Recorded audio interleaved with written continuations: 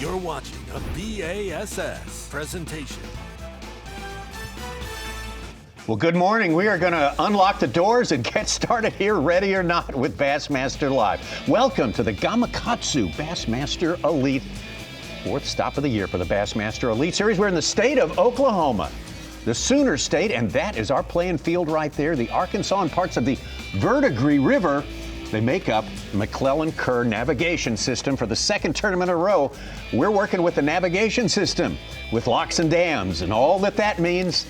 And a bunch of anxious anglers. Let's take a look at takeoff there in Muskogee, Three Forks Marina there. And we're just a little slow getting going this morning.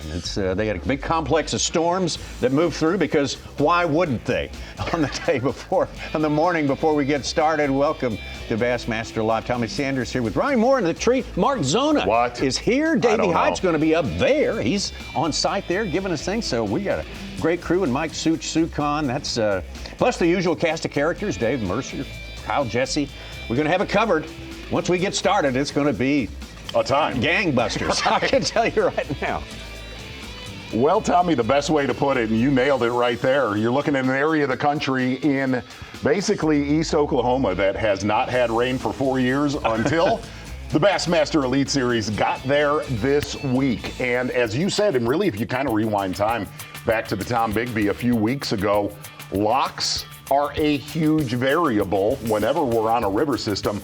None other than this week, just because the lock schedule, as the young kids in this country would say, the lock schedule is a little bit sketch, especially where a lot of the anglers are going. We're going to break down, we're going to be dealing with 3 different pools. Pool 17, 16, which is our takeoff, and 15, which appears is going to get a ton of attention. But with that, if you go back to Tom Bigby, a lot of anglers that were locking through, they would have about 4.5 to 5.5 hours of fishing. Not going to be the case this time around. Anglers that are locking down to 15 are going to get, at best, about 3 hours and 20 minutes to get their work done. Boy, that gives a lot of people a headache, just trying to make a decision like that, Ronnie Moore. I mean, you got a lot of things to weigh, and hey, you know, for the last 2 times the Elite Series has been somewhere the Elites have never been before. Someone's won it like right around the corner from the takeoff, so I don't know what to expect today. Yeah, when you have a place that has multiple rivers that contribute to this fishery, Tommy, we'll talk about the 4 different rivers that flow into this place. 2 of those rivers flow directly into Kerr. They don't affect the other pools. They don't affect the takeoff 16 pool or the pool above 17. They affect 15 specifically. When you have all that water from these storms pouring in there, it is the place that has the best fish and the best fishing numbers, but it's also the one that's the most affected, so we'll see. All right, well, we got our crew of 100 anglers this time around. We have one angler who's unable to go this morning. We'll talk about that a little bit later, but leading the way is the man who won at the Tennessee Tom Bigby River, our last Elite Series event over in Mississippi, and he's ready to go in his home state. Day 1 on the Arkansas is the goal is to not lose it on the first day, is just to catch some bass. You know, being the home guy, you don't get to practice like you really want to. You know, you don't want to be seen in a lot of areas, so there's going to be a lot of boat driving today, a little bit of fishing. Hopefully we don't get hung up anywhere, and you know, I'm curious to see where everybody lands. I think I know where the concentration of boats are going to be, but I seen some boats in practice in some hidey-holes. I checked all my little hidey-holes off. I wanted to fish like everybody else. But it's good to be sleeping in my own bed. Don't get to do that very often. And yeah, this is where I grew up fishing. People wonder like how I got my fishing personality, meaning like spinnerbait, flip, and frog. And well, when you watch live today, whenever you see everybody fishing, you're going to know why, because that's what you do here on the Arkansas River. So this place does not get enough credit for having bass in it. Even the locals, like, this place is one of the best fisheries that we have in Oklahoma. Is it challenging? Yes. Is it tough to get around? Yes. But they live here. I will say this, we probably hit it at the worst time. You know, the bulk of them spawned 3 weeks ago. the bulk of them hasn't set up for summertime pattern yet. So we're kind of in that in-between where they're not grouped up, but you're still going to see some bass caught. So it's going to be fun. Looking forward to it. A lot of boat driving.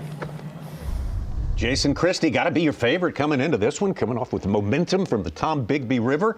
And welcome to you. Welcome to Bassmaster Live, to the Bassmaster Studios, sponsored by Yokohama Tires. And got Ronnie Moore, the great Mark Zona here as well, Mike Sukan. And we are ready to go, sort of ready to go. As soon as the anglers can get all in the water there, everything's moving a little slow this morning. As we say, a lot of storms coming through. Why not? You know, of course, that's going to happen on a day like that. River fishing for the second time in a row. Ronnie, will start with you. Now, this one you talked about, the other one, the famous waters. I mean, the water, these people know. They've just never fished this section of it before as elites. Yeah. We've tried, Tommy. We've tried. In 2010, they had an elite scheduled here, had to get moved to Fort Gibson. In past years, we've had nations and open events here. But we talked about that weather impact. That's the one that we want to keep an eye on. We thought it was going to be 15 to 25% chance of rain throughout the week. And the thunderstorms and tornado systems that have came through Oklahoma, of course, this time of the year, hit this week during practice, and that changes a lot of things. You've got the Illinois coming from 10 Killer, you've got the Canadian coming from Eufaula, both pouring into Kerr, which is pool 15. You've got obviously the Neosho and the Verdigris River from the north, and then the main Arkansas River that flows through the system is already volatile at times. And so, Z, you're going to have guys locking through to a place that has great quality and great numbers compared to the rest of the system, but it might be best for guys to stay close this week because of the areas are going to be maybe so affected and you don't know day to day what it looks like or how much water or what the color is. Well, taking a look at that map right there of the Arkansas River and why we talked about it. Look, we're predicting 50 to 70% of this field locking out of 16 down into 15. Well, what makes 15 so attractive? Flats and grass. There is actually more submerged grass in 15 than the rest of the entire system. Again, the biggest problem that these anglers are going to have, they're going to be against the clock, kind of like we are till they get fishing in the next few hours. The other thing, one of the biggest challenges throughout practice, it's not the influx of water that we had with the big rains really the last 5 to 7 days. It's been the south winds. The south winds have been 15 to 30 miles per hour every single day of practice. And basically what that has done, a lot of that submerged grass that is down in 15, whether it's hydrilla, milfoil, it basically just turns that grass up. A lot of anglers said they felt a lot of that grass has been ripped out. What stage are the fish in?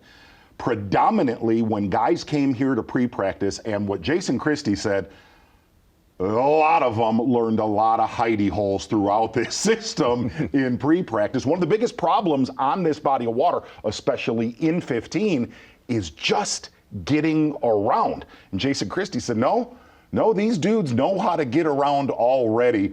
The fish basically right now are a post-spawn mode. We're going to see pre-spawn fish, spawning fish, but a lot of anglers feel that 70 to 80% of the population on this system have already spawned, which the great thing about that is if we're on the tail end of that spawn, we're going to see multiple techniques. Now, whoever's not locking, you talk about Jason Christie and hidey-holes, small hidey-holes, boat number, not just for the lock to get down into some of the juice of 15. There are 1 or 2 areas in 16 that if you are one of the first dozen to 15 boats, a lot of anglers said, some anglers that we have on camera, if they can get to certain spillways that we may see this morning, they will literally power pole down, put their trolling motors on spot lock, and never move the entire day. All right, we talk about locals and hidey-holes here. Such, I know you're tracking all our field today, and the Oklahomans in this thing get a lot of attention because of local knowledge and because we have never been here before with these other Elite Series anglers, as knowledgeable as they have made themselves during the past week. Yeah, well, we have 4 anglers from Oklahoma. A couple of them, Luke Palmer is more than 100 miles away. Blake Cap lives there in Muskogee. Jason Christie, we saw, just lives right up the road. And home cooking has been the winners in 4 of the 6 opens we've had here. We had Mark Tyler win. Chris Jones from Muskogee has won twice and gone to the Classic twice. Tommy Biffle, of course, won an open here. Harvey Horn? Harvey Horn. Well, he's Northwest Arkansas, and so is our Bass Nation guy, Chris Johnson. So it's regional, Ronnie. That's pretty close. Yeah. All right, Suits, appreciate it. Look Harvey at that. Oh, go ahead. had our best weight of all the opens. He had in the teens every day, 52 pounds and change to get there. And our big bass has been 5'10", 5'13". The biggest one was a 6'1", way back from Mark Goins in 16, I believe, and Skylar Hamilton, the only non-Oklahoman who's won an open, won by 1 ounce. All right, I think that covers the bases on Oklahomans there. Listen, talking about Chris Jones, I was able to talk to him on the way down to studio. Dominant here, very, very dominant. And the one thing that he said about this tournament, just like Tom Bigby, so hard to be consistent, where he said a lot of the local knowledge here, besides navigation, don't live by one spot on this river. You better have a different game plan every day. You have plan B. A little bit of a rainbow showing up on our camera right there. It's Don't know what beautiful. that portends. Let's talk to another one of the favorites identified here, Arkansas Stetson Blaylock. It's a sick rainbow. Well, we're gonna make the run. I fished close in practice. Didn't do what I wanted to do. I know there's guys gonna catch them here close. They always do, but I just feel like Kerr has more potential for me to catch the bag that I need to catch. I hope I'm making the right decision. It's always tough to know which decision to make when you have locks involved, and it's going to make my day short or seem short just with the run and having to go through the lock, and then we got to be back at 1 to get through the lock. So it's going to be kind of a kind of got to move and shake and get the bites we need, and hopefully we will. Hopefully we'll get the ones we need and be sitting pretty. We've got to do what we can. That is a beautiful shot. That is there. gorgeous. It is absolutely gorgeous. We've not seen anything that gorgeous from the Arkansas River ever. That's fantastic. Stetson Blaylock get a lot of play in fantasy, I think, just because he's from Arkansas. I think a lot of people assume that if you're from Arkansas, you're going to do well on the Arkansas River. That ain't necessarily so, but Stetson Blaylock, like Jason Christie, is really intent on that classic next year at Lake Hartwell. Like Jason Christie, he's got an incredible record there. He's got to get back there. Yeah, and like you said, the unfamiliarity of this fishery for a lot of our Elite Series pros, unless you fished in the Opens, which is back in the day when we've been here, it's very minimal. And so we think about Tennessee Tom Bigby, Justin Atkins, Brock Mosley, Cliff Pace, our Mississippi guys are guys that were familiar with that. They all did very well at that place. And so just knowing and understanding some of these aspects of when to lock, how far to lock, fishing time, navigation, some of the Oklahoma guys, they may not fall on their face this week, and they're going to try to put themselves in contention to win. All right. Well, we're looking forward to another shallow water event. That's what I'm thinking this week around. Lee Livesey is one of the guys you look to when conditions indicate that. Man, this place has been good to me in the past, but it was a little tougher this week. Just didn't catch any big ones. Going through some numbers. Very stretchy this week. Little stretches, only room for 1 or 2 boats on a lot of the stretches, and we're boat 85, so we're not going to fit in. I got one little sketchy deal I can get into that's decent. I'm going to try to get in there. Hopefully the rain didn't blow it out. We had a bunch of rain last night, but feeling good, making the run down the curve. Going to take the Express XR21 Yamaha rig down there and see what we catch. A lot of power fishing, big sunline fluorocarbon, a bunch of 6-inch power fishing baits. It's going to be fun. Frogging, flipping, spinner baiting. It's going to be fun. Arkansas River day 1 starting right now. I'm excited.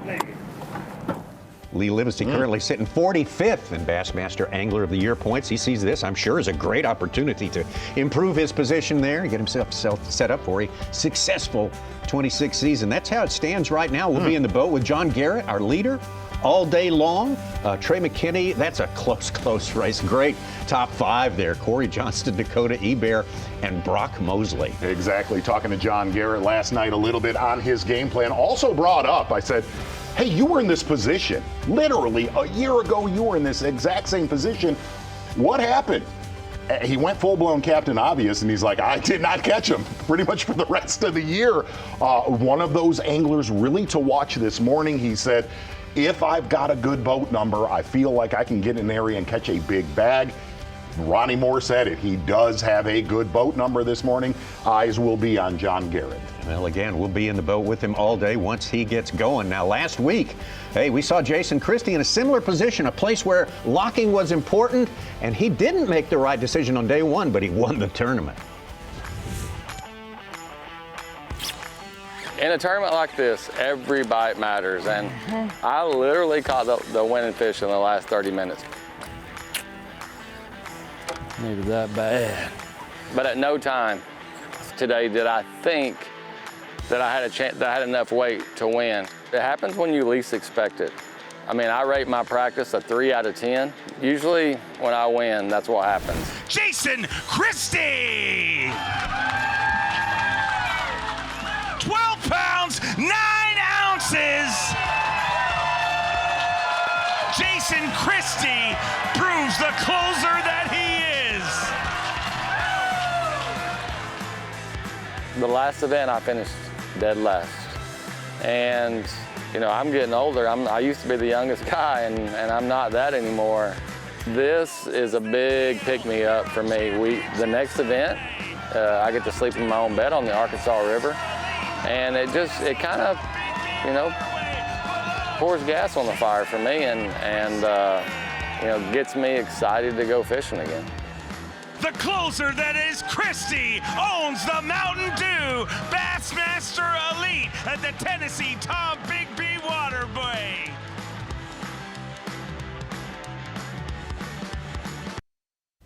Are you watching the Progressive Bassmaster Elite Series? This is the Gamakatsu Bassmaster Elite from the Arkansas River, Muskogee, Oklahoma, USA. That is our fantastic host city. You can see the scene there, the remnants of a big weather system, complex of storms that went through last night, early this morning. And that water turbidity and also locks and dams, the big stories here so far. Exactly, and really hoping everybody's okay. Had some tornadoes 2 nights ago, right in that general vicinity. Taking a look at our playing field here out of Muskogee, Oklahoma, and you're looking at, let's kind of break down really the playing field that we're going to watch today. Again, I said we're looking at Pool 17, where I think Tommy Biffle won an Open years ago, but probably the least consistent that we're going to look at in this event. Our takeoff pool of 16, the anglers are going to have roughly about 23, 24 miles to run down to the lock to get into Kerr, which is going to be Pool 15. Well, what makes Pool 15 so attractive? Like we said, flats and submerged vegetation. We're looking at roughly, take all of these pools together, you're looking at about roughly 85 to 90 miles. But looking down in Kerr Reservoir, here's a theory. I said, well, why is there so much submerged grass to a lot of the local anglers in 15 compared to 16 all the way up into 17? Most people would tell you, okay, if you're in a drought condition on any river system that grows grass, look at like Potomac, places like that, it lets that coontail, that eelgrass, the hydrilla grow. But there's also another theory that happened about 5 or 6 years ago. There was 2 barges, and we actually have footage of these barges, that smashed into the dam. What? Going, okay, I'm not kidding. And what local anglers have told me, there was fertilizer, supposedly fertilizer, on one of these barges that flowed only into 15. Yeah, where it falls into, going down. So that fertilizer would not have been in 16 and 17. These are unmanned, just for anybody. Yeah, there's nobody on that. Yeah, that first one went down like one-egg pudding, as they say, right? Tommy, there. I've never commentated a barge hitting a dam lock situation with you. It's something I've always wanted to do, as long as nobody was hurt in the situation. But really, a lot of anglers said, no. It was not the drought that created that really good submerged vegetation. There was fertilizer on there. A lot of locals say that is what has helped Pool 15. Another thing, this is a big thing in this tournament right now. Besides fish, spawning. getting done spawning, being shallow, eating, being aggressive. We're going to see a lot of fish catches when guys start fishing today. Here's the negative of going to 15. A lot of anglers that prospered in practice, they prospered the first 2 hours because of a shad spawn. Yeah. The problem is going to 15, they're running or sitting in a lock. We all know this. Watching Bassmaster Live, you guys have seen shad spawns for years. They last till about 8:30 or 9 o'clock. That cloud cover today is going to be critical to making, maybe some guys are going to nip that back end, that 15 to 20 minutes, because here's what we know on a river. You can do work in 15 to 20 minutes. Still a risk. Still a risk. Still a risk, obviously. I just wanted to use that. Oh, of course. We've been waiting years for that. Tommy, we talked about this because I think we had an event on a river system, and we had mentioned this when it happened. That affects so much water level stuff. They had to bring the pool 16 down, our takeoff pool. They had to pull that low to retrieve those barges, which meant the other pools had to absorb more water, and all the way down through Little Rock was affected navigation and levels wise because of the Weber Falls barge incident. Ronnie, I have talked to you since you were a young man. Accountability in the workplace. What happens when you let a barge go? And that's right. You see what I'm saying? Yeah. Not good. They went down, like in really 11 seconds. Really did. Unbelievable. Hey, the other thing in 15, and listen, gang, a lot of our focus is going to be in pool 15 throughout this event. I was lucky enough to fish Kerr with Jason Christie after one of the Hartwell Classics. And here's what I could tell you I did learn about that. Two things. It is one of the hardest bodies of water to get around I have ever seen. Snags. Dude. Everything. That place can make baby cry on navigation. Rock jetties. The other thing, and say you're new to bass fishing and river systems, it is amazing how shallow fish will get on 15 compared to other river systems that I've been able to fish. Fishing with Jason, when I say they can be in inches of water, if that water will cover their back, and I think we're going to see that this morning. All right. Well, we are, if you just joined us, we are still waiting for everyone to get out and situate. Maybe we've got all the boats away, but while we wait for someone to get up, set up and fishing, let's look at our day on the lake, our Humminbird Day on the Lake.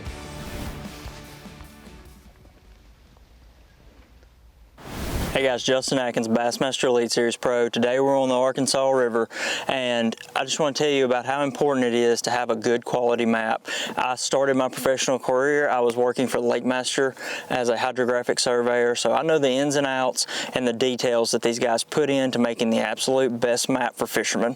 And whether you fish professionally like I do, making your living, or you just have a short amount of time or you're headed to a new body of water, being able to break that water down quickly happens by having a good map.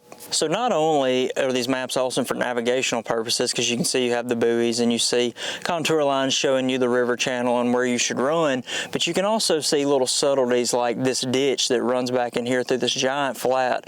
And so those fish are going to use that like a highway. And if I couldn't see that, I would think that maybe out here around this island or some of these pockets were going to be the deal. But by looking at this map, I can see their highway is going to run back here and run back into this pocket or maybe into this one. So I'm going to key my short amount of practice time into those places that I think are high percentage, and Lake Master lays that out perfectly for me.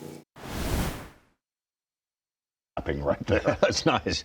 That's Justin Atkins with our Humminbird Day on the Lake. It's time. I think we can get out on the river. We may even have the possibility of some fishing breaking out here. No way. Oh, it's impossible. You know, I'm an optimist. I'm a member of the Optimist Club, Ronnie. Let's get out to Jason Christie. Carl Jacobson has our first fish on Bass Track.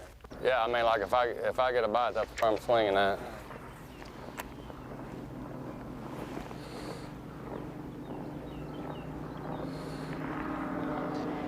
And for those locking down, it may be worth it to stop and fish for an hour before you do, because you could, like you said, Z, capitalize on the shad spawn and have fish in the well. It's a kind of a double-edged sword on that. Yeah, you would definitely want to fish before you get to that lock, but you also lose being one of the first ones out of that lock to get to key stretches in 15. Well, we just started in the community hole. We got about 30 minutes before we got to be at the lock. There's probably going to be 40 boats starting here. Goal is just to catch one or two. Yeah. You really don't get to pick, like you just, we're boat 16 and you can, I see like 12 boats, so just a little stop.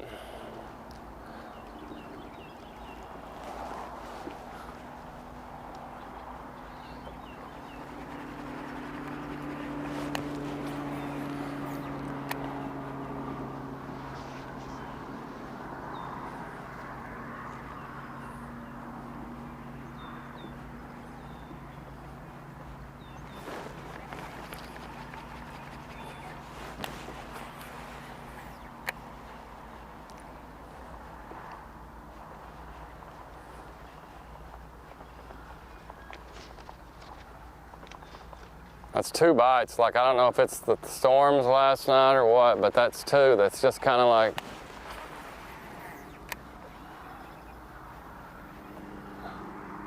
rolled on it.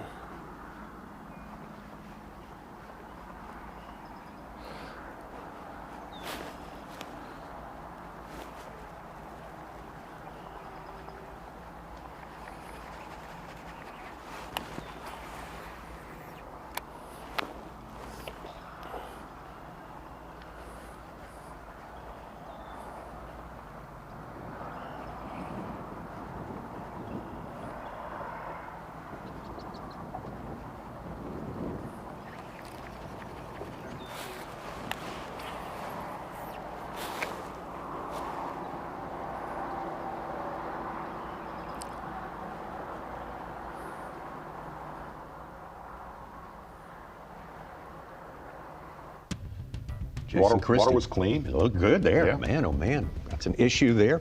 Jason Christie, that's his self-professed. This is his home place. This is where he learned his fishing from out west, farther in Oklahoma, Colgate, the other side of Lake Eufaula. So, Here's Luke Palmer. day 1, first spot. How's it feel? It doesn't feel real good. I really thought we'd already catch 1 or 2 by now. Like, I kind of expected it, really, but it looks like the water's dropped a little bit, which that seems like that's the case on the river a lot. When that water changes, it especially dropping when you're fishing this shallow, it really kind of seems like it puts a damper on the fish. They don't like it as much. That, and you mix 20-mile-an-hour winds with it, 6 inches of water with 6-inch little wake over the top. It's not always the best, probably. So, but I don't know. Anytime you can get a chance to keep fishing, though, you can't catch them if you're setting. So we're going to be casting until we got to go, and just really kind of hoping we'd catch 1 or 2, kind of get us rocking and rolling before we got a decent little run ahead of us even once we lock. So, and we don't have a heck of a lot of time when we get down there. So that's the other problem. It's not about it's not hard to get down there because our locks are pretty good as far as getting us through, but you just don't have a lot of time once you get down there. And that's you speed up, you fish faster, just everything speeds up when you only got 3.5, 4 hours to fish compared to 7 or 8. So that, and there's going to be boats everywhere. So, but it's where we normally live and die. So gotta go give it a shot anyway.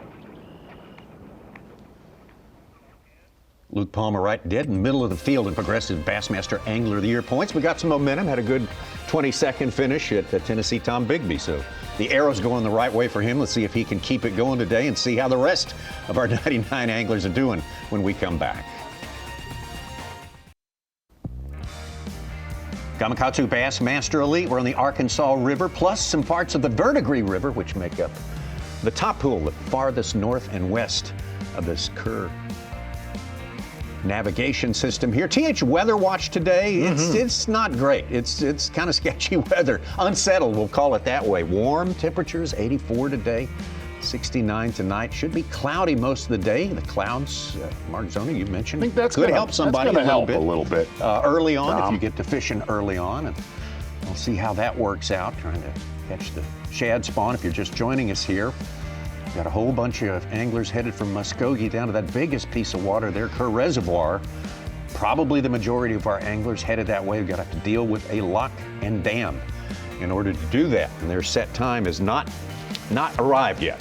Yeah, and Chris Jones was saying it takes about 25, 30 minutes to get to the lock, about 30 to 45 in the lock, and about 15 to 30 once you get down to Kerr where you want to be fishing. So about an hour 15 to an hour 30 at best.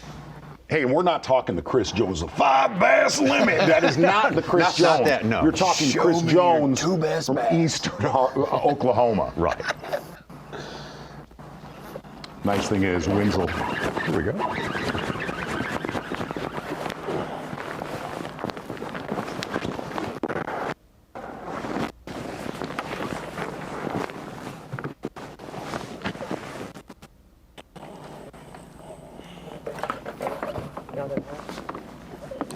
Pound and a quarter. 12-inch limit? Yes. 12-inch limit. Red, we know last event was Red was the first one to go. So That's right. He didn't want that one to stay. Guess that's obviously. a bonus fish, right? For Justin Christie. Now, Jason Christie, here's another Oklahoman, actually our actual hometown favorite from here in Muskogee.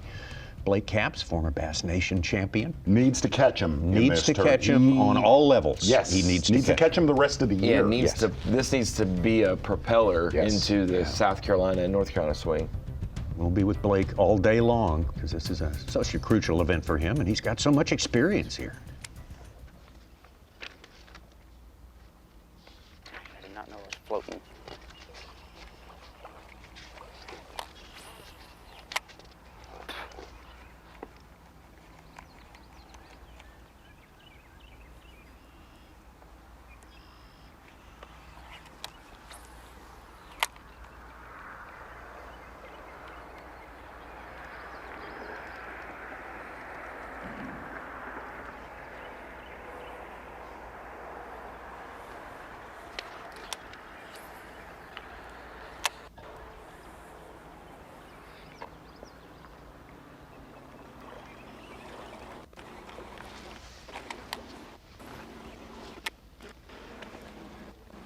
Can hear a lot of the boats in the background. A lot of anglers right now just kind of buying time to get down into 15. The great thing about this, and I really got to talk to Christy, Luke Palmer, and Blake Capps, this river, we're not seeing it right now, but I believe it should be a catch fest when a lot of the anglers get down to 50. This river system right now, and talking to a lot of the guys that fish here weekly, talked about a little bit in TNZ podcast. There's a lot of night tournaments last year, almost all 3 fish limits religiously took 12 to 15 pounds. That's a great average. It's a great average. Wow. It's not like that was a 1 week span, 2 weeks. That was really all summer long. Our last event, Tennessee Tom Bigby, Jason won it with about under a 4, about a 13.75 average there. That's going to be, he says it's going to be bigger this time. He almost was perfectly consistent through the whole week. He had 12 and change day 1, 12 and change day 4, and 16-10 on those middle 2 days. And so that's the volatility of it. When you have a lock and dam, do you lock and you only catch 12 pounds day 1? Do you stay? You catch 16? Does it dwindle off? Guys going down. There's the lock we're looking for right there. They do have a set time, as they did last event. Tennessee Tom Bigby, they do not have any priority. No. The shipping is the priority, the one and only priority here. One of the things that, and the best word I could use for Christy throughout practice, he was very uneasy. He was uneasy when I was talking to him. He said, man, that lock schedule really, from, basically having to be in there 9 o'clock to roll into 15, one of the problems is a lot of these anglers saying there's only one time to be in that lock to get back, which is 1 o'clock. So 9 o'clock, you're losing a lot of time on the back side of that, and then you're going to lose a lot of time on the front side of that 1 o'clock. So if you spent all 3 days practicing in pool Right. 15, you're really just throwing darts at a wall when you get back or before you get down there, hoping you pick a good spot in pool 16. Or do you spend a day of practice making sure you have good stuff? If you get locked out, you just need to stay in pool 16 for a day. The good thing today and Championship Sunday, we're going to have a little bit lighter winds today. I guess this will go back to the TH Marine Weather Watch, because that was the biggest thing throughout practice. Said that at the top of the show. We're going to get back to basically 15 to 30 miles per hour tomorrow and Saturday, and virtually no wind on Championship Sunday. But today, only supposed to get up to 15 miles per hour, which these anglers never got to see in practice. Yeah, it's been choppy out there. Looks like we're heading down to Lee Livesey.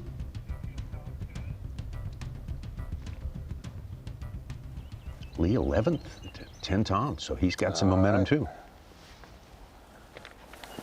We're just fishing for about 5-10 minutes before we get in the lock. We get down there to the bottom of the first pool. The lock just a couple.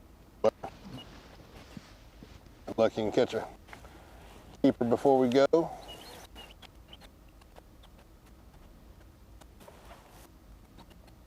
I'm pretty good at it and blowing, of course. Take off.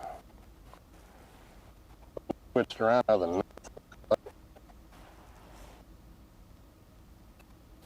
A little bit sketchy service. These hidey-holes are sometimes great for That's catching problem. fish. They're a problem for No us, doubt. but we'll deal with it. We spent a lot of time in a hidey-hole, and I think the last lead event we had on the Arkansas River with Steve Kennedy back in the day, which I don't even know if that even exists anymore. You can't even get to it on a normal situation. Yeah. Stetson Blaylock, the first wave ready to go in there. I mean, dude, can we not fish right here on this rock? I know. That's what we all said that. Like,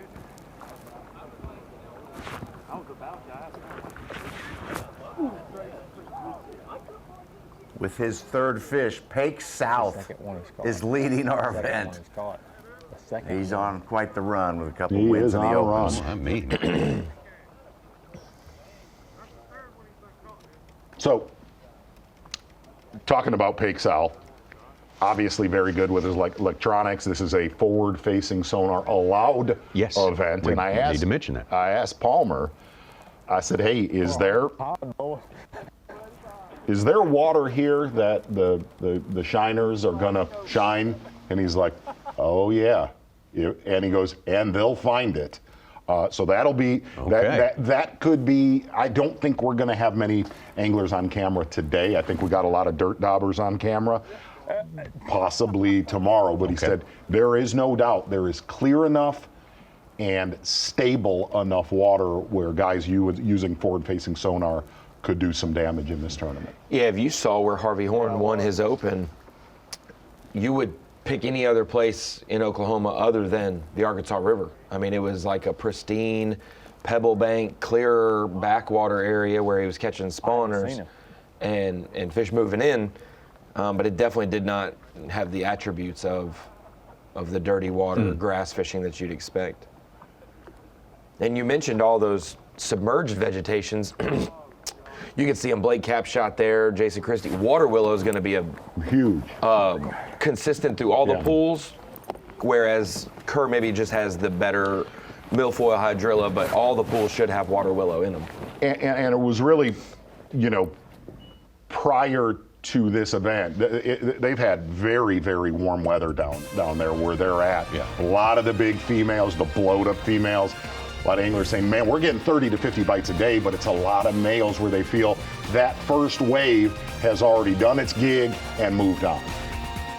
There's your leaderboard unofficial right now, and Pake South, who has spent a lot of time on leaderboards in this sport over the past couple of months, is the man on top, the man from the Lake Fork country out there in Texas, JT Tompkins. A lot of people picking him to do well. Is it maybe to do the best from among the live sonar guys out there? So interesting dynamic there. Greg DePalma of New Jersey, Caleb Sumrall from Southwest Louisiana, and Logan Parks making out our top 5. The Gamakatsu Bassmaster Elite from Muskogee, Oklahoma is sponsored by Mercury, by Skeeter Boats, and by Bass Pro Shops. Glad you're with us. Still in our first official hour of competition, 8 hours, full field of 100.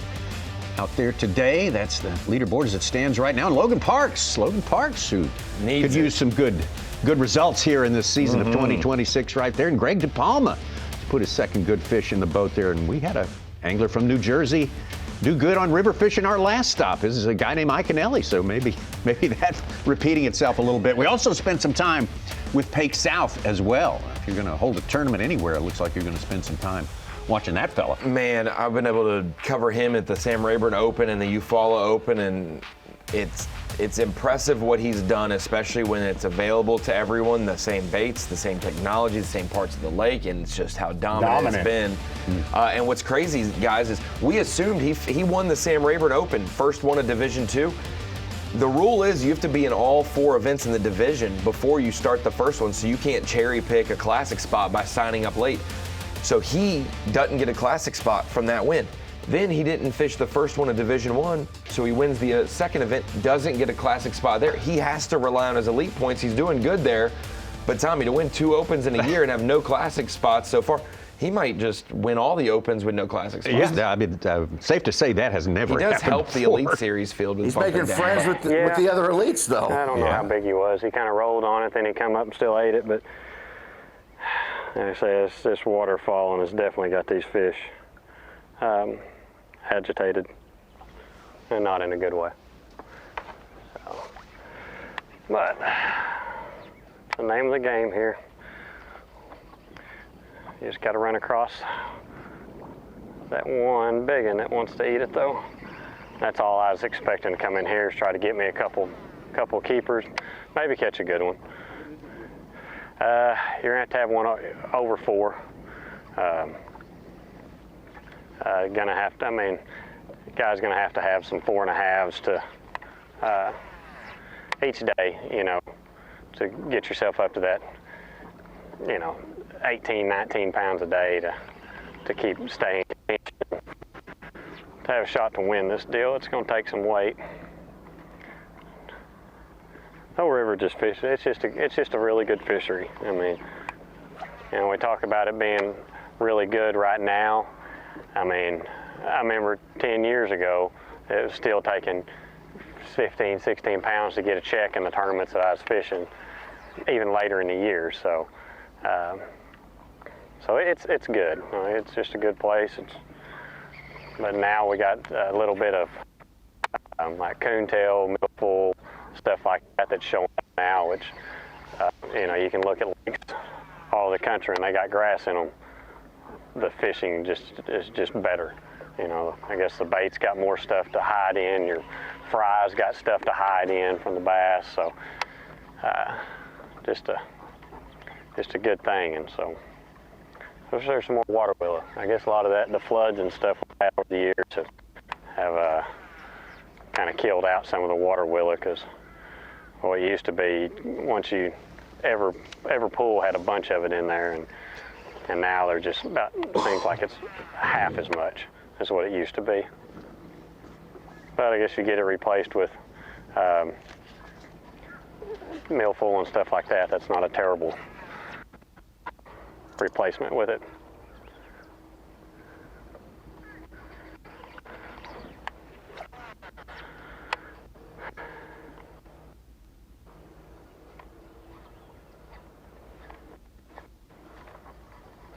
I cannot believe I can't get any bites. Water looks very nice there. We're around all these hardcore Arkansas river fishermen from here all the way down to the Mississippi, and unless they're looking at small, they don't want clean, clear water like we're usually. They want some color in that. That's where they eat. But I think we're going to eventually, when our anglers get down to 15, I think we're going to see much cleaner than we usually. Very pristine, cleaner water. It's where a lot of the fish have set up to spawn. There, like we said earlier, there's a lot of males up. A lot of anglers saying 30 to 50 bites a day down in 15. So definitely looking forward to that. There's a couple different game plans with the anglers that you're looking on camera right now with Palmer and Christie is trying to save today, save a lot of those, quote, those hidey-hole areas. Both Christie and Palmer said there are unbelievable community hole stretches in 15 where both of them wanted to burn that down today. And I said, hey, do you? We got $100,000 rigs, and it don't matter if you got a John boat, you still got to be able to catch a bass. Do you both know the same hidey holes? And Luke Palmer said 1,000% yes. What's cool about our sport. It don't matter if you're short, tall, whatever. The fish don't care. You know, they don't know who's throwing a bait at them, and you know. Oh, you're probably not going to be an outstanding basketball player if you're. So, even I got a shot in the fishing world.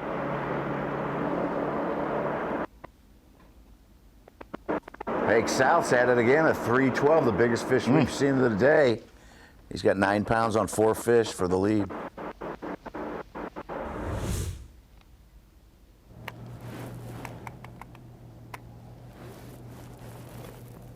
There's the scene in the lock there, the Weber's Falls lock. It's the bottom end of pool 16, or I should say, yeah, the bottom end of pool 16.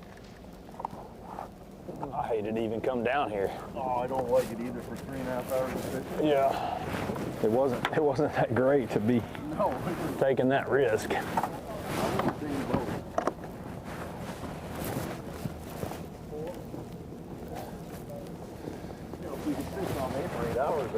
Yeah, for sure.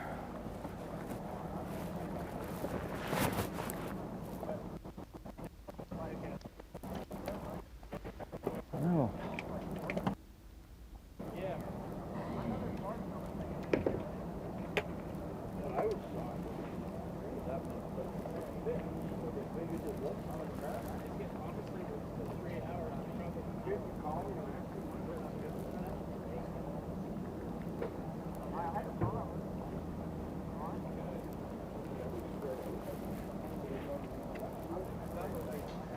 We actually do have an unmanned camera with Pake South today. Bill Lowen, some other guys like Mark Menendez also, Drew Cook, Hunter Shryock all have fish or cameras so we can see them fish as well. You can check that out on YouTube as well as their angler profiles on the website. And we'll be able to pull in some of those. So we're retrieving some Pake South, hopefully as we speak. Get to see hopefully that big one he caught. I'd like to see that. And they are streaming in there. I guess all these guys practice just trailering down here and spending all day in there. They don't get an accurate picture of what they're dealing with today when they do that, though. Yeah, I don't think anybody, even at the 10-tom, had decided to lock, like in practice. Like you're gonna try to lock, you're gonna try to launch in the pool that you're wanting to fish. Life's too short to do that. Well, and you see guys like Pake South who obviously are committing to fishing in 16. He is not at the bottom end of 16. He's roughly just around our takeoff, not very far away. But talking to Christie and Palmer, I said, give me, let's look forward to Sunday, give me how many anglers are in 15 out of your top 10. Both of them gave me the same number of 8. 8? Yes. Okay.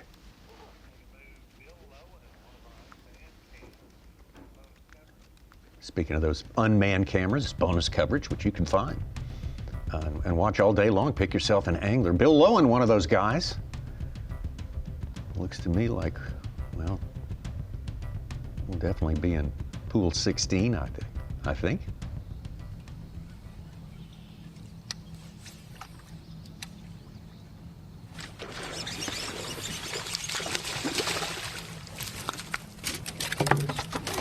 Little guys never come off.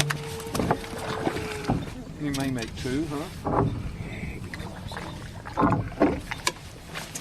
He'll be close. Boy, oh boy, them other ones will be really nice right now. Oh, that big one? Both of them. Hell, the first one was a good one.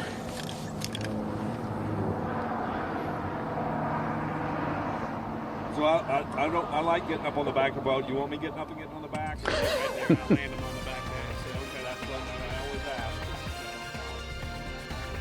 Obviously, Bill lost a big one earlier. He said the little ones never come off, but that's good. Got some cameras out there picking up those fish like that. We'll enjoy that during the course of the day, and Bill has himself in our top 10 right now, along with Drew Benton and JT Tompkins, young Patrick Walters. How long will we call him, young Patrick Walters? Caleb Not much longer. Okay, Not much longer. can't be that much longer. We got more to come, plenty more to come. Better part of a full day of fishing, day one on the Arkansas River. You know, there's a lot of people talk about young versus old, live scope versus no scope. I don't listen to any of that. The bass don't care. It's all about just being the best angler for that week, and you know, there's all of these guys. I mean, I've done this now for 20 years, and we have the strongest field that we've had in that 20 years. I mean, from top to bottom, anybody can win. Jason Christie, 13 years he's been with us. He was beating everyone around here, beating their brains out for almost a decade before that.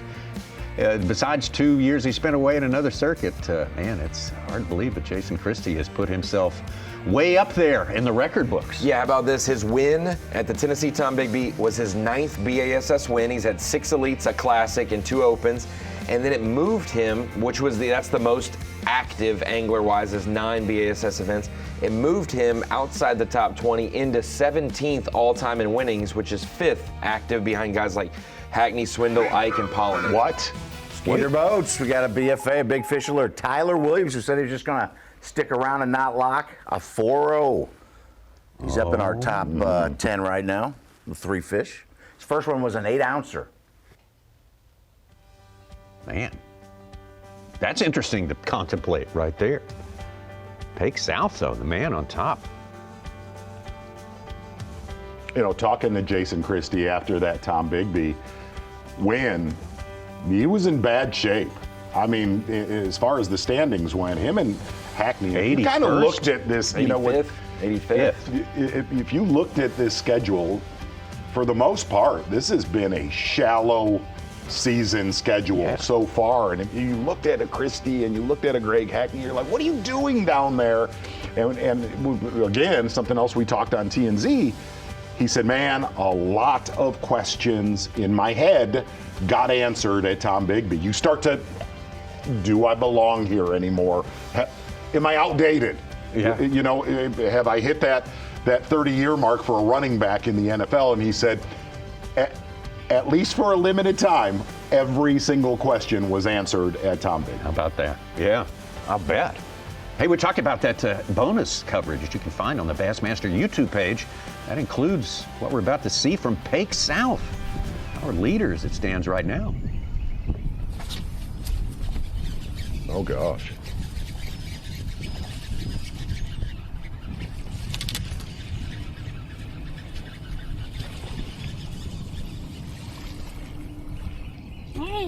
There you go, dude.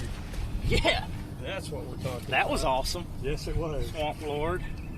Put that on that camera. She freaking trashed. She did.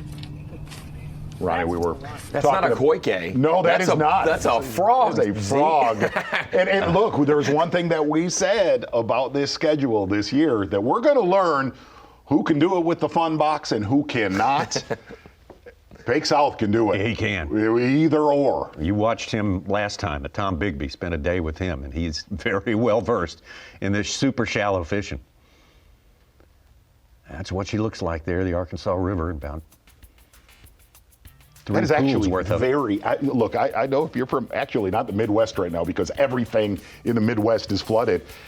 That is still very, very stable, clean water for this time of year. My drives to Little Rock, Arkansas, going up to really northwest Arkansas, usually every bridge this time of year you go over, every body of water is bright orange. That is very, very stable for this time of year. Yeah, last night's storms didn't hit Muskogee, but for about a 3/10 of an inch of rain. But north near Grand Lake, there was 2.5 inches of rain.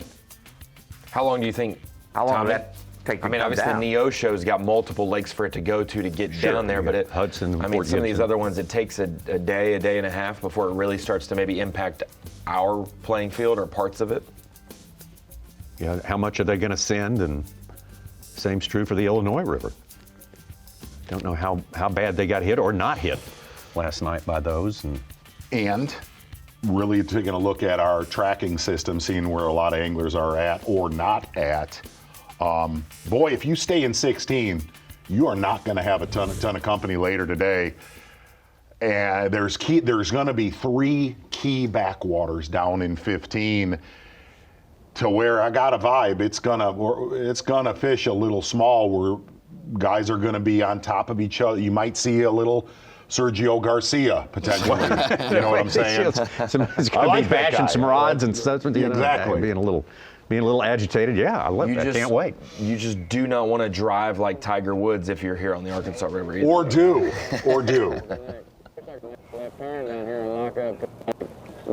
Watching Jason Christie. We're also watching Stetson Blaylock. You see him at the bottom of your screen right now, contemplating what's happening here.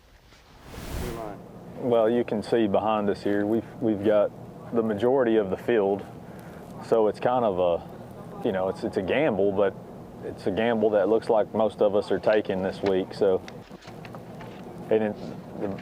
for me, it hasn't been even that great down here. I just don't have very much confidence staying right there in the takeoff pool. But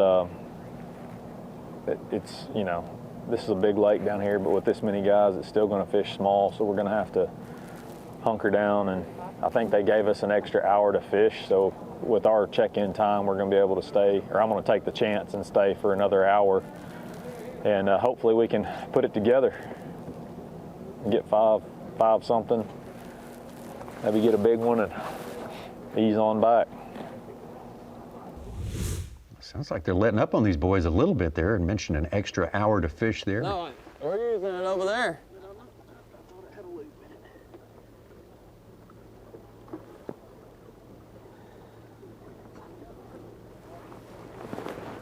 And look, if you don't, this is a Captain Obvious, but if you don't have a lot of experience on the Arkansas River, it's your first time here and you spent your majority of your practice today, just this lock is telling you things. If you haven't fished here, if you see Christie, Luke Palmer, Blake Capps, they're all sitting in that lock, you do get a warm fuzzy in where you're like, oh, all right. I did the right thing.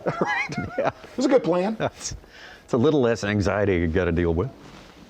Makes you feel like you made a good decision or the right decision, but then also you're like, oh my God, 60 dudes in this lock. It's like, including those 3 just mentioned, like, they're going to make that's life harder. A lot of people. But what's good, Z, is they know 2/3 or 3/4 of the field is not gaining ground on them right now as they were waiting. Yeah. It's different if you're in a lock by yourself and most stay. You're like, people are catching them right now. Well, half your field, if not more, is not.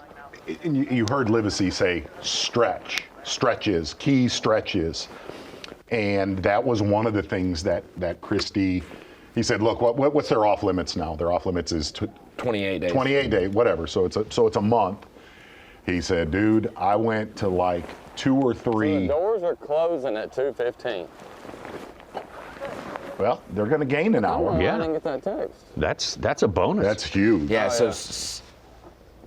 looks like they did alert, either B.A.S.S. official communication did alert them that we do have an extra. That's what Stetson was referring to, an extra hour. So that 2 o'clock or 2:15 versus 1 o'clock is huge. It's coming in here, for us too. Watching, Tom Bigby was a great tournament, and one thing that was great about it, you rarely hear anglers complimenting Lockmaster, no doubt. Which they did the entire week for that. And coming in the studio, I was like, we may not hear a lot of that at this one.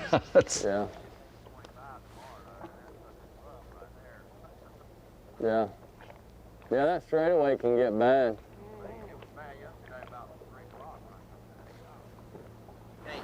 I'm intrigued by what you said about Christie, Palmer, and some of those others not going to go to their best stuff today because they don't want somebody catching them. Yes. They don't seeing them catching them. Yes. The only time we ever tried to have a tournament here, this is a related story. Tommy Biffle They had one day to practice on Fort Gibson when they decided it was moved. He didn't practice. He said, I'm mowing my lawn. Well, of course, he didn't want them. They would follow him to see where he went. It was amazing for that Fort Gibson tournament. I'm gonna go back to that real quick. We're talking about information. So we went from the Arkansas River, correct? Right. From here to Fort Gibson. Yeah. It's amazing. Guys that had never fished it found house foundations in 5 to 12 feet of water. And it is amazing. They all seemed to know where they were going when they got over there. Which goes to what Christy said. He said, I checked like 2 or 3 of them talking about killer, bud. 100-yard stretches, and he's like, dude, there's boats all over. Yeah. And that is the one difference from the last, from 15 years ago, 16 years ago, 2010, where there was not a no information rule. It was just a 28-day rule, which means, like you said, some tomfoolery was happening because we didn't know we were going to. We didn't know we were going to Fort Gibson. Smartery. But unlike the last 3 or 4 years where we've had a no information rule and it's only your pre-practice and you still have the 28-day off limits, this year that no information rule was lifted. And it's still just 28-day window. You can't talk or find out anything 28 days, but I think prior is open, which means a lot of those stretches that maybe you wouldn't expect people to be on, you have to reprogram and realize they're allowed to find out stuff now. They are, and the biggest thing on a body of water like this, man, is exactly what I said. Being there with Jason is, if you were to learn prior to that off limits, just how to get into these stretches, these key stretches where you don't have to idle 35, 45 minutes and eat that time. Just the navigation information alone is probably more key than knowing the exact stretch, just getting to it and out of it.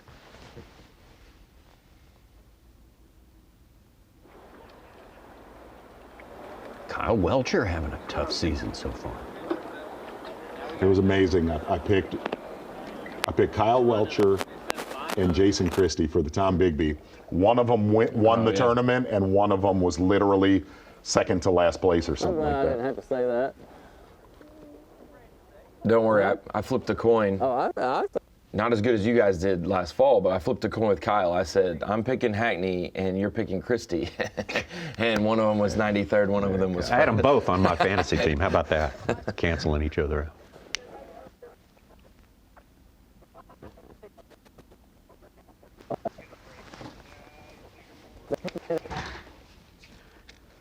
Doors closing.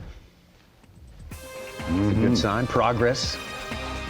Something's happening in the lock there, and boy, things are really going to happen once they get through there. That's about a 30-minute process, though, as I understand it, so it's going to be a little while before they are unleashed upon Kerr Reservoir.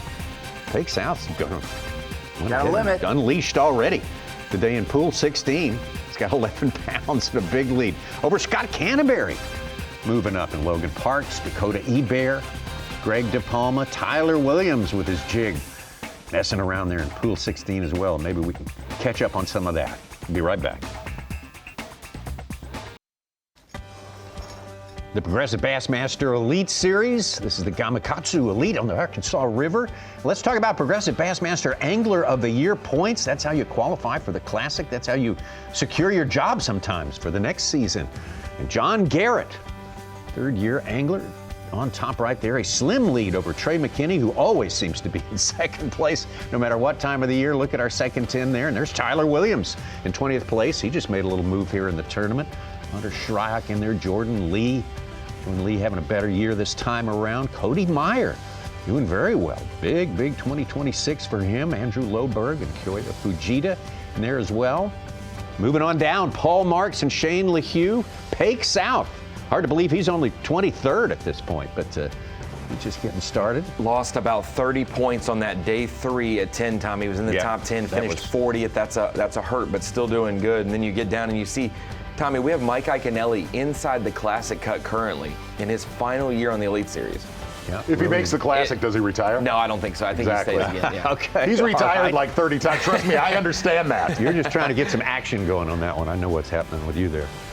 You're the top 50s. You kind of want to be in the top 50, so let's take a look at the last 10 in that list right there. And Carl Jochimson, Cliff Pace. Some names there, Tommy. Luke Gallant, Lee Livesey. We'll be in the boat with him all day today. Ditto for Jason Christie. Scott Canterbury, David Gasson, and Patrick Walters in that 50th spot right now. Tommy, we wanted to take it away to the Bass Pro Shops bait and tackle section. I got Z here with me, and Z, we got up most of our field waiting to fish. Some of them made a few casts in pool 16, but they're heading down to pool 15. What are some of the baits and technique styles that we expect to see when they start fishing down there? You know, it's really going to come down to River 101. If you fish rivers throughout this country, shallow water, basically 3 foot of water and less. But let's talk about where we were at in a couple weeks ago, basically a month ago, to where we are now, because there's been a big transition on this body of water really throughout the cutoff period. So before the cutoff period, when a lot of anglers were getting their pre-practice time in, the fish were pre-spawn, they're eating, they're aggressive. You're gonna see basically a lot of spinner baits, a lot of bladed jigs, and any river system, you're always gonna see a swim jig. So basically in that 30-day period, okay, gang, that 30-day period where a lot of fish the last 30 days have come up, done their deal, spawned. We're gonna still see a lot of fish, males still on beds, and we're gonna see some fry garters. The interesting thing that happens, all of these baits will work, okay, all of these baits, but the window that opens up that really probably a month and a half ago you don't see a lot of is fishing slow. And I think when a lot of these anglers when they get down to pool 15, they're gonna have to fish slowly very, very quickly, if that makes any sense. Where I think guys flipping creature baits. I think you're gonna see a lot of stick worms where they're gonna get in those key 100-yard stretches that maybe a month ago you couldn't catch them slowing down, throwing a stick worm, throwing a creature bait, and just being methodical. I think you're gonna see a lot more of that with the fish basically being past that aggressive bladed jig mode. Don't get me wrong, I still think we're gonna see obviously a lot of frogs, a lot of swim jigs, but look for flipping a bigger player here than maybe we got to see at Tom Bigby. And white, do you think when we think about frogs, popping frogs, walking frogs, does it really matter with color? Do you think we'll see more whites down there for shad spawn stuff, or do you think we'll see some more of the darker tones with the watercolor? I don't know. Okay. I don't know. There's really 2 frogs in fishing, dark ones, brighter ones. Dean Rojas was really the teacher of that. I think you're gonna see a little bit of both. I think throwing a frog is eerily similar to sight fishing for a spawner. You can get 10 different answers and all 10 work to an extent. But I really think the player in this tournament in 15, like I said, that we did not see at Tom Bigby for the phase that they're in, whether it's spawning, fry guarding on that tail end, I think a flip and stick will be a bigger factor in this tournament. That's your Bass Pro Shops bait and tackle section there, Tom. Great job, guy. We are going to be so prepared. No quick. When this thing busts wide open. And listen, I'm out of material. I got nothing else. Hey, this guy isn't even going, as far as I know. He may be going. Pake South, though. This was earlier today. Check this one out from the Arkansas River. Oh, dude. Yeah. That's what we're talking about. That was awesome. Yes, it was. Swamp Lord. Put that on that camera. She freaking trashed it. That's more like it. Why do we watch Pake South? Well, here's one of the reasons. This is the open Sam Rayburn Reservoir to start the season for the EQ qualifying. Although he wasn't an EQ qualifier here. Yeah, he was specifically fishing this because he's a Texan and we don't have a Texas lake on the Elite Series schedule this year. And Tommy, seeing that shallower ditch. This lake was low, and on that south end, the east side of Rayburn, it was just a highway of fish heading to spawn. And boy, he was colliding with them. A lot of good size throughout the week, big bags, but then that 10-pounder on the final day, we saw things that we haven't seen in a long time at the opens level at this event. And one of the things about Pake South in that tournament, got to talk about this prior with Tommy, that exact ditch, that highway going into that cove, into that bay, you hear about drains, and he said that exact drain in practice, tons of 2-pounders, obviously followed up by tons of females that came in. Literally, he was about 2 steps ahead in that entire event. Kind of what he did at Lake Eufaula. And I said, dude, you have turned into the Open's assassin. He is. And he said, and he was dead serious. He said, I need to start practicing for the Elite Series like I practice in the Opens, he said, which is very nonchalant, and I do not put as much time in. You've heard guys like Steve Kennedy say the exact thing in the past. Bake South, your Opens assassin. That in mind, let's look at our Pro Guide Batteries Bassmaster Rookie of the Year point situation right now, and it's Caleb Hudson. Caleb Hudson on top. Pretty good little lead right there over Pake South. And he's liking where we're going next. Caleb Hudson, a Georgia, South Carolina, blueback herring type of guy, and going to Murray next. If he can survive this one halfway through the year, going to the Carolinas, he could be in a good spot, but don't count out those other guys yet at all. And really, looking at our schedule so far, I got to talk to McInnes about this, is a lot of years where you don't have diversity, you're kind of, that has not been the case this season. Hats off to Eric Lopez, the staff that came up with the schedule, at least so far. We'll badmouth it by the end of the year. Sure. Do not get me wrong. We'll find something that gets under our saddle. The biggest thing you could say, whoever wins Angler of the Year this season, dude, you earned it. Yeah. One more look at this fish right here, because this is, it's a frogfish. That's a frogfish. We look at every frogfish from every angle. Tommy, when a frog catch happens, you show it over and over. You just do it. I'm cool with that. I lived by that. Yeah. Lived by that. That was awesome. Yes, it was. Swamp Lord. That on that camera. Rewrote the record books for 3 days of fishing turtle box Bassmaster Opens near Pake South earlier this year, and just a few minutes ago here in Pool 16, our home pool, Muskogee, Oklahoma, at the Gamakatsu Bassmaster Elite on the Arkansas River. Cole Sands has moved up into second place as it stands right now, and Jay Shakurit. A lot of people saying, hey, what about Jay Shakurit? He's always way up there in these tournaments. He's maybe going off on this one. You don't know. It's early yet. Canterbury, Parks, Eber, De Palma, Williams, Lowen, and Sumrall. We're getting closer and closer to getting into Kerr Reservoir.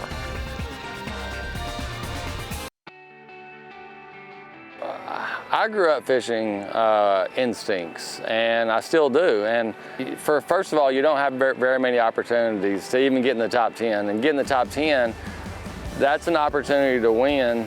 And a lot of times it comes down to instincts, and there's a lot of different instincts mixed in. It's, you know, where you got to think about the other anglers' instincts too. Where are they going to be fishing at?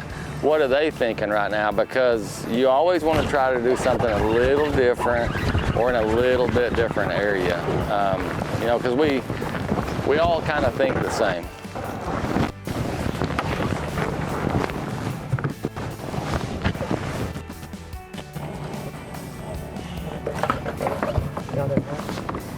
Pound and a quarter. Jason Christie's story, one of the big stories, 2026, finished 101st, dead last at Lake Martin, and comes back at the next elite event.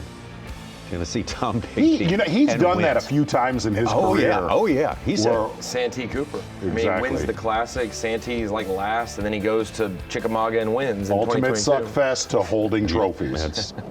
That's. Oh, here we go. A roller coaster, and we have got doors open, anglers emerging.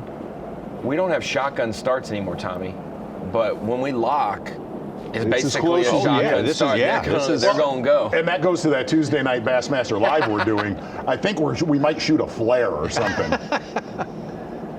It'd be nice to just carry a flare gun all week anyway. What you do is, hey, you have to be like a normal Tuesday night MC tournament director, and right when everyone's about to get on pad, you just tell them important info that they can't really hear, and they're like, wait, what did he say? What did he say? 3 fish limit? Here's what I'll tell you about the Tuesday Night Live. There are going to be some twists, some monkey wrenches thrown into that thing. Good. I'm going to watch. Can't be scared of them, you know.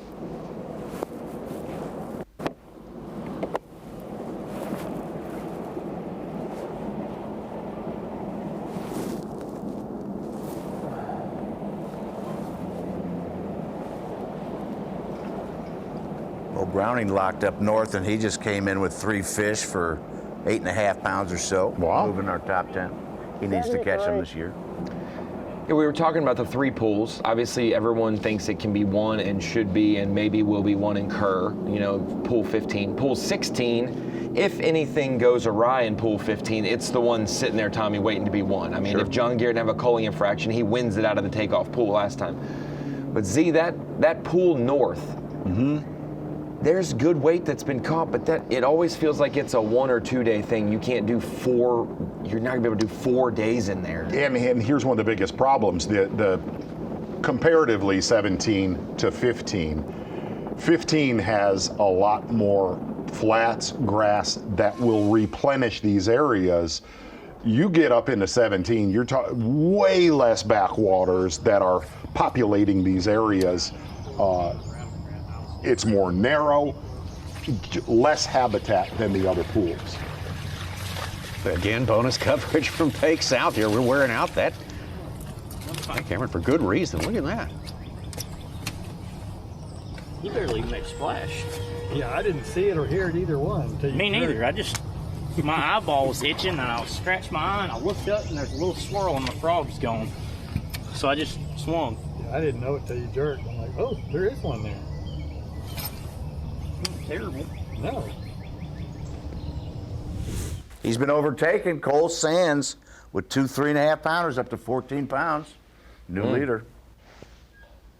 Well, there's other ways to get it done, obviously, here on the Arkansas River in these 3 pools, and we're just anticipating. They got some run time to maybe get to the set up and fish in Kerr Lake, but should be happening there very soon. This really does feel like one of those leaderboards that you check into Bass Track in the morning, the first hour and a half, and if you look back later, you're like, wait, what? Because it's going to flip on its head. By the time you're allowing these pool 16 anglers 2 or 3 hours to wreak havoc, a whole lot of time. Yeah. It's going to be one of those things, you know, have you given them too much of a hole shot, and can you catch up before the finish line for the other guys? Because if the quality's there, but if you have a slip-up day and you're spending that much time locking, you're going to be way behind at that point. And you have to continue to lock, because that's where the biggest ceiling weight would be, is locking away. Jason Christie, last event, 2 locks he went up in Tom Bigby, and he didn't really. He only came back with 8 or 9 the pounds. world, yeah. He had 2 or 3 key culls in the takeoff pool at the end of day 1 that told him, hey, I'm just going to stay here day 2 and on, and saved it. Stephen Browning almost won the Open doing that same thing, going up 2 pools and then saying, no, I got to stay in that takeoff pool. We'll see how it works. You can see the clouds and low deck of clouds hanging on here on this day. It's going to get plenty warm today, up in the mid-80s. And Cole Sands, young man from the Tennessee River, on top here. Got to visit with Cole at the Classic. Yeah. First man out of the Classic on a fishery that he knows pretty well. That was a little bit of a bummer for him. And then Robert G. right there behind him, another dude sitting on the sidelines wishing he was there. I'm going to say the way it looks now is probably around a little more than half of the field is locking, roughly. Beautiful area shots provided, I think, by Wes Miller. I think you're right there. Wes always delivers the goods. Always does. He's close to home now, so he's all rested. Raring to go, right?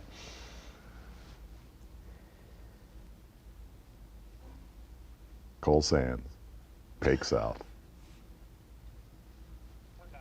Gussie, another angler, actually had a really, really good practice. I didn't speak to him directly, but rooms with Jason Christie. They have a big time together. Gussie having a great season. I think y'all did like something on TNZ of the biggest improvements from like last year of where they finished to currently where they are. Yeah. And somebody responded, I guess you guys left him out, but Gussie. We don't put those, listen, we do not put any of that together. We don't. 84th last year when we were going to the place that he's won so many times. Half of TNZ is not even factual, if you want to get that's it. We never claim it. Did we ever say this is fact? Never. Not. We've never said No, that. hey, guys, I didn't say that don't for y'all make to get spurious defensive. claims. I'm not defensive Now he's 10th, 84th last year in points, now 10th There it is. There we go. We needed some music. We can't be flying over these fields Why without did some we music. not go out of Kerr? I guarantee you, if we went out of Kerr, everybody would run to pool 16. Oh, that's right. Oh, absolutely. Lock it Grass is up. always green. This is not like we finished last year on a river, the Upper Mississippi, and you can't, like they do up there, you can't jump up to 8, then jump back down and finish up in 6. You can't do that here. It's just not suited to that. Be nice if you could. No, okay, the trumpet. No. Yeah. That's actually, I heard from the truck told me during the commercial break that was Such on Bourbon Street. Panhandling with a trumpet, trying to get some extra dough one time. $18.25, Ronnie. Oh, good. Bassmaster Live. Yeah. Good to be back. Yeah. Flying low on the deck here. Okay. And that was for me to shut up and quit playing. Oh, yeah. There's a little bit of music. Got to have music on these flyover shots. Otherwise, we think something's broken. I was looking, I found a story of Blake Capps won a tournament here 2 years ago, but he stayed in the river and caught 20 pounds, 9 ounces. So I'm kind of surprised he was locking on day one. I thought maybe he would be among the people who stuck around and maximized his fishing time. I actually questioned him a lot about the differences besides the actual lay of the land of pool 15 to pool 16.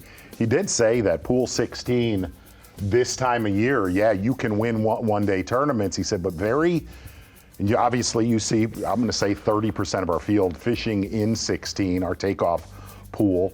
He said 16 tends to shine as the summer wears on. It was summer, yeah. And it was a there you one-day go. deal, too.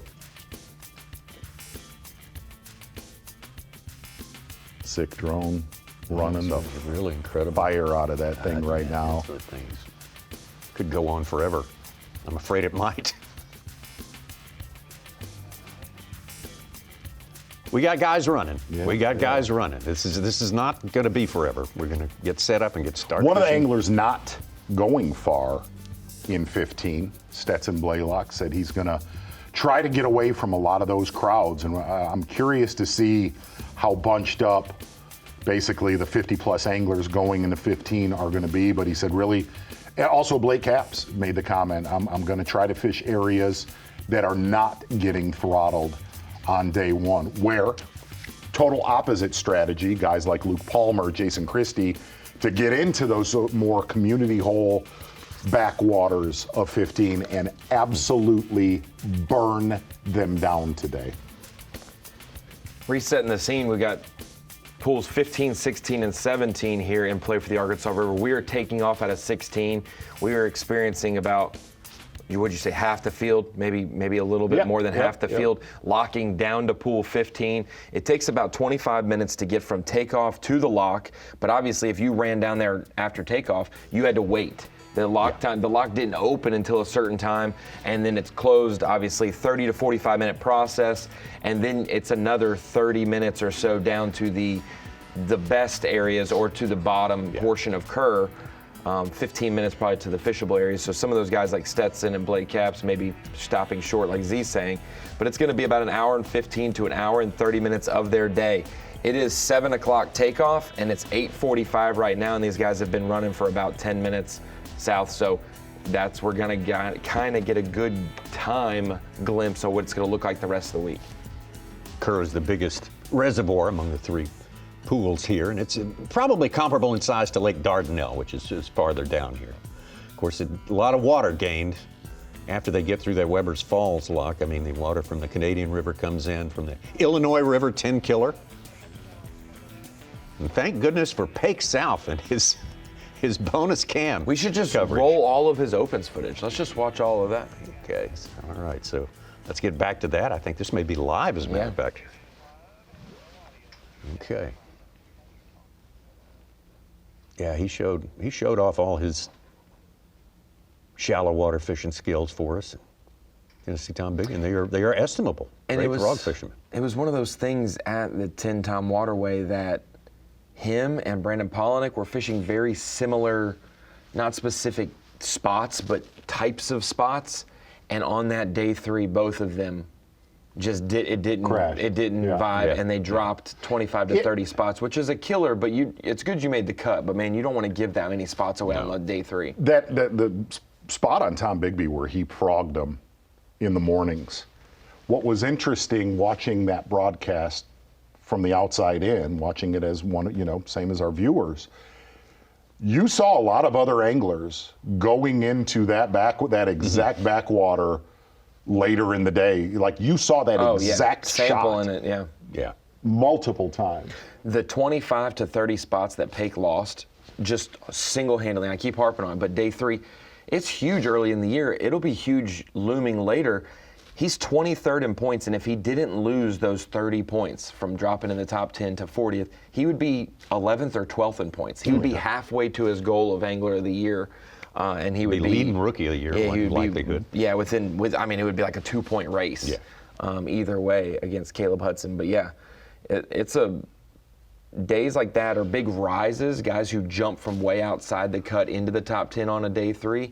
You gain so many points that man, they vault you in the points. You knew his name coming to the Elite Series from East Texas. Did you know him at all? I knew him from guiding, doing well in tournaments. I knew a lot of buddies that say, "Hey, you really need to." Well, we gave him a lot of love before the season started on the podcast. Yeah. But you didn't know him from college and stuff like that. No, he didn't. He just has been fishing team trail stuff and whatnot. Did not fish the college fishing route. The first time I saw Paik South on camera, because we wasn't early in the season last year in the Opens on live, was when we were at Lake Fork and he joined the halftime show. And the confidence that he showed talking to Kyle and Mercer about, man, I just wish I qualified for the Elites 1 year prior so I could be in this event. And it's like, that's a big thing to say. You better show it when you make the Elites. And he has shown it definitely on different fisheries. But that's the one thing of these young guys. If you don't know them because they didn't fish college, maybe they just got out of high school and they're fishing local, the ABTs in Alabama, the Texas Team Trails in Texas. These young guys fish all the time. Fisher and I, same. Fisher and I is always fishing. Yeah. Paik South. The Trey McKinney's of the world, when you saw him in an oversized jersey as a 14-year-old, like these guys have been fishing a lot. Well, when you're not married, though, that's what you do. Yes. You do that, you play fantasy football and video games. That's right. Taco Bell, or if you've been married long enough, you go revert back to that. Exactly. Even when you're married, you can sneak some Taco Bell and Mountain Dew. I understand. Spoken like it. Cole Sands. Cole Sands on top, the man from Tennessee. Chickamauga country right there. Ahead of Jeff Gustafson. Gussie having another good tournament here. Paik South, Jay Shakurit, Bo Browning, Canterbury, and the rest. We're getting closer to fishing on curve. Bassmaster Live, day number 1 of the Gamakatsu Bassmaster Elite on the Arkansas River, Muskogee, Oklahoma. Live coverage sponsored by Yamaha. We've had a lot of live coverage today and a lot of great looks at this river.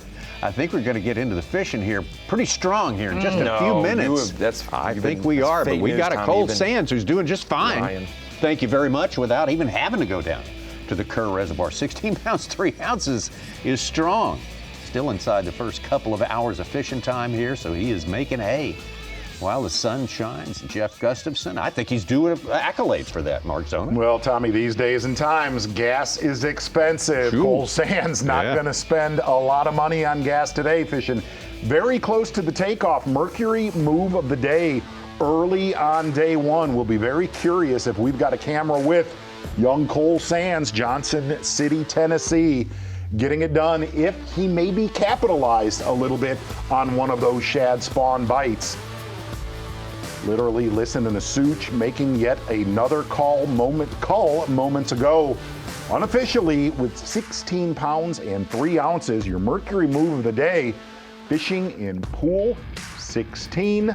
Cole Sands, Mercury move of the day. Congratulations. Let's get out with Oklahoman Blake Capps on the water.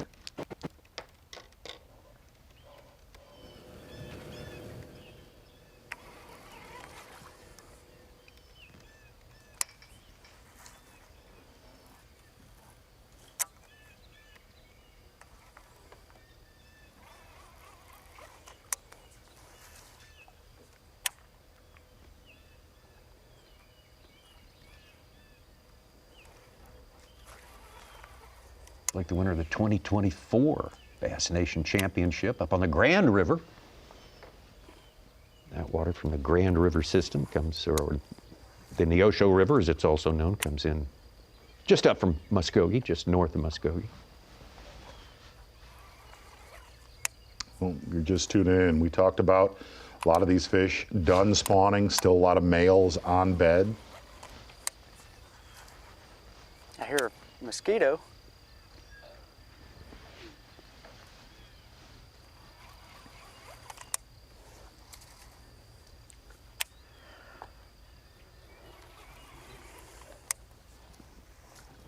There's Lee Lucy.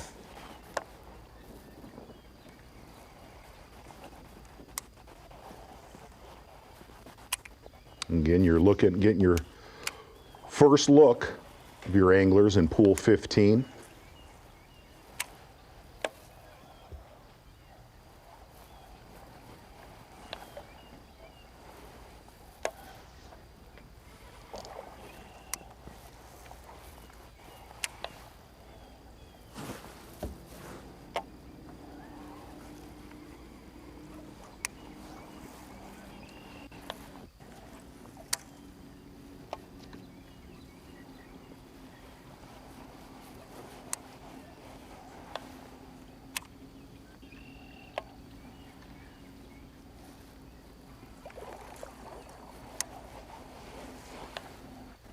I ain't had a bite yet.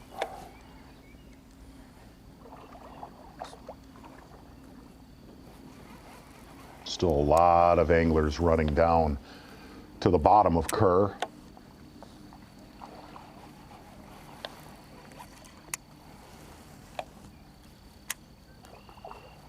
So intriguing how some of the locals handle an Elite Series event coming to their house. You know, we saw Gunnersville, obviously that was a big weather, you know, kerfuffle, whatever, but like difficult conditions.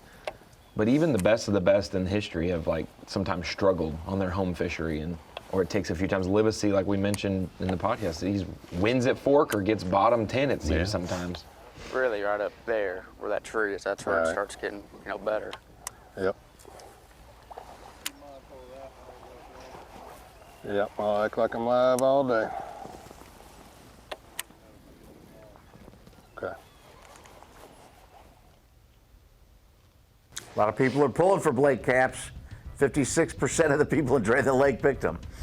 This would be the week to use them. Stetson Blaylock, great start to his season. Second place at Gunnersville. If he can knock out a high finish here, he's going to be looking good headed toward the second half. Talking about that, Such, last year, Blake Caps 101st place in Angler of the Year, currently sitting in 91st place, so yeah, he needs to catch them.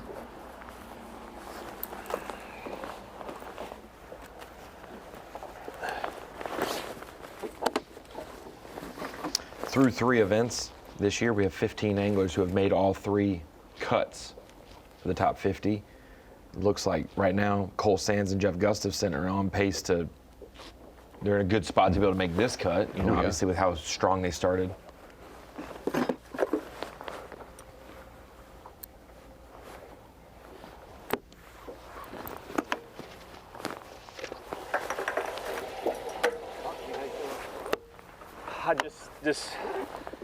It's crazy to me, man, because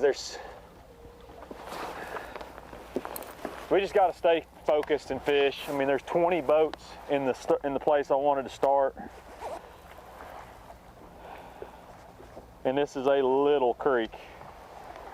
I mean, we got a bite pretty quick, but the good fish that are easy are going to get picked off quick. So we're kind of fighting an uphill battle most of the day to get the bites we need, but we'll just stay calm. And short day, everything's kind of going against us, but just got to fish slow and get the bites. Well, and just around the corner, literally around the corner from Stetson Blaylock is Luke Palmer. Luke, you made it through the lock. Talk to us a little bit more about this area. Yeah, we got through the lock. Boy, that was a...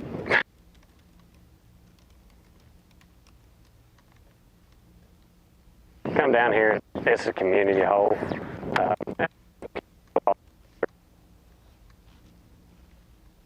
It's always got fish in it.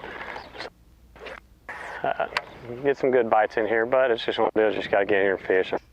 Heck, there's boats every 50 yards, it looks like, in here, so we'll just have to drop troll motor and fish. That's the thing about a river system. You miss the cast by 6 inches, they don't bite. So you got to put it right on their nose, so you can go right behind somebody and get bit. So, but the water is definitely higher down here today, which normally that's good. So, but just have to get in here and beat around and hopefully get us a couple good bites and kind of go from there and see where it takes us. Because we don't have a lot of time. It's 9 o'clock exactly.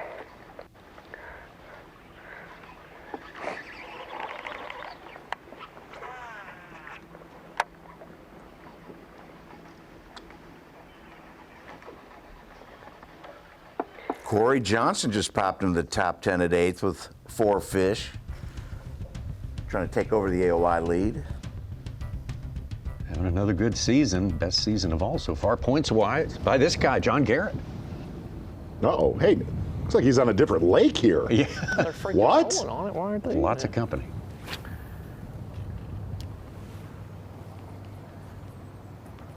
John Garrett electing to stay up in 16. I got one on me right now. Got him.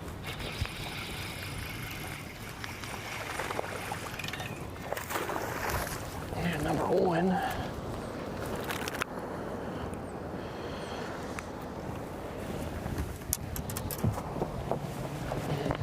We're gonna have to have a talk with John Garrett. If he was in 16 and he waited till everyone started fishing in 15 to start fishing, that's a problem, John. Surely that's what not are you what doing? happened. Surely not. I don't know why we haven't been with him. Maybe just getting it going, slow going, starting his day. Cole Sands, though, having his best start to a first day in the Bassmaster Elite Series during his career. Jeff Gustafson had a lot of great starts through the year. Pake South, Jay Shakurit, Bo Browning, David Gaston moving into our top 10 along with Keith Combs. And as Such mentioned, Corey Johnson, Canterbury, and Logan Parks. Be right back.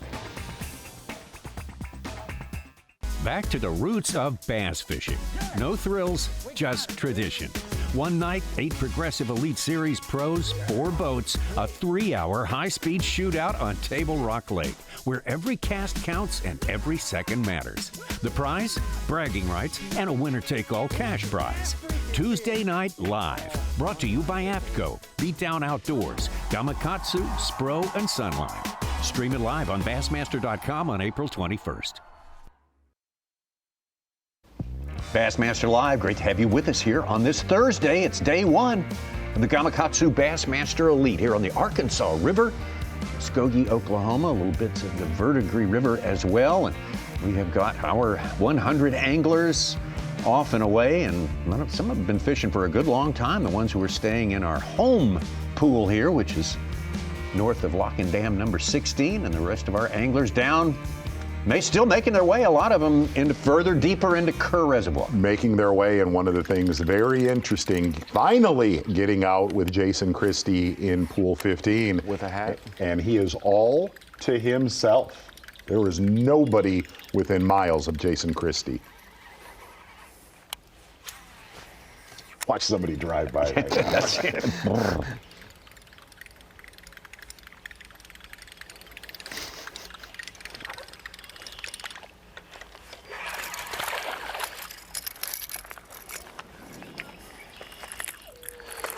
Easy, buddy.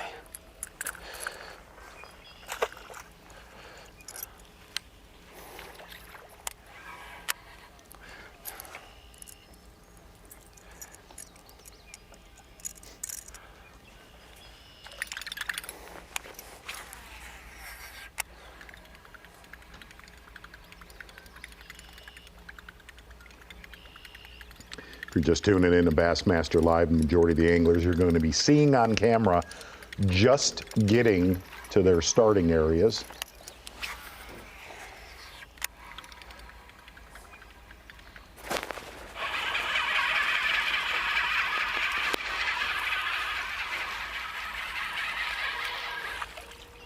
close up on that when he hit it. Wish he was bigger. Yeah, I know. I think it was. I don't know if that was the same one that blew up.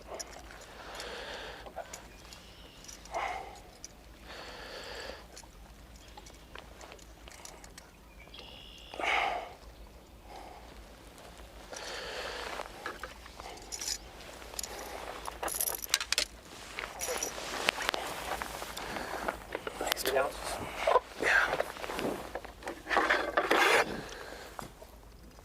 12-inch limit for this tournament. Barely 12 inches. And from Jason Christie, going to run back up to pool 16 with John Garrett, your angler. Actually, John Garrett, no, looks like he has made his way down in, that is 15. Good. Yeah. Started in a little spillway, up in 16. And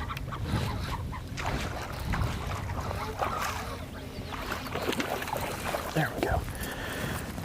Knew there had to be one there. Flipped my bug in there, flip. And I was like, there's gotta be one. Threw my little crankbait in there, caught me one. Number 2. show you how crowded it is. That is exactly where Lee Livesey was 15 minutes ago. It ain't much. But dude, when you ain't fished and it's 9 o'clock, it's nice to have. Three and a quarter pounder puts Bo Browning over 13 pounds on the day and in third place. That's a blaylock. He's got a couple in the boat. One in the boat, excuse me.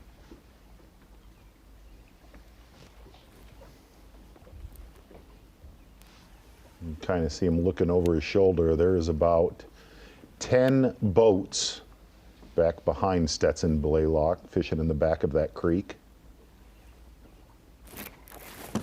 Gosh darn it. That sucker out of the water.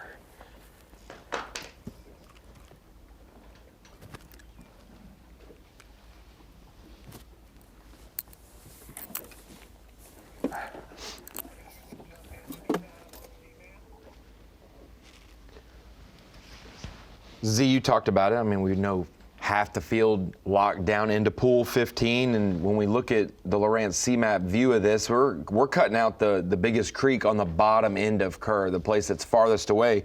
But all of the main river, bays type of stuff, you can see by the coloring. Obviously, the light blue. The blue is going to be the main channel that flows through the Arkansas River down through Kerr Lake. And you can see the twists and turns, a lot of big flats on the main river. But then when you get right off of the main river and you get, off the main channel, you see some of these shallower areas that have some ditches that run through them. We saw Justin Atkins talk about on the Humminbird Day on the Lake is you've got the creek channels that go up through there. Those are huge navigation, important factors. When you think about trying to navigate into a back bay like this, multiple places that are sketchy that can get anglers stuck. A lot of anglers lost time in practice, Tommy, by getting hung up on sandbars and different hard spot, different things that they had to get pulled off of. But picking your spot, if you've got a small creek like this, multiple boats are gonna blow that area out. It's gonna get eaten up quickly. If you have a longer stretch, maybe you can make it last a little bit longer. So we're gonna keep an eye on the bays, which ones get really occupied, some of the smaller creeks that can't handle a lot of boat pressure, how many guys decide to do that, and then obviously we'll see day 2 how many decide to stay in pool 16, because 15 might not have been worth it for them. We just heard Stetson right here talking about how small this little creek is. How limited possibilities he might have here. And looking at that mapping, what you were talking about, there's another big arm. I mean, there is a major creek. Sam Boyce Creek or something exactly, like that. Where you can run another 15 to 20 miles just in that creek. We'll be able to I'm going to break that one down a little bit later because it does have a lot more contours, a lot more. It's a big creek, but it actually kind of acts like its own lake. Out of the water. Because it's way different.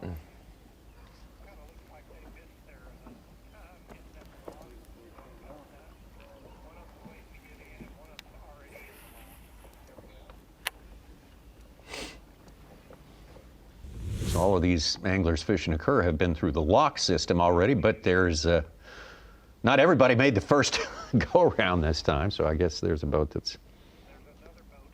Wow.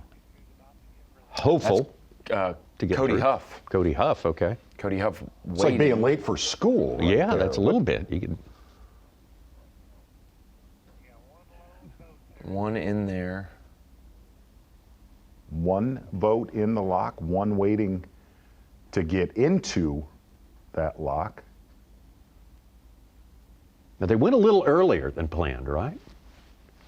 I'm not sure the first lock time opening, if that was changed. I know they're going to stay. So we have a little time on the other end. On the back end of it. I don't know. I thought they were in there a little earlier than they expected to be today, but maybe. I know Christy was saying, I don't expect me to fish until 9 o'clock, 2 hours into the day. And that's a little more accurate. Mm. And so I would say that the lock time this morning was on par with what they expected, but they will get that extra hour. Instead of 1 o'clock, it's 2 we made o'clock. it down towards the lake. Just stopped in a little cut trying to catch a couple keepers, but there's already 3 guys in here that went past me already, so gonna be slim pickings, just flipping a 6-inch Congo crawl and some reeds. Sunline 22 shooter, trying to catch a big one. We're gonna stay in here about 15, 20 minutes. Hopefully we get a couple bites and get on down the lake. It's windy, windier than we thought. It's gonna be rough in Kerr.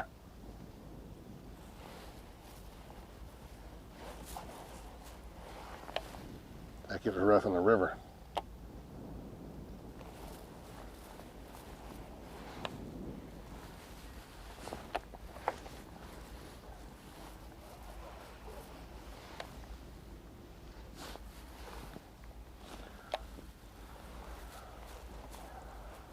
Again, good tournament last outing, the 10-time Waterway. He's had a couple of top 5s here. 2020 he was 4th, and good thing is 16 3 of the he was guys 5th. started with it, so that means there's fish in here. There's John Garrett.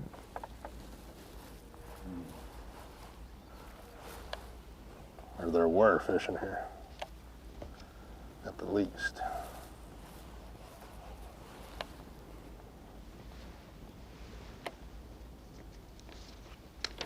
Come on.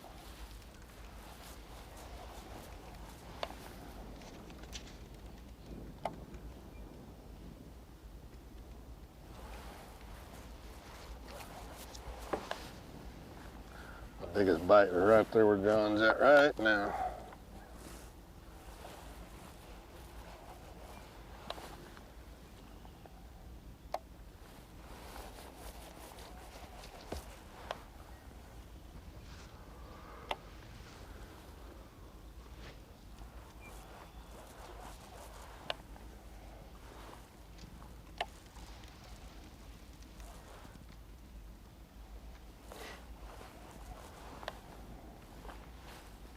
Such, are we supposed to get storms firing up this afternoon too in the heat?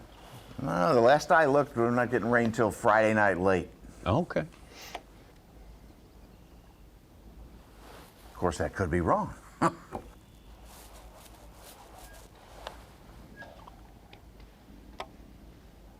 Couple pink baits there, Tommy. Yeah. Like he had in the Ray Roberts Classic. That's right.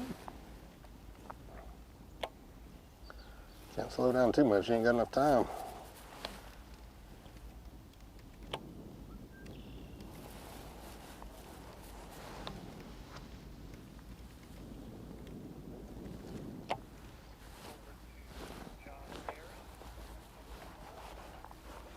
And right around that point, you nailed it, Ronnie.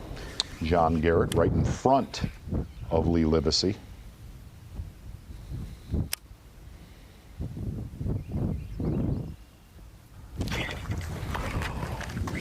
I mean, and he let him have it. It was on there for a while. Dude, that was like a 3+ pounder. So I set the hook, and my hook drove up into my bait instead of coming out. It was like a 3 or 4 pounder. When I jerked, I pulled her up to the top. Man, such a subtle bite too. Dang, man. I don't think she'll bite again because I pulled her out of there. It's not That was a big one, dude. what you need. with limited time, John Garrett. It's one of those ones, Z, where you're in the back of the boat like, hey, are you going to set the hook? Yeah. I see you got one on.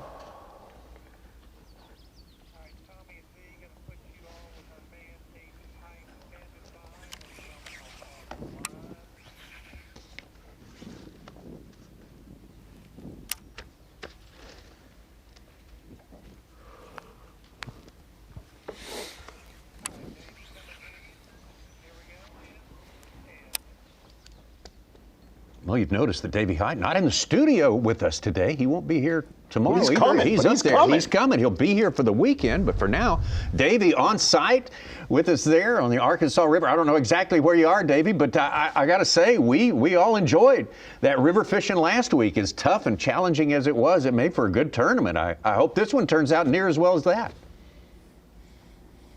Yeah, it was a great tournament. A lot of folks watched that event. The fishing was not as good as maybe it is in some places, but it was good enough to be such an exciting event. Honestly, when it gets right down to it, when you see a Jason Christie, a Seth Fighter going at it head-to-head, along with knowing that everyone that had made the top 10 on that final day had a chance to win, it makes for an exciting tournament every single time. Davey, if you can, walk us through. You and I were texting back and forth, and we got to talk a little bit yesterday afternoon. I guess the biggest dynamic in this, different from the Tom Bigbie, is so much less time. If you make that decision, that game plan, that you're married to going into that lock, to go into 15, talk about the speed that in which you have to fish and make that game plan maximize. Yeah, Z, as an angler out here on the Bassmaster Elite Series, I lived that dilemma many times when you'd go to a river system where you have the opportunity to lock. And it's really tough. As an angler, for some reason, we oftentimes think that if you go farther, if you have to go through all these obstacles, then you're automatically going to, the pot of gold is going to be at the end of the rainbow kind of deal, but that's not always the case. The issue here, different from the Tom Bigbie, is most of these anglers, especially the locals, think that you got to lock to win. Now, whether that's the case or not, we'll see. So you see a lot of the field going there, and it's going to fish tight, no doubt about it. The problem with the short window, when everyone gets down there, if you're A, B, and C starting spots, someone's sitting on them, then you have to go somewhere else, and that time is going to go by so fast it's not even going to be funny. I'm not saying it won't be won in another pool. It probably will be. If you listen to the guys that know this river, that's what they say is going to happen. But I can also say that I anticipate seeing some guys go down there, and that time's going to pass, and they're going to not have a limit and not have anywhere near what they think they need, and all of a sudden it's time to lock back through. That's just a dilemma that you're going to have. But we've seen some people start here and catch, 12, 13, 14 pounds this morning already. So you obviously did not have to do that. Davey, talk about that window from a technique standpoint for maybe some of our beginners that are watching Bassmaster Live right now, of how you can fish aggressively and fast 3 weeks ago, 4 weeks ago, before these fish lock on, to what we're seeing right now. We talked about it in Top Lures with Ronnie. The one thing that we've noticed already in 15, also comparatively from Tom Bigbie, is now how slow and methodical, and how that changes in almost a 48 to 72 hour span this time of year. Yeah, Z, to win an Elite Series tournament, you've got to catch those bigger fish, and most of the time those bigger fish are the females. A lot of those females have already spawned where these anglers are fishing. So there's two things that really play this time of year, and really for only a short period in the spring. The shad spawn and immediate post spawn of the bass usually happens at the same time. Unfortunately, if you're locking through, these anglers are going to miss the shad spawn for the most part. This morning we do have a lot of clouds. It was raining a little bit right at takeoff. So maybe they'll have a chance to catch a tail end of the shad spawn. But then to catch those females, which you're going to have here to win, a lot of times you have to slow down. You have to fish those creature baits. You still have a few females on the bed. They're not going to be as aggressive towards the swim jig and the top order frogs as those males are going to be. And, you know, it's great to have a 5-fish limit in any tournament, but in the Elite Series, you have to have better than average size fish, and that almost always means you have to catch some females. This time of the year, the small window, you have to slow down to be able to catch those bigger females oftentimes. Now, from a game plan standpoint, talking to Luke Palmer, Jason Christie, they said they were going to burn areas down today that were known and save those hidey-holes, those little sneaky spot, eastern Oklahoma spots. If we're at 11 o'clock and they're not catching them, they don't have a limit, how long do you give it until they go to those sneaky spots and burn those down? Well, see, you knew me throughout my whole career. We fished tournaments in the 90s, so we've known one another a long time. Davey Hyde is all about those sneaky spots. I always hoped that I would have one or two of those in my back pocket. But in 2026, I don't know how many sneaky spots we really have, especially when you're working towards a weekend. I would love, as an angler, to be able to save my best spots until Saturday, more especially Championship Sunday. But to gamble and try to do that, thinking that no one else in this field has found those sneaky spots, is quite a risk now in 2026. Quick question, David. Do you think anyone has a game plan of staying in 16, maybe 17 for 2 days till there's only 50 people in the field and then lock it down to Kerr Lake when there's a little more room to operate because it's kind of crowded down there now? That's a great point there, Tommy. I thought about that. Maybe Pake South. I've heard some other anglers talk about possibly doing that. Pake is the only one that I think maybe that's what he's got up his sleeve. I think it'd be a great strategy, getting off to a good start, staying close, know that you're going to make it, and then go to your sneaky spots on Saturday or Sunday. Davey, thank you so much. Good stuff. Davey's sneaky. Davey's sneaky. Oh, yeah. He'll admit to it. I have hunted with Davey Hyde. You hold him down, he'll admit to it. That's for sure. Absolutely. Cold Sands, the man on top. Maybe he's got a sneaky game plan going on here. Ditto Jeff Gustafson. Bo Browning up in maybe pool 17. Getting it done up there. Pake South. Jay Shakurit. Our early quick starters. Still dominating our top 10 as it stands right now, but things are going to change as we move through the morning.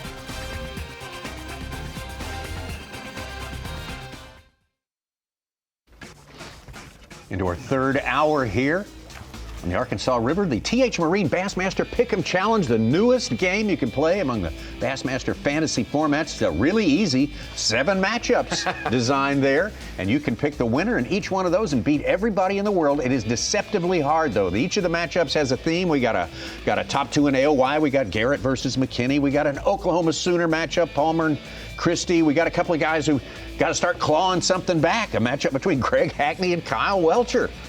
Not as easy as you think, so try your hand at it. Ronnie, are you good at it or bad at it? No, that's why I laughed when you said easy at first. It's very straightforward. It's easy to understand, but very difficult. I think if you're hitting 50% pick rate correct, you're going to be in the top 20% of the people in the world because it is hard to get. It's a this or that, and choose the wrong thing most times. I'm terrible at it. Get out to Christie. So's Tom Abraham. He's pretty bad.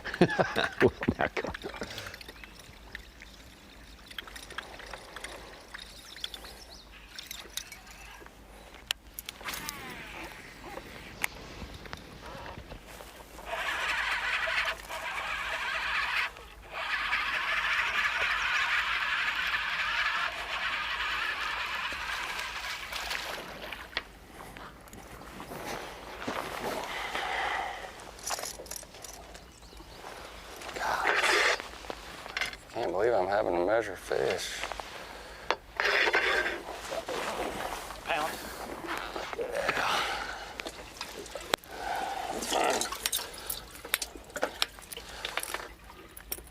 It's really cool watching him at Tom Bigby, and gonna head to Blake Caps right now, listening to how he spinnerbaits, where you always hear, should I use a trailer hook? Should I not use one? Dude, never use, ever made the comment. You and I talked about this. Blake Caps hooked up. Oh, wow. Locked up. Ooh. Yes. Let's go. Booyah, baby. A little bit of a mess. Yeah.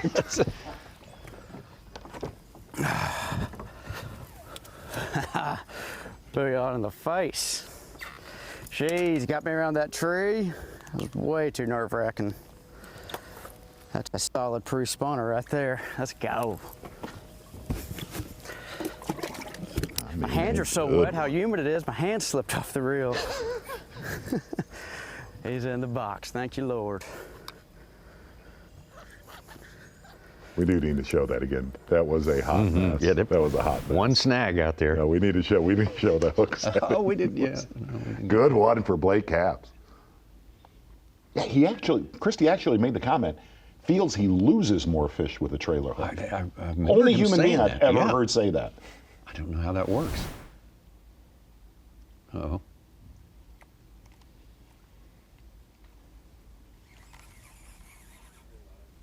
Not alive, okay. So far, the morning's been okay. Got 2 in the box already. Actually missed another one before the lock. Got a little cloud cover this morning. It's real muggy out. So that's a little different than what we've had this week during practice. I went down this stretch and flipped it all. Didn't get a bite. Turned around with the frog and had 2 bites. Caught one of them. It was a solid one. So we're gonna throw it as a frog for a little bit. Does not suck catching them on a booyah frog. Old pad crasher.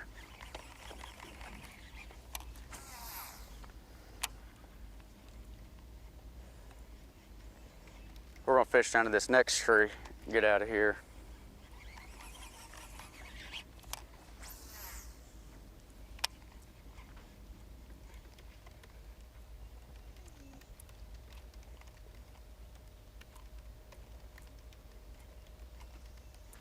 So Tuesday night, scary deal with Blake Capps.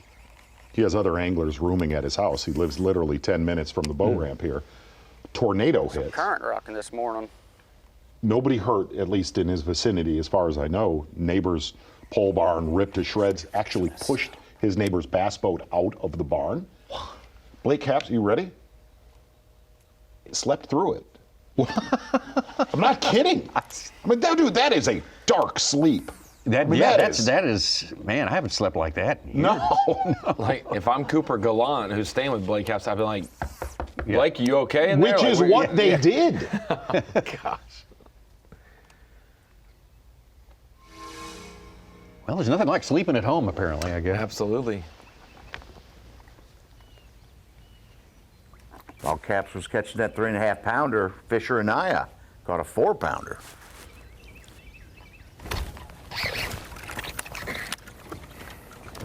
I watched him come off of the tree. He was just following it right there behind it. Ooh. Well, Luke Palmer said he wasn't going to stare at that screen at the voodoo box. That is exactly what happened. In a different style. Yeah, the style point is the main point. All right. Cold Sands remains on top of the leaderboard, but we're getting to the catching is starting to get going down on Kerr Reservoir. We expect things to sort of develop and change on that leaderboard, but right now it's still Browning, Gustafson, Pake South, and Keith Combs making a big move. Early on this day, Shakurat Walters, Gaston, Canterbury, and Wes Logan making out our top 10 right now. We're going to learn a lot as we go through.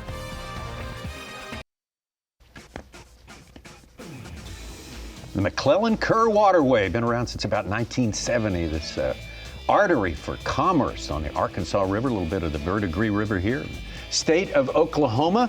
And we're using it for bass fishing this week. Yeah, we sure are. appreciate the folks in Muskogee giving us a place to land there and have our headquarters. It takes a lot of effort. We love them for that. We're going to try to show them some good stuff at the weigh-in, which is about 5 hours away, a little bit more than that. As we go through our day, our 8 hours of fishing with a full field of 100 out here on the Arkansas River, many of them having locked down from pool number 16 down to pool number 15, which is where you find that big, big Kerr Reservoir. This is Jason Christie. 3 fishing in 40th place right now. Having to measure a few fish that you Yeah. you really didn't expect him to have to do when he gets down to this primary area.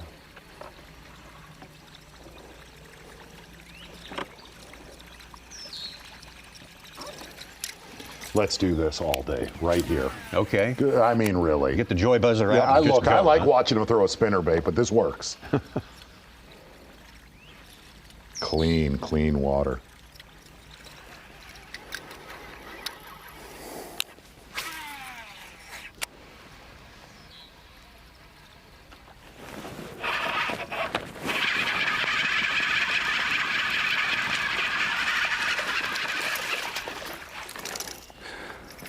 Better. Golly, Terrible fish landing.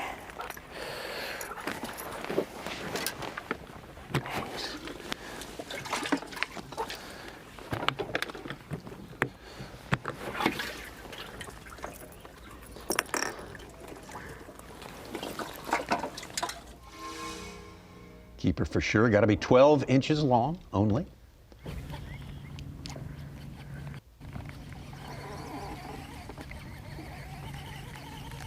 Palmer, his one win on the Elite Series, came at our next destination. After this one, Santee Cooper, and he's hooked up.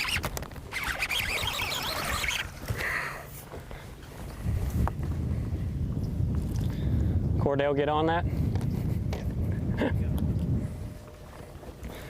Thought he was a better fish than that when he come up on it. He lives back here. Almost. He's my hero.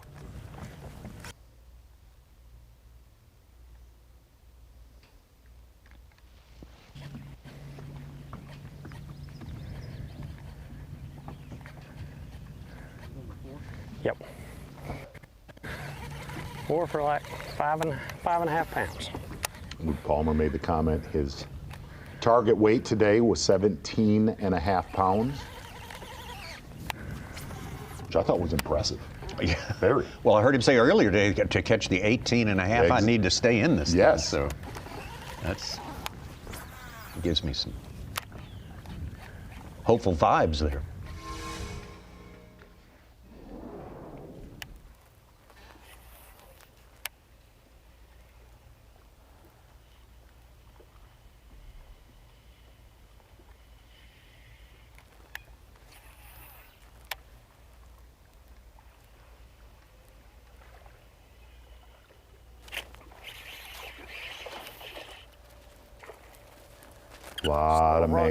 Lot of males so far in 15.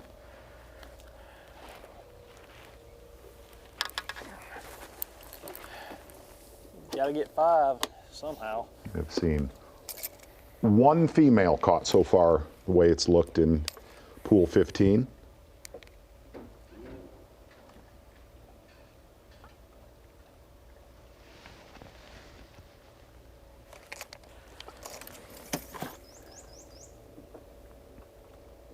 It's amazing that this fishery is this big, but the fish all get in these same little places, and that makes it very challenging to by yourself.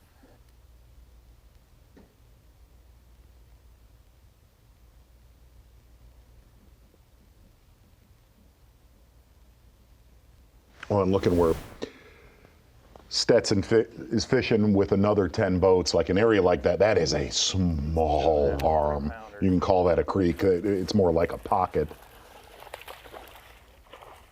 Yes. Good one right there. Yeah. Just like that. Just like that. That's the kind we're looking for right there. That's the kind we're looking for. Shook that fish off in practice.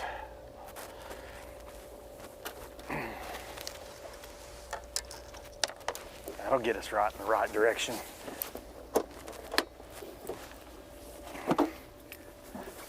Here, going subtle. Green pumpkin, purple flake, yum dinger, Texas rigging, Arkansas River. That's what we're after. Gotta be a 3-pounder. Yep.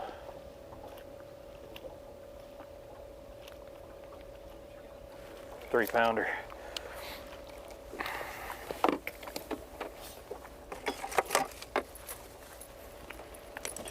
Pop like that will be right where we want to be.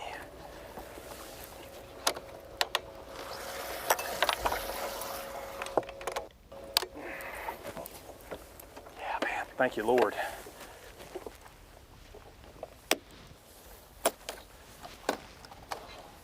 Thank you, Lord.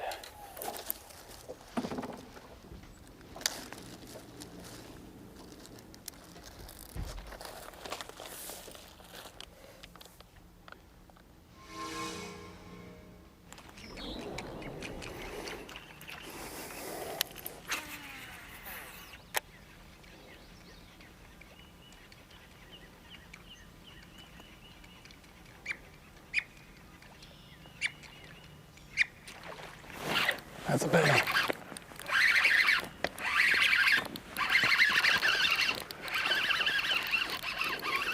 Guy's barely hooked. Get out of the grass.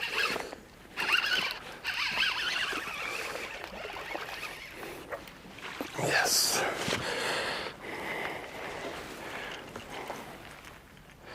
I was about to lose confidence in my hole, but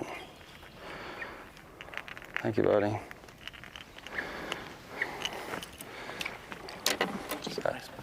That spawned good. He is the first one that we have seen fishing That's 5. submerged grass. Go figure. Yeah. Right? Big ball. He knows where it is. And big reason that creek's probably the best clarity we've seen of other guys. Listen, Christie making some progress, making some headway there in Kerr Reservoir, but Cold Sands operating in another place. Great season for him. I mean, he has made every cut. Good stuff from him in 2026. Bo Browning moving up. Jeff Gustafson, Scott Canterbury, Pake South, Combs, Shakurit, and the rest.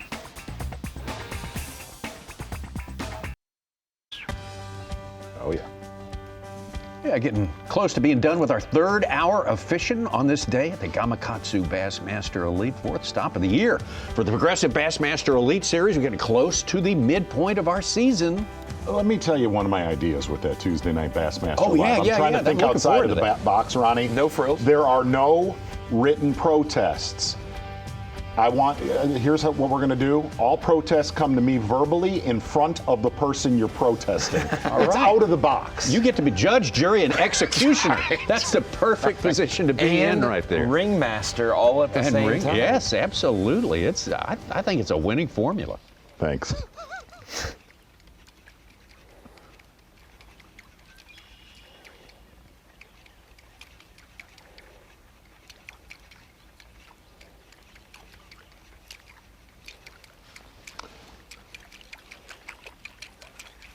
Watching that last fish catch with Christie, when he landed it, swung it over the side, really good grass on that flat that he's on. You've noticed him checking both sides of the back of that little pocket.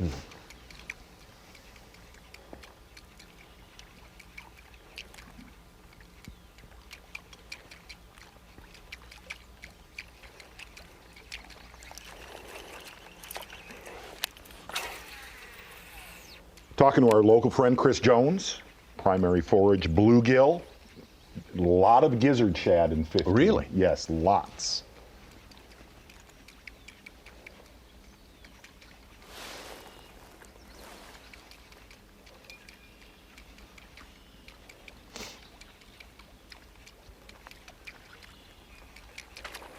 Oh.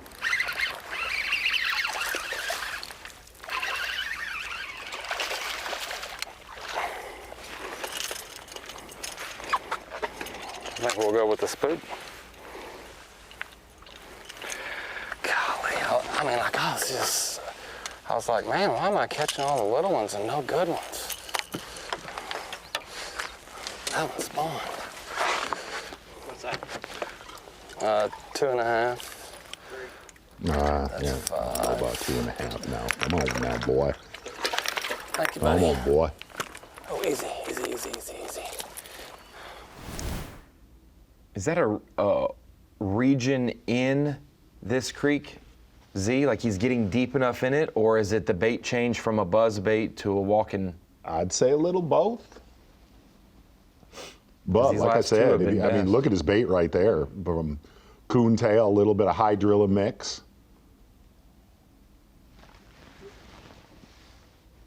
Got some shaking going on in the top 10. Pat Schlopper just moved into there, and so did Christie.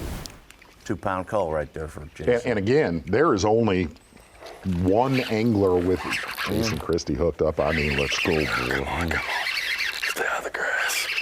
Stay out of the grass. Stay out of the grass.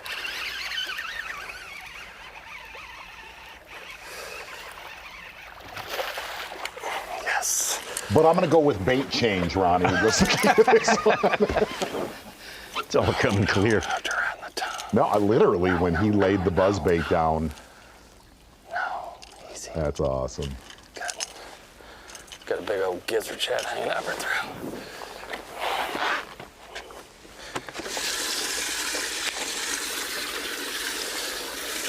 Heard him make the comment, big gizzard chat in that fish's throat.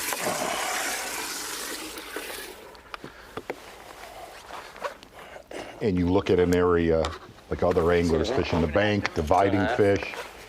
That looks like stuff that'll reload. It's expansive. Way off the bank, but it's only a couple feet deep right there.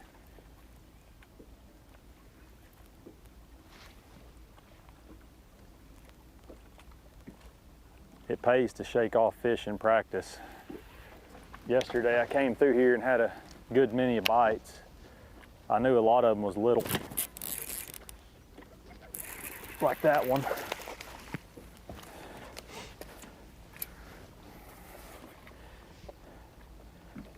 I think he's a keeper, but I don't have 5 if he is. I'm gonna put him in there. Oh yeah, he is. We've got a 12-inch limit this week, so, which is nice to get a limit.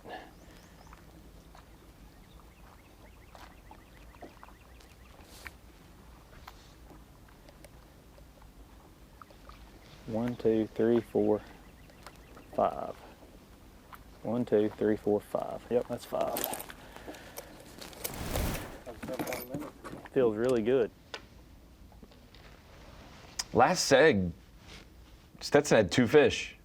Yeah. Catches 2 back-to-back basically to end that last seg, and now his 5th keeper. It does happen quick. We talked about that Z. These guys won't have a lot of fishing time, but it can go down quick enough for them. Same for Christie right now. Yeah, it's going down pretty quick for Christie. Stetson's got a good one in there, though.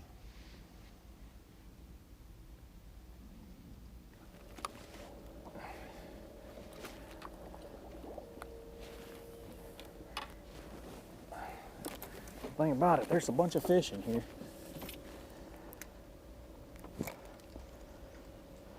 Just got to get them bigger ones.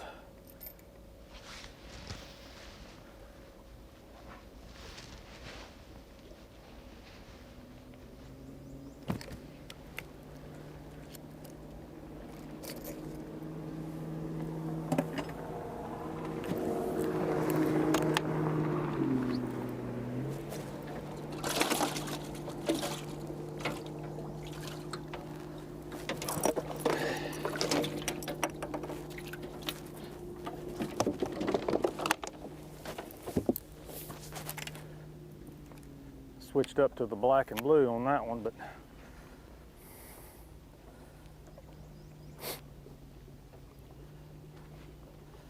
man, it's hard to beat this yum dinger when they're on beds.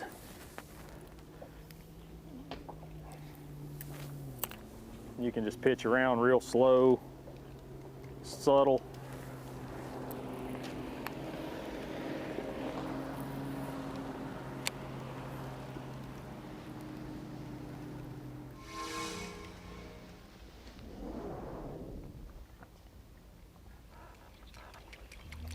Kind of see what Christie had to go through to get into this pocket over his left-hand shoulder.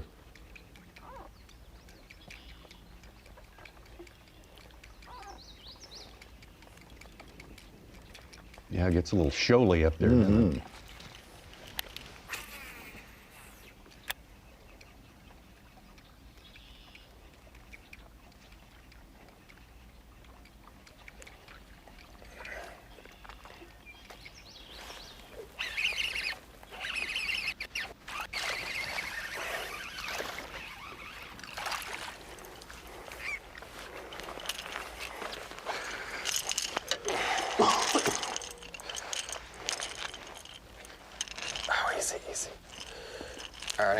real quick.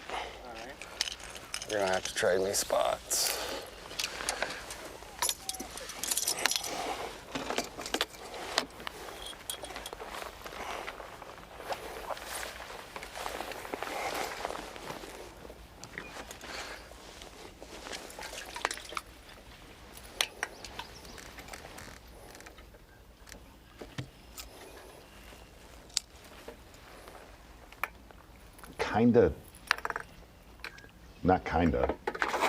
Benefit that he also has, if you got to jam back into that lock 1 to 2 o'clock, he's got stuff to go to getting back in 16.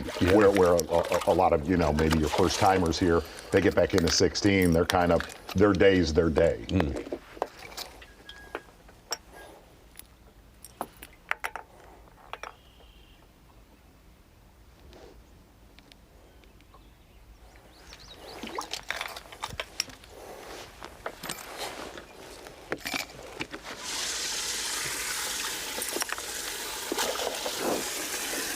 I don't know if we'll know the real weight of that big one until we get the weighing done.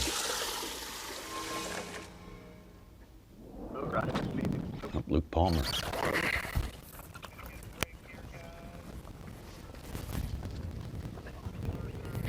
These ain't gonna cut it. Oh, Stetson got him one too.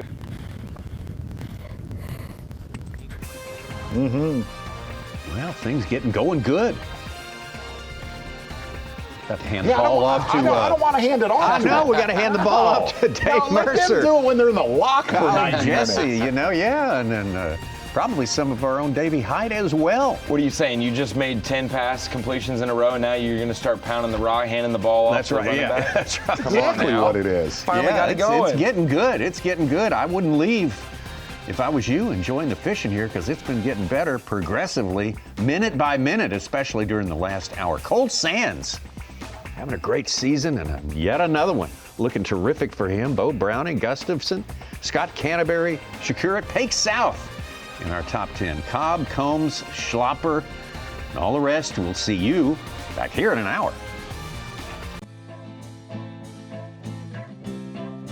Bassmaster Livecast back in your life, and so is the Bassmaster Elite Series. Stop 4 of the 2026 Progressive Bassmaster Elite Series. This, the Gamakatsu Bassmaster Elite on the Arkansas River. And you know it's a special day, Kyle Jesse, when we are joined by Bass Fishing Hall of Famer, two-time angler, the Bassmaster Classic champion, Forrest Wood Cup champion, and the list goes on and on. The great and honorable Davey Hyde. Welcome to our... Thank you so much. This is the first time in your new studio, Kyle. Dave, this is awesome. This chair is great. I'm so sorry I'm only going to be with you guys for today and a little bit tomorrow. Probably not even tomorrow. Might not even show up tomorrow. But if you are showing up to this, where you want to go is Oklahoma. Going to be the first time we have an Elite Series here. We have tried before, but it never, ever worked out due to weather. And no change. We are dealing with weather here this week. A tornado hit the area just the day before, so our thoughts are with everybody in that community, and we all band together for a great event here. Want to welcome everybody in, wherever you're watching from. Got a 4-box right now, Davey Hyde, and what is the big thing coming into this event that stands out to you? I guess whether to lock or not to lock, whether to go north or south. I mean, that's the big dilemma here. And I talked about it a little bit earlier when I was on with Tommy and Z. It always seems like as an angler that or it did to me, and I think it's the case for most anglers, like, the pot of gold is always, it's got to be real hard to get to. You've got to go through obstacles. It's got to be farther away. It's never really close by, but that's not always the case. But here it looks like the majority of the field, once again, thinks you can't stay close and catch them. You've got to go somewhere else.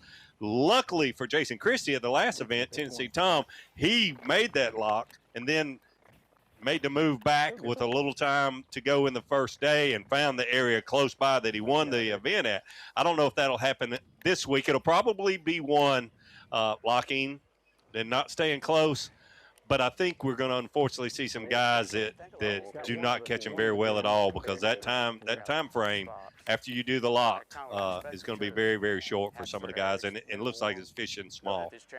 The one exception to that rule that I spoke to this morning was Pake South. He said it's just sheer numbers to him. He said, I'm going to stay here. It gives me the maximum amount of fishing time, and clearly that's paying off so far inside our top 10. What's our top 10 looking like, Kyle? Yeah, right now we're looking at Cole Sands in the lead with 16-3, Bo Browning right behind him, 13-14, Jeff Gustafson in third with 13-7, Scott Canterbury in fourth with 11-14, Jay Shakurit in fifth with 11 pounds, 12 ounces. And then, as you mentioned, Pake South made the most of his morning, tied for fifth place, 11-12 as well.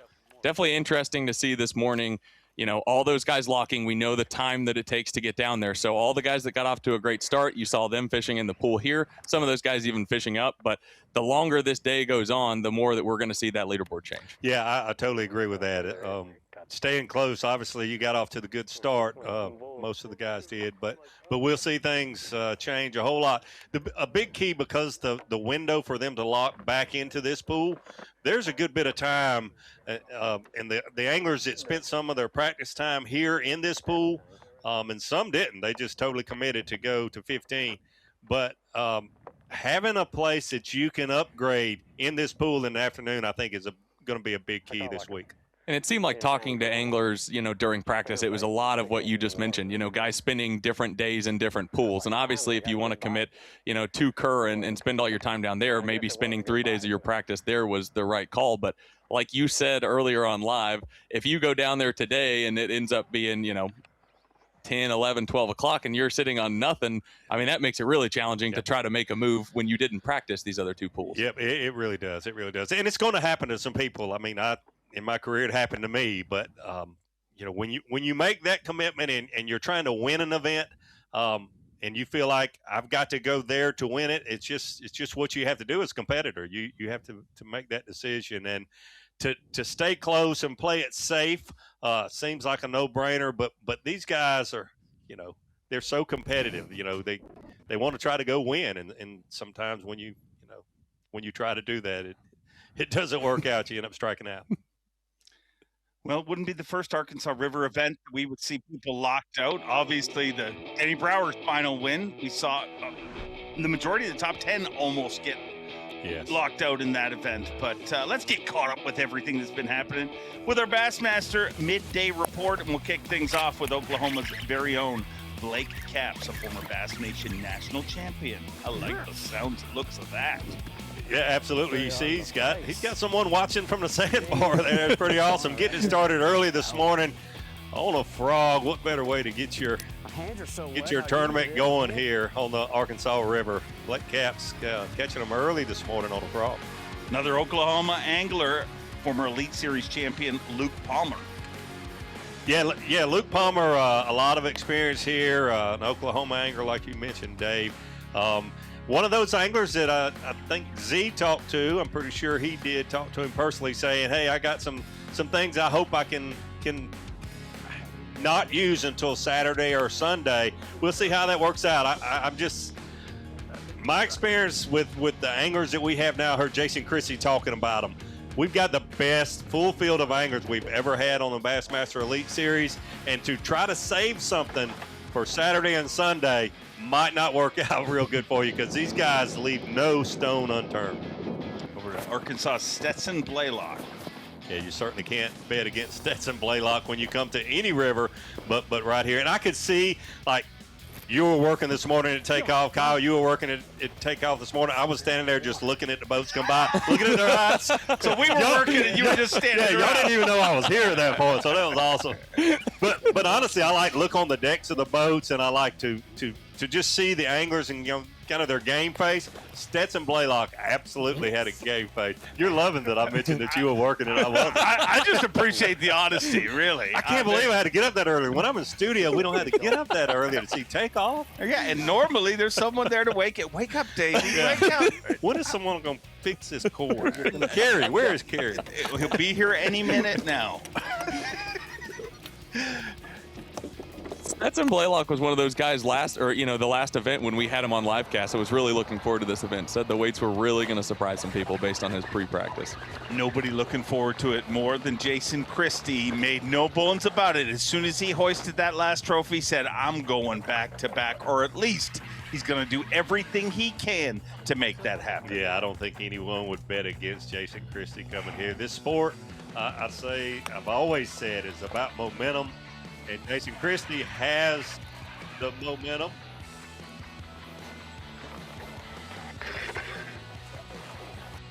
So Jason Christie having this momentum, coming in here with so much experience here, definitely someone to watch always. And he wants some revenge too. I mean, last year we went to Lake Tenkiller, another one of his home lakes. Everybody, expecting him to do incredibly well there. I'll be the first to say I was just ready to hand him the trophy because I fished at the University of Arkansas, and every time I ever went to Tenkiller, he was on the water. And you have to think that he's extremely motivated to be this close to home and have another shot on one of his home bodies of water. I agree with you 100%. The thing that really affected him there adversely was the weather and the water level being up high and dropping so much. Could happen here. They've been lucky so far with the rains this week, but we are going to see those changes, and it might affect things again for Jason Christie like he's not expecting. Well, that dam going to be a major player here this week, and I asked Christie, this is 2019 where a barge hit the dam. That's not good. Oof.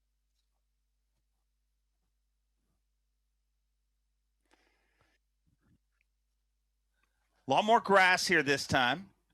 What I'm hearing is Mark Zona and several other anglers have a theory that those barges were full of fertilizer, and that's why the grass is better. I didn't realize. I had no idea Zona was a farmer, and he knew the type fertilizer that needed to help the milfoil grow 2 pools down. But hey, we'll see. It's a unique way to spread it. So I think, hey, I'm not going to say he's wrong, but I think the Arkansas River is definitely fertile enough to grow vegetation. Well, yeah, we'll find out. Well, I'll ask a bunch of anglers about that theory and see what they think. But I asked Christie this morning, are you going to lock? Are you going to stay here? And he did not bat an eye. He's like, I grew up on the other side of that lock, and I'm heading home. And when you hear Jason Christie say he's heading home, that is a scary, scary Jason Christie. Look at that fertilizer just distributing. Next time you go to the White House and talk about the environment, you can let them know the new way to spread fertilizer. I wouldn't doubt There are many ways to spread fertilizer, no doubt, Dave. That might be the most visually appealing way to do it. One of the guys you guys are going to ask about that is our very special guest coming up, Chris Jones. Yeah. Absolute hammer here at the Arkansas River. I think he's got an opinion on the theory, so on the right. It's like might two have him creeks add back there. some, The one on the right color to goes that. forever. He told me You don't something catch 'em way up crazy. it. Catch them out of the mouth. Listening to Lee Livesey. There's one that goes to the left. It's easier to get in. It doesn't go for a quarter mile probably.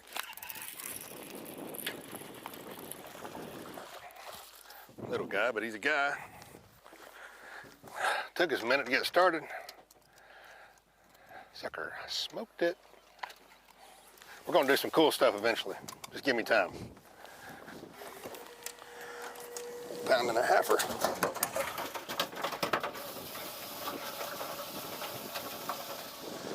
Number one. Freaking smoked it. Thought it can be big and as hard as you hit it. That's like the size I'm catching here. I caught one like 2.5.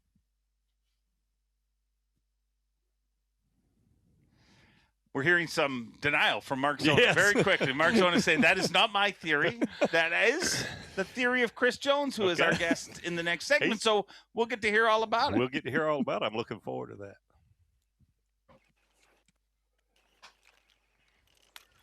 Yeah, my phone was buzzing like crazy. I was like, what's going on? Is my wife, it's a house on fire or something like that. And Zona saying, not me, not me.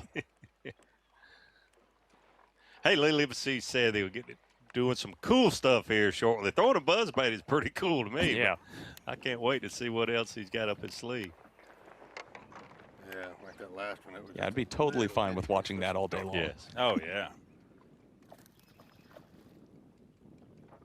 That was the first bait Christy picked up this morning, too. How did my stuff? Yeah, and then I saw him catch one a little bit later on a spook type, walking type bait. It's really amazing to me watching Christy at Tom Bigby and here today.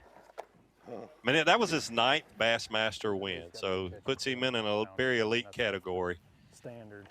When he wins, he's got a spook or a spinnerbait. I mean, or it's just. It's so simple, but everybody knows it. But then he's just the best at it. He's just so good at using a small set of tools, and he's the best in the business. Well, if you like that style of fishing, you're going to see a lot of it here this week. Day number 1, stop number 4 of the 2026 Progressive Bassmaster Elite Series, the Gamakatsu Bassmaster Elite.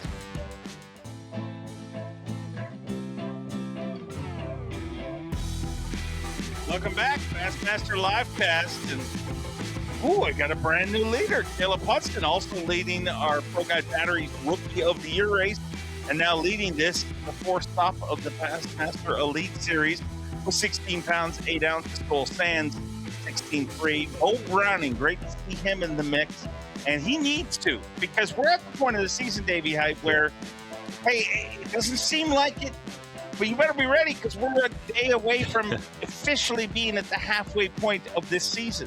Yeah, I've been watching Bo his whole life, honestly, knowing his mom and dad, certainly Stephen Browning for a lot of years out here fishing tournaments. And you kept thinking, man, he's a great young angler. He needs to have that good tournament to turn things around. And hopefully this is it, because everybody knows Bo Browning is certainly a capable fisherman. And we're going to see bigger and better things from him. And hopefully this is going to jumpstart his Elite Series career. Well, we had a little chat about a rumor about said barge in the last segment. Well, how professional is this show? We got Chris Jones joining us right now. Mark Zona said, hey, that's not my theory. It is Chris Jones, obviously Bassmaster Open champion. Came very close to becoming a Bassmaster Classic champion. And you're a scary name around these parts. I mean, I just talked to some fine folks from the military, and they said you just take their money every Tuesday night. Stetson Blaylock hooked up right now. Yeah, baby. It's a good one, too. Huh? About time. Those 3-pound fish are what's key. I mean, it's just like any other river. Anything 3+ is a bonus. You I see mean, me that's miss what that you're fish looking first for. time. There's plenty of them out there to be caught. That's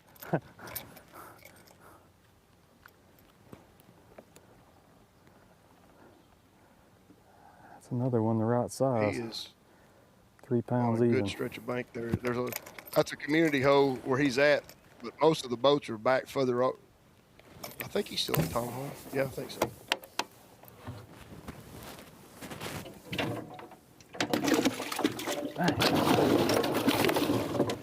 People try to jump out the boat. Hey, look at that Cole. He's having a pretty good day. Looks like it. How much does he got right now? Unofficial? Unofficially. This would be before that fish since he just caught So it. good, man. So Before that fish, he had 9.4. Yeah, so he probably just added about 2 pounds there. So. Yeah. So he's up around 12. Yep. I mean, 11. I said 12. You know, anything over 12, you're keeping yourself in it for day one for sure. Rag while my hands off.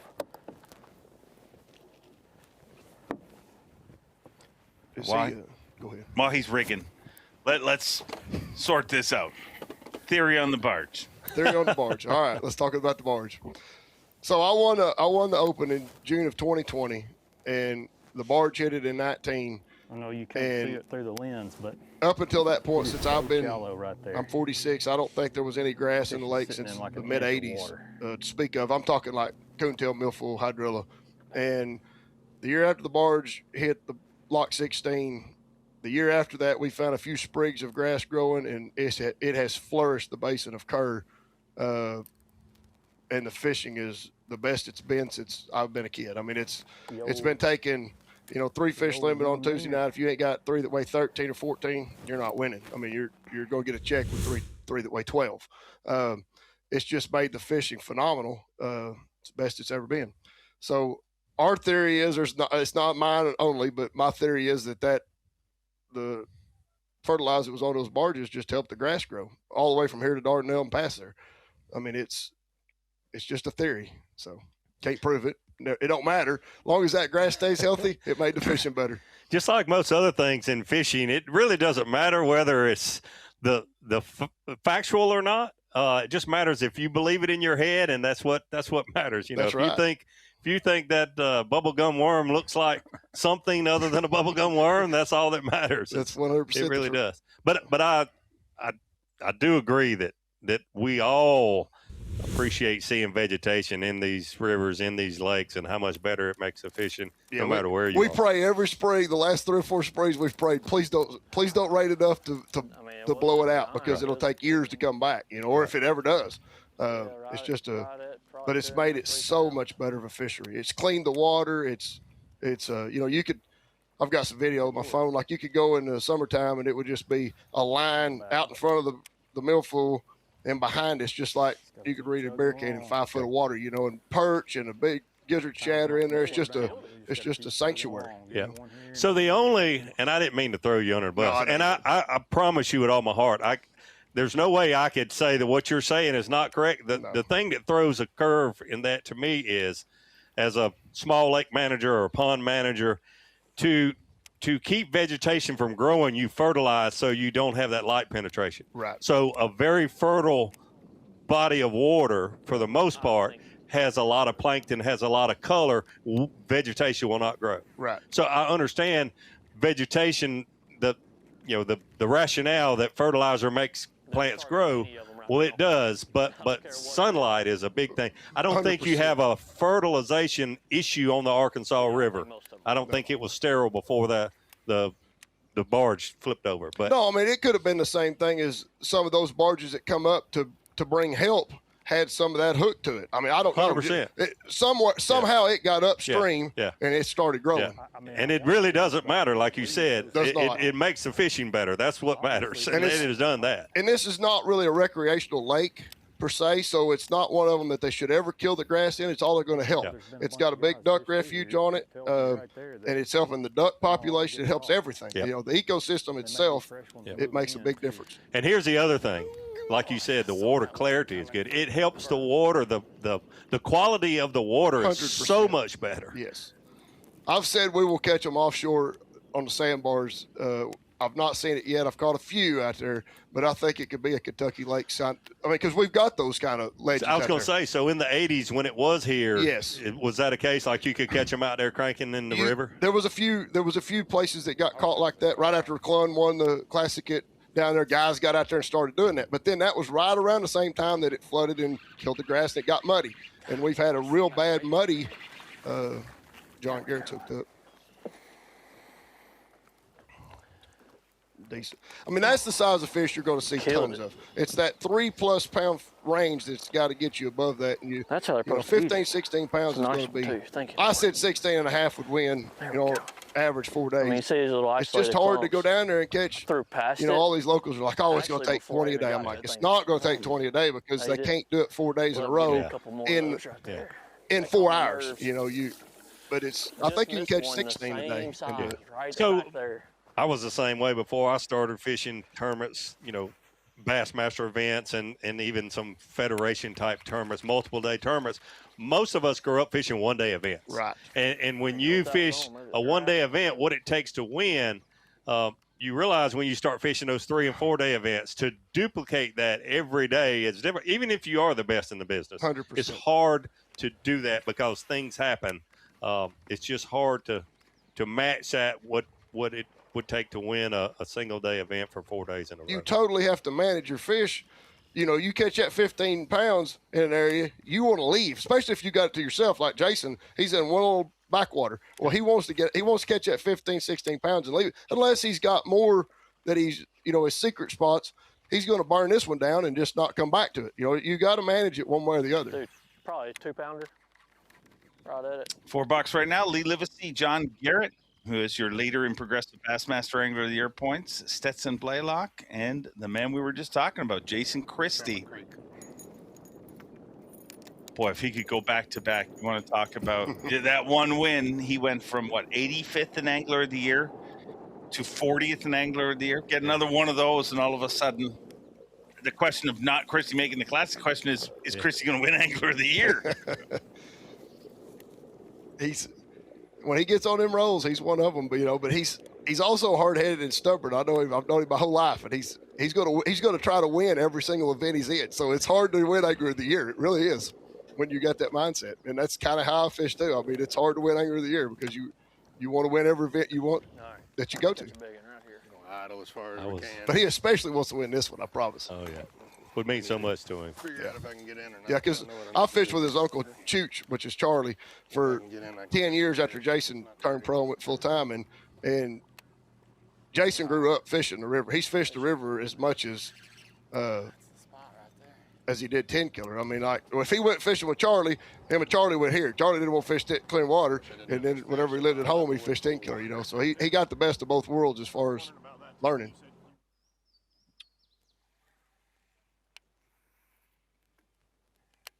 Eyes on Stetson Blaylock right now. Yeah. So, Chris, with all your experience here and it being 2026, everybody's got Google Maps and every other satellite photo of this area. Is there such thing as a secret place that Luke Palmer or Jason Christie could be saving until Saturday or Sunday? There's absolutely. Matter of fact, I know exactly where Blake's at. He's in a little hidey-hole, but yeah, I mean, it's one of those places that there's actually, we've talked about it off air a while ago. There's actually a pretty good size arm that there's not a single boat in. Before that, been pretty dominant around here, and I'm kind of shocked that there's none of them in there. They know about it. Did they go in there on the wrong timing and not get a bite in it, or are they saving a little key spot? Because even those areas, those big areas, it's a spot on a spot. It's kind of like a shell bar. I mean, you pull up and it's a one cast deal.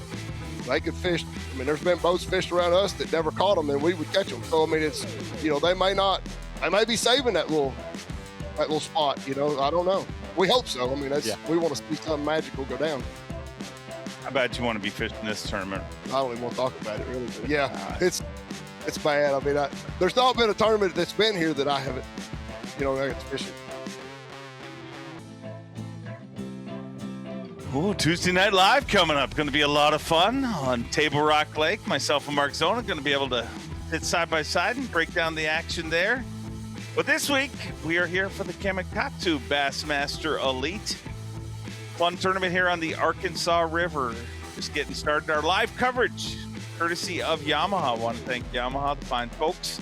They're getting set up outside. Going to be a great expo here this week. A lot of entertainment going on. So make sure if you're in the area, you swing by. But speaking of the area, Oklahoma's very own Blake Capps currently in 50th place, but I'm betting he's going to make a move. He needs this for too. confidence. I mean, that's kind of a big thing. 6-pounder, eat his frog right there, and he needs it.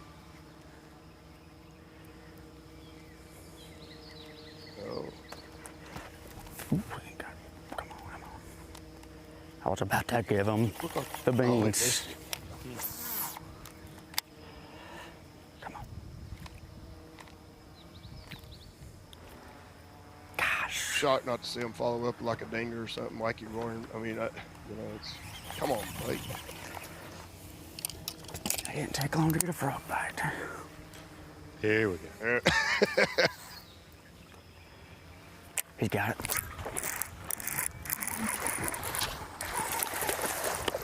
Get in here. I don't know if that was the same one that just missed my frog or not, but that's number 5. Thank you, Lord. Whew. Power pulled down for a second. Number 5. Long, skinny. I mean, it's either a male or she ain't beat up or nothing. Nope. think there's going to be a ton of progress in this deal. You know, a lot of those post-spawn fish. 10:30. Got a limit. A little longer than I expected, but So does about an hour and a half. the warmer weather, the spawn happen a little sooner here this year than it normally does? Yeah, it really has. We've had those 90-degree days right on that full moon, and I think a lot of them bigger ones went. The cast before, but we're gonna fire back in there. All right.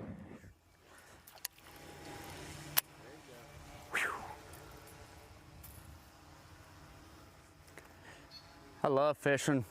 It is not healthy on your heart. My gosh. Between that and Monster. Yeah, dude. I'm with you there. Fire me up. I tell you what, I'm just gonna keep firing that frog around.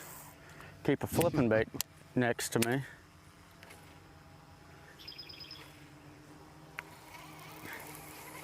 It's a good decision. I hardly ever get a bite right there, but I guess because it's high maybe.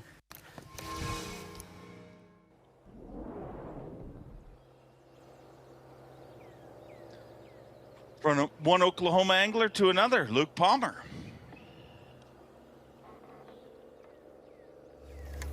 Luke's already got his 5-fish limit, but definitely needs upgrade size. Yeah.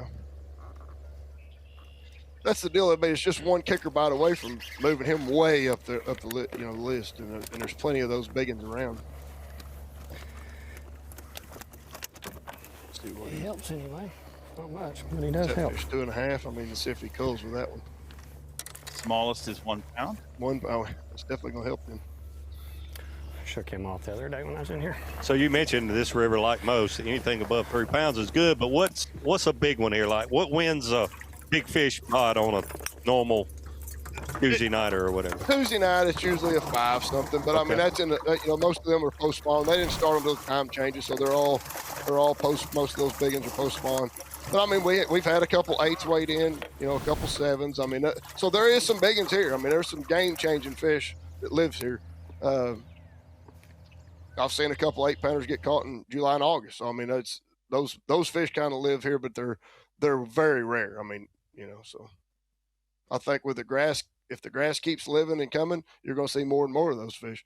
I mean, I know it went from, whenever I won in 20, I had 19.8 or 19.10 the last day in June, and everybody's like, "Oh, you caught a giant sack." Well, that sack is just a normal, just a standard run-of-the-mill sack now. You know what I mean? There's a lot of those 4s and 5s getting caught now. So, you know what's wild?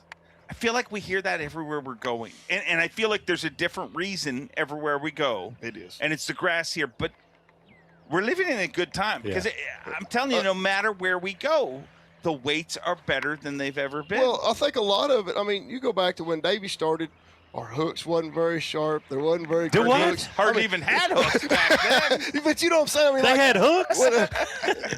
No wonder I couldn't be competitive anymore. Everything we have now is so much better. I mean, our line, our hooks, you don't lose near as many fish. Our anglers are way better. I mean, it's just, I think it's at a whole, that fish that got away didn't get away. You know what I mean? Like that kind of stuff. I mean, I couldn't agree with you more. I think everything is better than it was 10 years ago, let alone way back when Davey started.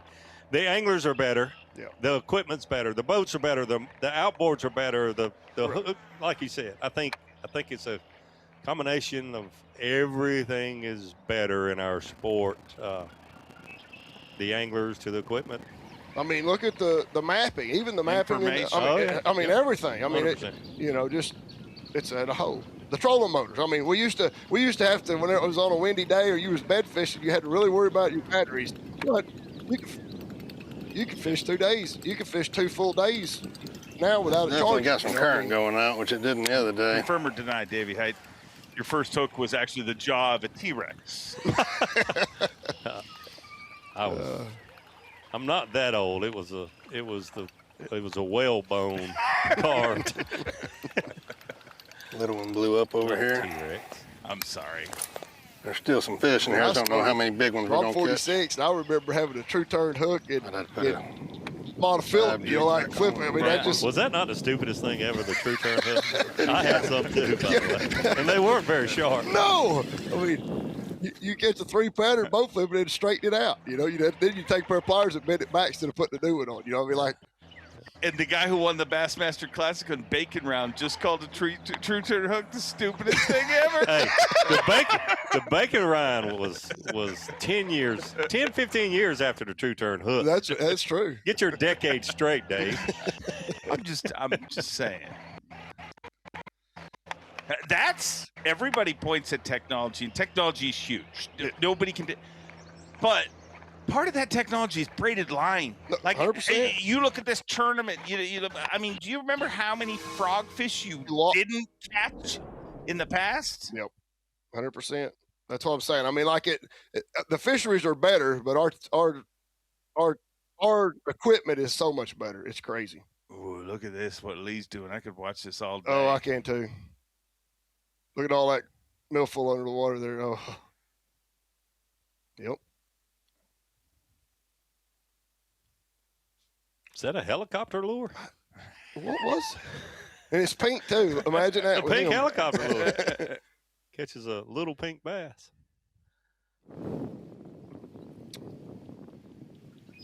Go back to back with the helicopter lure.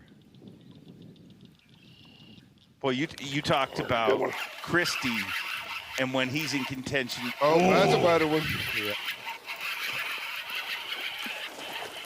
All right, not as big as I thought. This is how to be one, in my opinion. On the pink buzzer, this is the kind of baby? fishing that I would be doing if I was. That one's getting close to 3. Pink buzzer. Especially with the conditions they have. A little bit better, 2.5. The buzz bait, or more so the you might not be 2.5. I'm big. vegetation A little bit. 6 Ain't inches nothing below all the day. surface. Everything he said. Let's go, baby. It's the area, the watercolor, the submerged vegetation. I mean, it's just where the big ones are going to be. You throw pink? I'm not a pink guy. Do I look like a pink guy? No. Lee doesn't look like a pink He guy does, either, but I mean, clearly he's What a does a pink pink guy actually look like? Lee We better not get into that.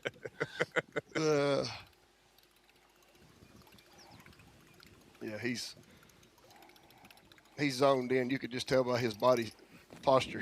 He feels like he's fixing to get another one.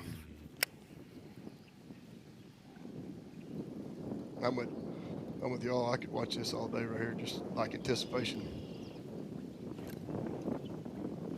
So these shad is spawning here. These fish will go crazy. Where they're at, locked down. Right.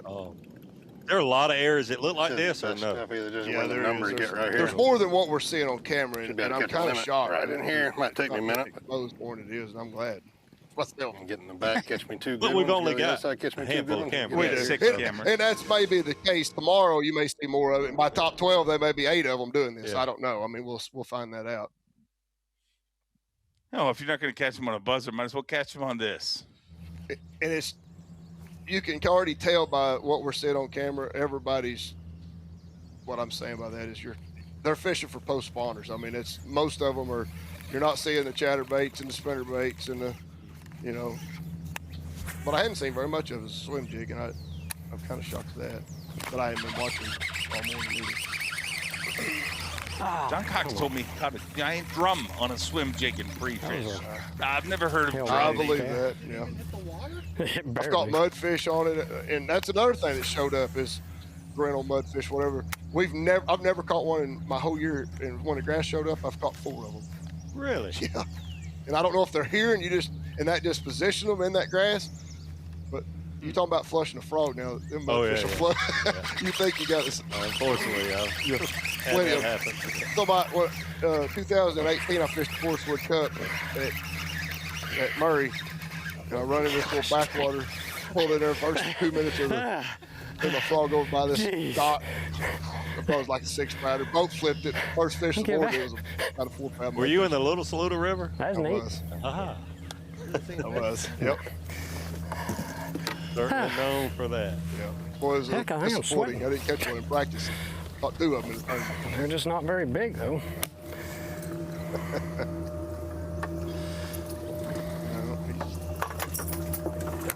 That's the deal. There's been plenty of bites, but we haven't seen a lot of those big ones. And that's difficult. Maybe got 2 done. pounds. I will look at this fish coming through those pads right there. I think it's cartwheels. I think that's Hyacinth or Sylvania or what do you call that, Davey? Is that? Well, we've got a lot of that back during the T-Rex days. We called that food for vegetarian dinosaurs. Is it the giant Sylvania? Is that what it is? No, it's not Sylvania. It's not Sylvania. But it's it's a man and it floats around and it'll move around. But I really don't. I haven't seen it anywhere. Yeah, else. I don't know the proper name for it, but it's not the giant Sylvania. Ooh, the cap's hooked up, and Chris Jones, I'd appreciate it if you don't put us in a spot like that to show how stupid we actually are. I thought I was the only redneck here. Oh, But he got that frog though. Man, this is pretty interesting tournament. You look at the last two events, very similar, these river, and this is one where you can use forward-facing sonar. Are we going to see that play? I think not, but I mean it's. Though if a couple of boats are in those areas that are up the leaderboard, and they may be putting that, we haven't got cameras on them, but they're in a couple areas that could be utilizing it. So it's going to be interesting to see. I said 2 guys out of the top 12 would be used it somehow if it was just perspective mode, looking at stumps. I don't think. Welcome back, Bassmaster Livecast in Muskogee, Oklahoma. A beautiful community and welcoming community. Visit Muskogee. I want to thank them for having us here this week, and got to be proud to have bass in your local area. 100%. I mean, it's great for the community. I made a post about it last night. I mean, this is what you live for as a bass consumer. I mean, this is what we like. You know, I mean, it's good to have it here. We've tried to have it here a couple times, and the weather's kept us from having it. But it's also, you know, it's great for the economy. I mean, like, look at all the, you know, the boats and the people coming to visit. I mean, it's just great for the all around hotels, you know, restaurants. I mean, it's good for the whole community. Good for Bass Live, if you ask me. The footage we saw so far today. I mean, if you like an old school backwater bass beatdown, that is exactly what we got here this week. I haven't seen anybody look. Oh.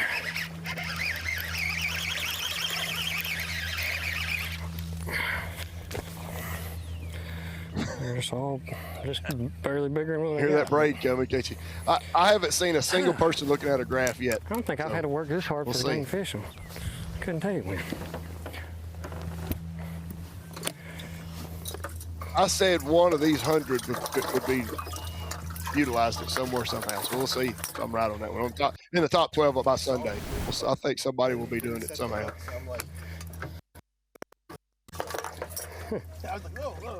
good looking bite there, no doubt. Yeah. It looked bigger than that whenever we first set the hook. I thought it was going to be a 3 or 4 pounder.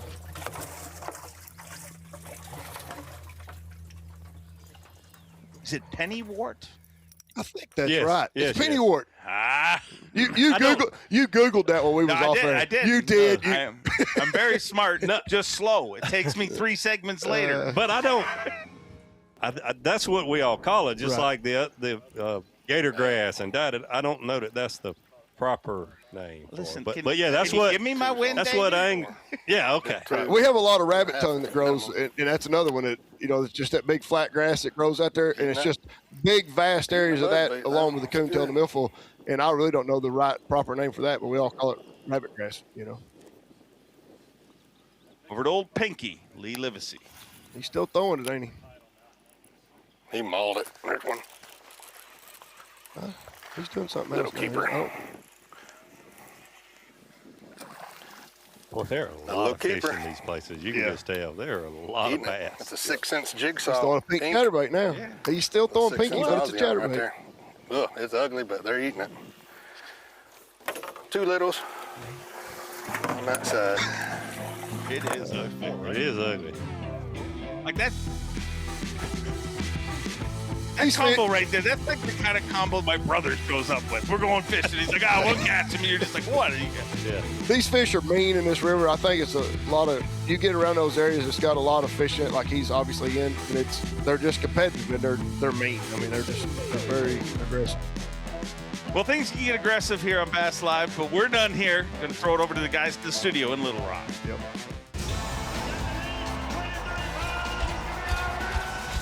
You're watching a B.A.S.S. presentation. Plowing on through it, Bassmaster Live, day number 1 at the Gamakatsu Bassmaster Elite at the Arkansas River. That is the Sooner State of Oklahoma right there. That's one of those little back corners of Kerr Reservoir. Sneak hole. Little sneak hole there. And pool number 15. 15th pool up from the Mississippi River on mighty Arkansas. Using it for bass fishing this week and get some great results. Get some heavy-duty, non-stop fish catching going on in the last hour and a half or so. And some great shots of this place as well. Not a lack of fish catches since the boys got down into pool 15, but a few of our leaders still creeping around in 16, a few of them fishing up in 17, but starting to see some bigger sacks come out of the Kerr pool of the Arkansas River. Saw Blake Capps capture a good one not too long ago. He is the local favorite. Oh boy, it's a giant. Very nice. It's not a giant, no. Oh my gosh, it sounded absolute giant. That bite should go on Shark Week right there. That sounded giant, right out of that mat. That's a good call though. You got that one, didn't you? Oh, heck yeah. I got that one. Whew, that one fired me up. All right. Number 6. Look at that call. Heck yeah. Whoops. Number 1's the next one to go. Oh my God. That's skinny, but I think it's a 3-pounder. Jeez. Dude, let's go. That was awesome. That was a great bite right there. Yeah, that's good stuff.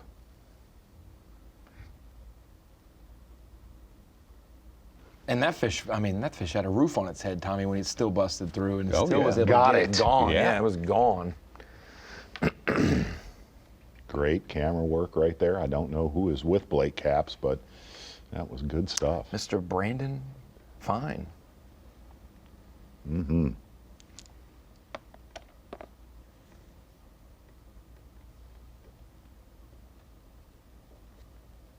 Was interesting listening to Chris Jones and Mercer and Davey. Yeah, good stuff. And really kind of dialing in how this so far it is. This is a very post-spawning out with Jason Christie live.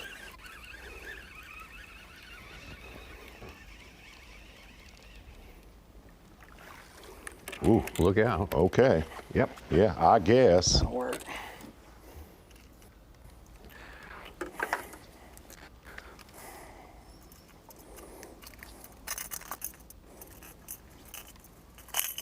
Jason Christie won our last event at Tennessee Tom Bigby River after finishing last place at the tournament before that. Went from 85th in points to 47th. Look how healthy they are. And let me say this again. Solid 2-pounder, you think? Yes, it is. He did that for us. Hey, listen, he's got a little Patrick Walters in him. No doubt. He is not he's the scared to original. not tell the truth. Oh, for sure. It's him and Hackney are the original. There is nobody around him. That's on our map. There's somebody a couple miles away.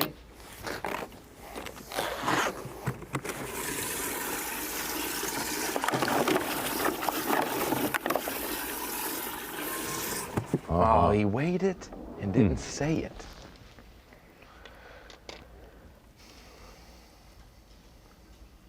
Dang. Would have been a limit, though.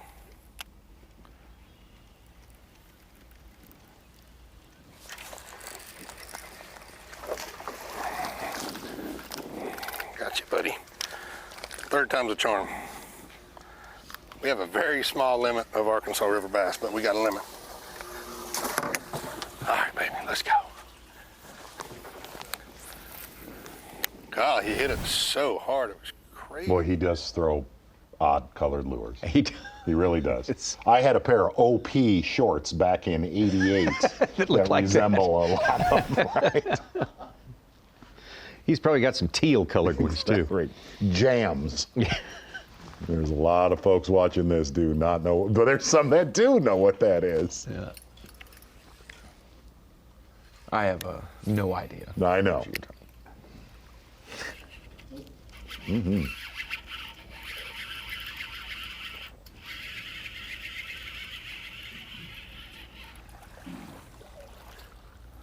Little guy.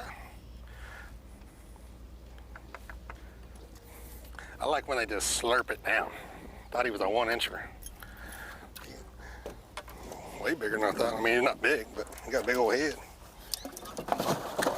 We're calling it. What time is it? Oh my God, it's already 11 o'clock. We gotta leave in like an hour. We better start catching them, boys. We got a little bitty one in here somewhere. So at least we've had on camera Livesey and Jason Christie, really the only two anglers we've seen fishing that submerged grass off of the bank. Yes. Cap's not doing it. Right. First cold. That thing was like, didn't even hardly fight. It was kind of weird.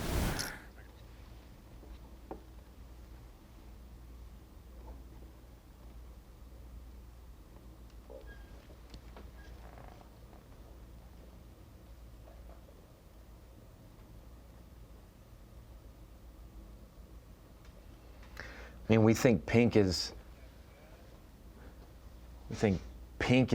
something super dramatic, Z, but sorry, I was on with the president right there. I'm sorry. Is it? I got lost.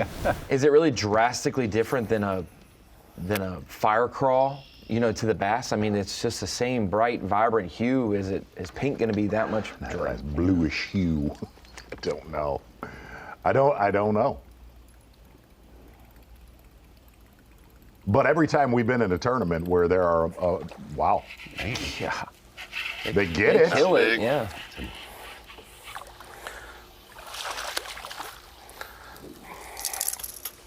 We're catching bass. They just ain't got no size. We'll have to weigh them and see what we got this go round.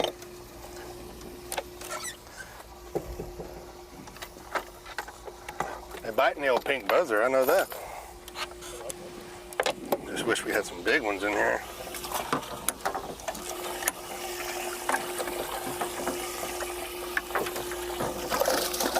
You want to be number one? Okay.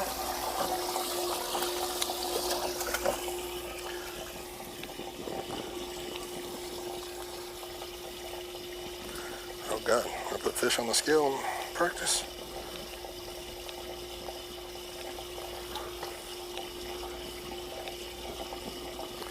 There we go.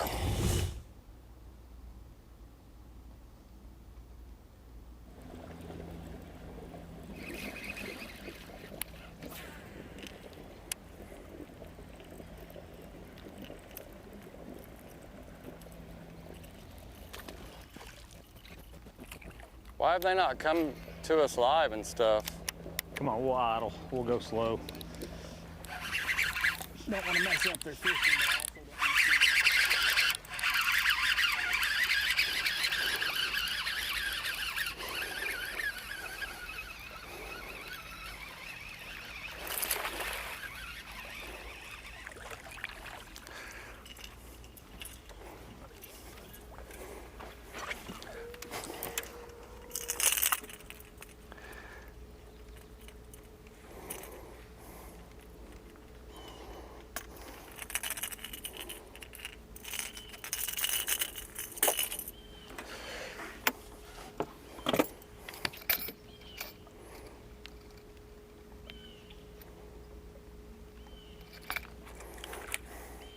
But he's about on his way right now. Yeah. He's and I don't know, I think a lot of our Bassmaster Live viewers fish a lot. That looks like an area that very reloadable. Yeah. Okay. It's not like he's fishing a 40-yard stretch of bank, if you know what I mean. Yeah. That is a coming and going area that he's sitting in. And one of the benefits of it, he talked about this spot. God, he don't look like he does. Talked about this spot on Tuesday night. Very hard to get into. We saw it in there. Big shoal across the middle of it. And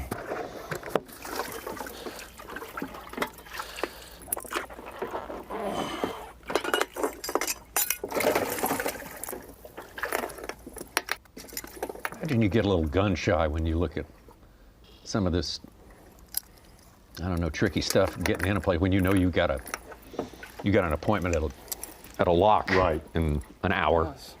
And it's way different than practice. These guys will help you out in a tournament, but Tommy, it's not like you got till daylight to dark where someone can tow you off in an hour.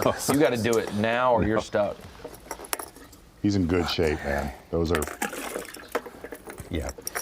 And he's not as twitchy as he was earlier this morning. No, he was when we came to him. It was, if he was looking forward to this tournament, it had evacuated at that point. He looks like he's happy. Coming.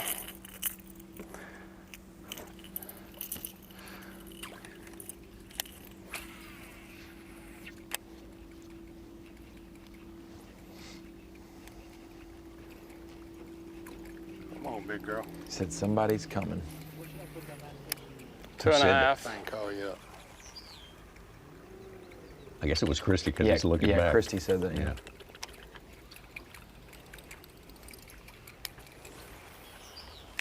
May just be a camera boat driver that's a local for a photographer. Well, why don't we just find out, Ron?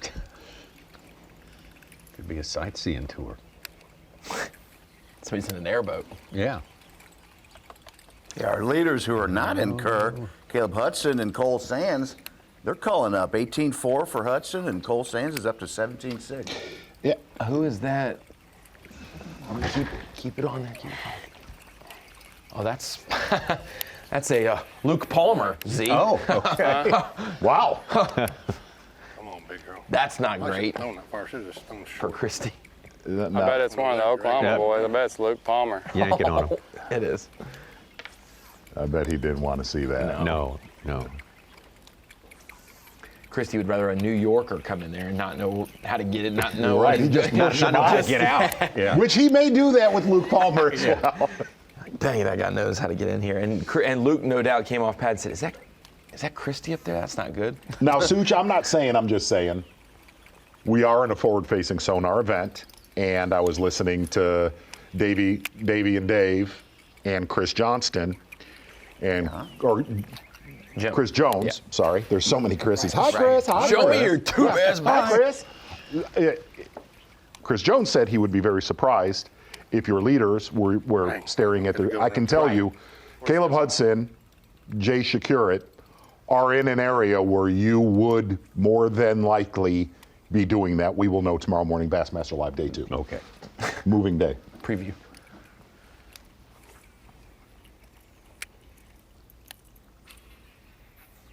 Got this reel dialed. Got a bomb with a 1/4 ounce buzzbait. With no trailer either. Or no weight trailer.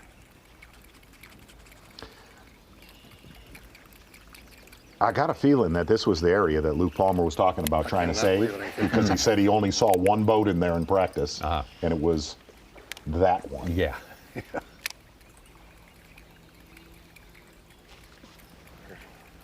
What's also scary with Christy is he's normally a 25th or 30th on day one and then gets better and better and then ends up winning the tournament. If he starts this week out in 10th or top, it's watch out. A little scarier for sure.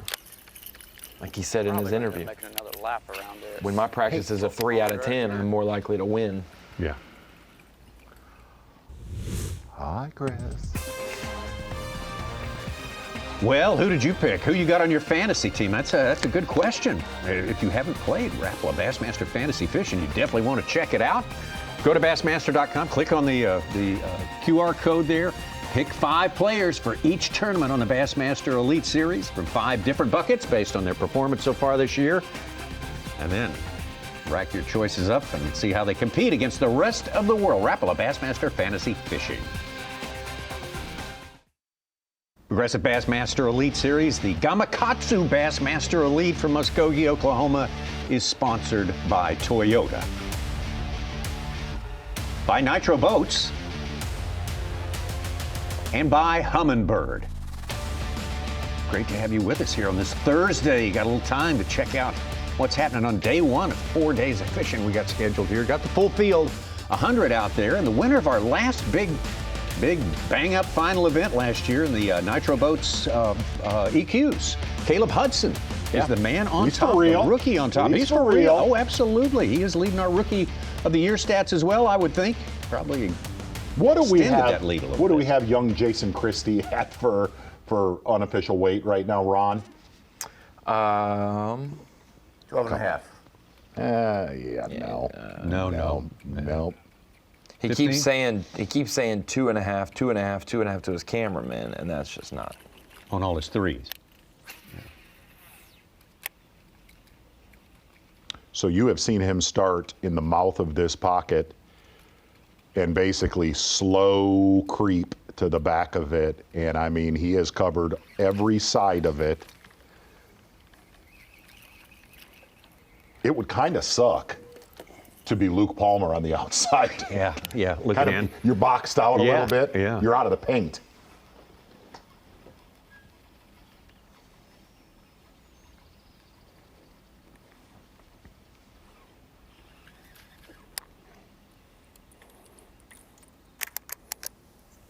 And that is from Luke Palmer's boat right there. Yeah.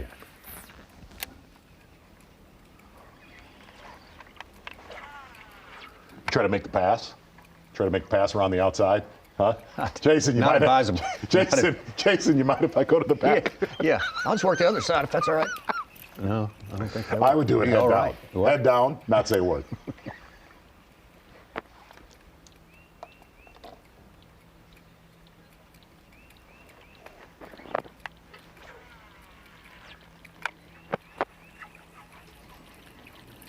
Boy, you're right, Ronnie. It when he laid down that buzzbait and went to that spook, dude, it was instant. The size difference changed immediately. The whole demeanor. And when I went back and looked at the clip, when you see him swinging that first one on a spook, you see grass on the bait. Yes. But right before he swings it, that dirty water, or dirty, the complexion we see here from this angle, when the camera zoomed down, you could see all those individual stalks, and so it makes sense why sometimes maybe a slower, it's kind of like each one of those stalks is an individual piece of cover, like a stump would be, or a laydown would be. And the way that pocket lays, very protected from regular river current flow.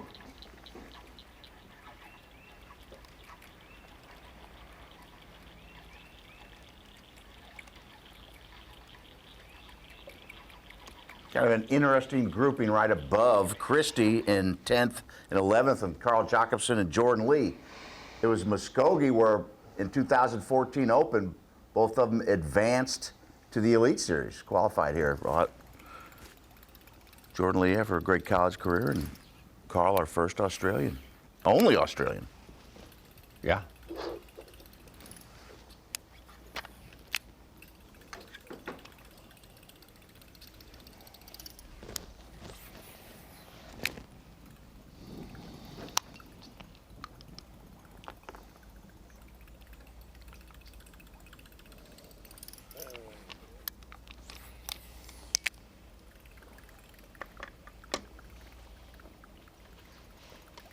Randy Howell up to third place. Might be big. Put one. Dadgummit, the other one was bigger than this. That was a 4-pounder back there. Buzz bait in 6 foot of water on a stump. That was a good one, though. Oh, pink buzzer to the dome. Are we back at Lake Ray Roberts? Is this Ray Bob? Oh, that's for Lane. She loves some pink. 3-pounder. Exactly. 11 pounds now, number 5. Mm-hmm. Yep. Whatever this guy was.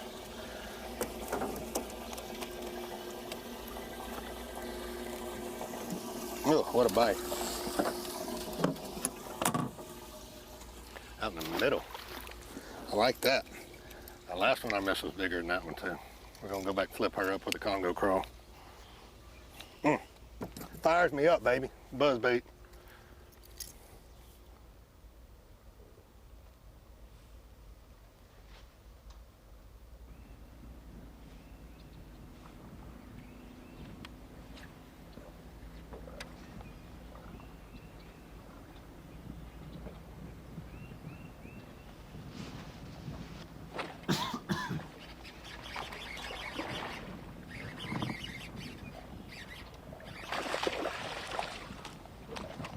Just a better than average size bass in this little couple 100-yard stretch.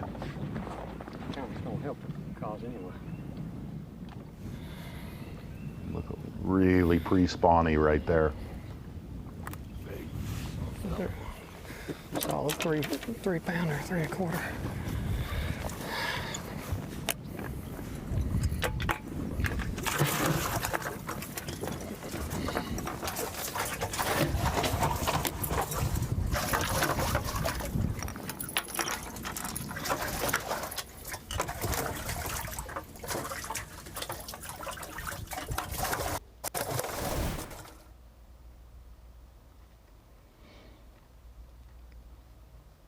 Good one right there, needed for Luke Palmer. Said his target was 17 pounds. In here the other day, and I got a couple bites, but I could throw this dinger, and I'd dang sure get some bites then, more bites, but seems like he caught a lot more smaller fish, which obviously is not what we need right now.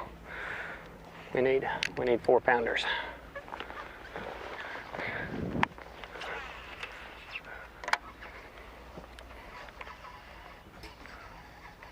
Oh, that felt good.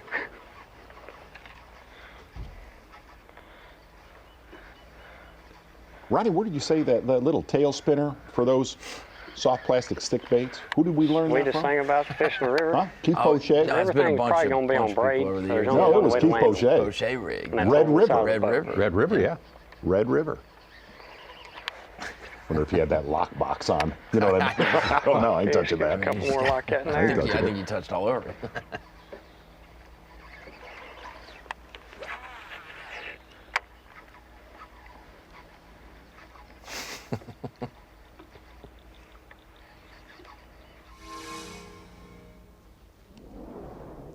Been a while since we checked in with John Garrett. Yeah, and interesting, Tommy, where John Garrett started, where we saw him catch one fish this morning. That is where John Garrett hooked up right here, small fish. That is where a couple of your leaders have trenched in. Oh. Caleb Hudson, Jay Shakurit. About that. Come on, give me one big one. Make a huge difference.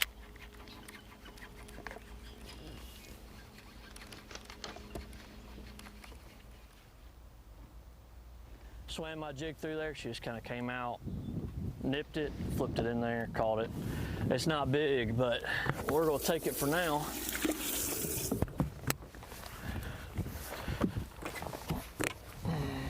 We're gonna take it for now.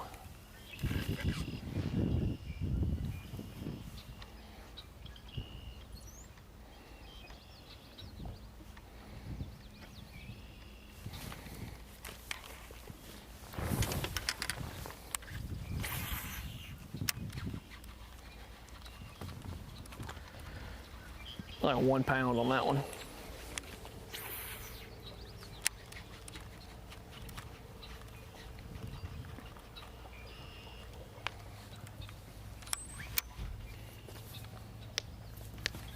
We've seen John Garrett of his, what is that? He has 3 fish now? I Came in here and caught number 4. four.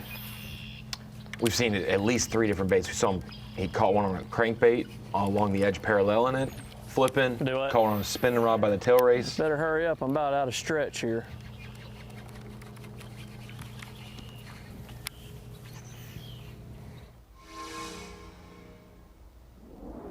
A lot of that's fry too.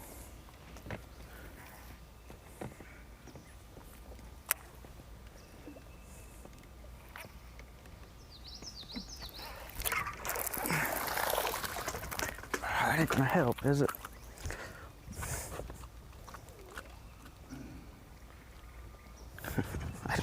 That might help, I don't know. He looks kind of fatter.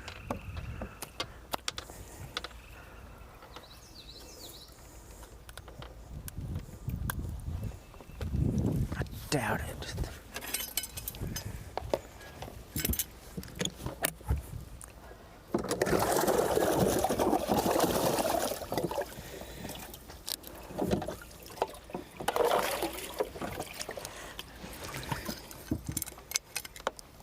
Battle of the Smalls. Nope.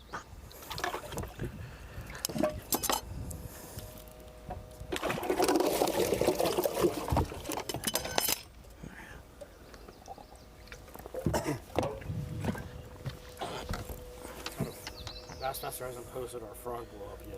They haven't? No, they will though. They will. They'll make me, yeah. They're usually pretty good about it. Like usually within the hour, they'll post it on Instagram. Yeah. Will they tag me in too? Cool. We'll see. Good. If not, I'm gonna show you.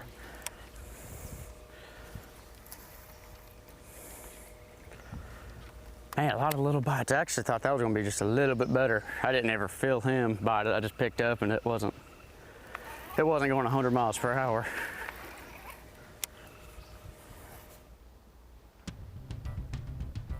For Blake Capps, who had such a restful night that he slept through a tornado. He did. He did. Out there holding his Never own. heard that happen. Some people Holding like his own. sound machines and fans. Yeah. Some like the hum of the train coming down the tracks, aka a tornado. Yeah, good point.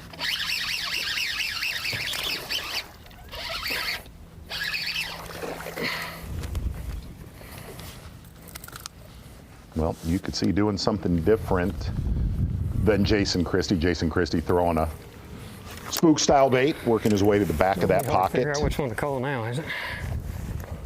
And Luke Palmer throwing a Texas rig stick worm with a spinner on the tail end of it.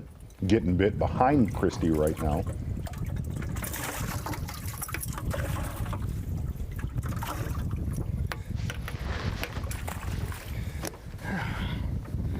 Keep going.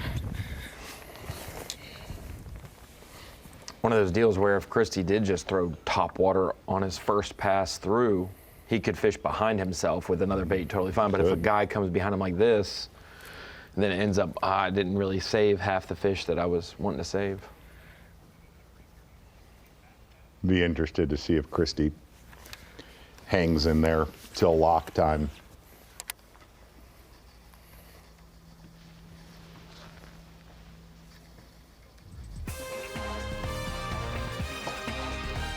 All right, Luke Palmer. Oh, yeah. Nicking away at it there. A little bit more size in the boat right now. I want to remind you that the Bassmaster 2026 workshops are on the schedule here. That's the extended schedule from now. You might want to check that out if you're a person of the female persuasion who wants to get deeper into your passion for bass fishing. Got one coming up at Santee Cooper, Pascatank River, Kentucky Lake in July, and in August at the St. Lawrence River. Bassmaster. Well, first there was the original fantasy game, and now there's the Falcon Rod's Bassmaster Drain the Lake Fantasy Fishing Challenge. Been around for about 3 years now. And what you do is you pick out 8 anglers for every event on the Bassmaster Elite Series and the Classic.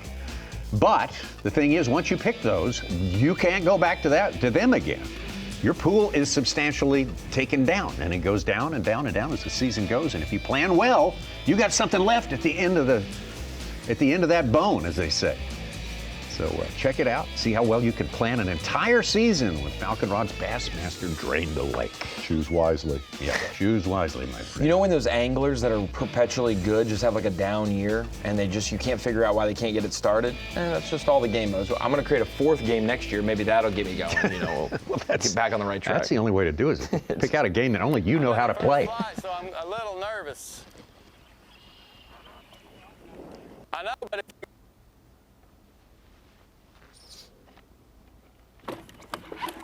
There's a stump right there. That's awesome. There's a stump right there. I planted that like 62 years ago.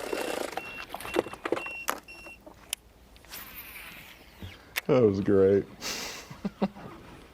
That's a power pole replay of the day. I think so.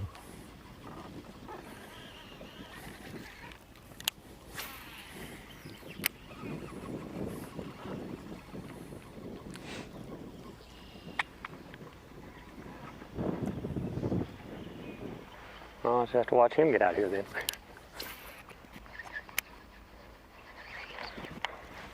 So we got Jason on his Only been way here one out. other time, Jason on his and that way was in out. Vegas for the first time.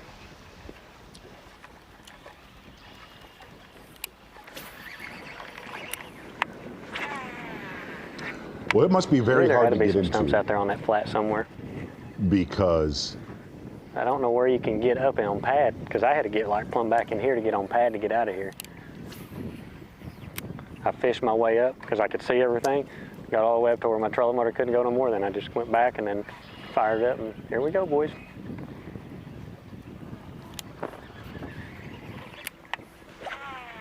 they are the only two anglers that have touched this thing. Look at all of them out there looking in. I think that's rocks and stumps and whatnot. Is that what that is? I think it is. I don't know. Yeah.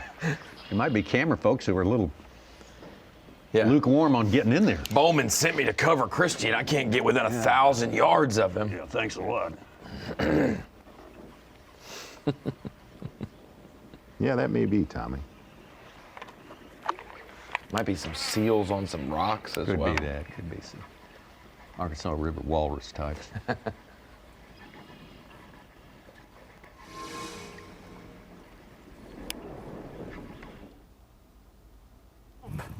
Whitecap's hanging in there in the top 20. Now we've got about 30 anglers, I think, that they're not reporting as of now. Is that not right? Yeah.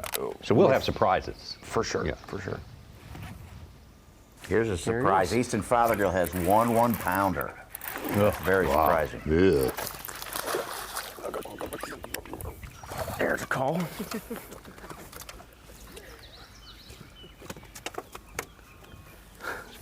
Well, there's a track star. It ain't much, but I think it will get rid of number one. Finally, our bonus fish this morning. I talked about this earlier. When I taped here, it was not far from where Christy that is one at by with you. Christy. It is the only time in 20 years I wanted to use his bow. Like I did not. Like when we launched it, he's like, "Let's make a run." I'm like, "No, we're fine here." Let's fish retreads around this boat. Yes. I don't know about you, but I'm having fun. That was when you did the. They did the snake prank on his leg, wasn't it? It's because we were not catching anything. Yeah. The true story on that. Good fish right there for Blake Caps. Solid day so far. Yeah. True story on that. They were biting at 10 killer that week. And I mean biting. Y'all left.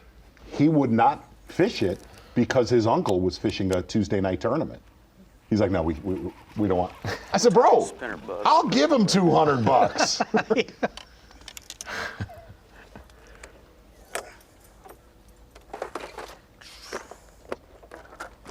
I call them finesse spinnerbaits, but I call them finance spinnerbaits.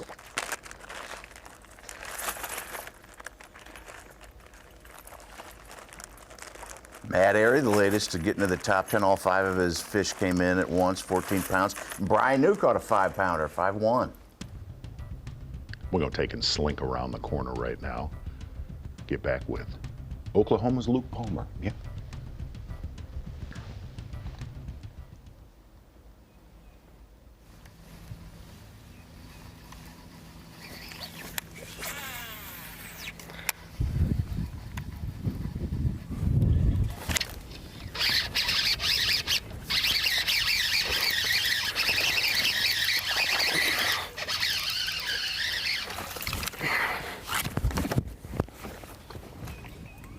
Oh, that is the size bass Jason Christie probably does not want to see leave here.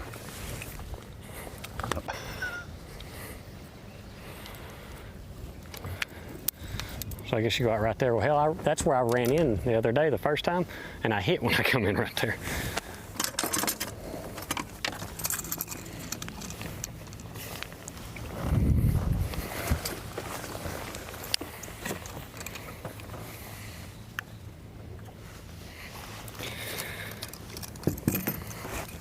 Either my scales are. How much do you think that fish weighs? Looking at him. At least, man, I want to say 2.4. Is that what it is? Yeah. Well, he looks good. 2.8, and then you got me scared, so I lowered it about 2 out, 3 or 4 inches.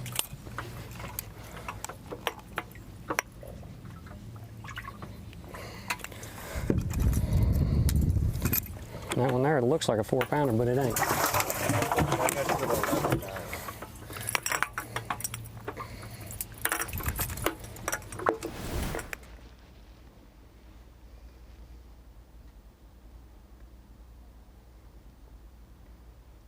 Boy, they're about the in this pocket. They're about the healthiest ones we have seen. Hungriest yes. of all in this lake.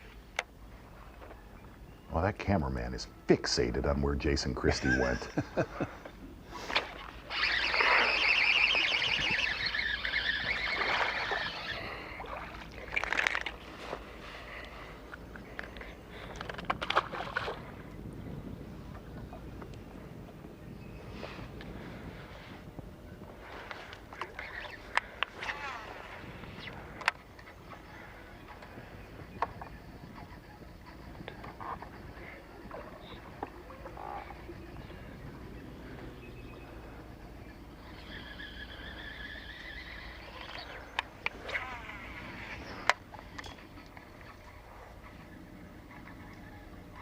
You're just checking in at this tournament. They can use the live sonar, the front-facing sonar.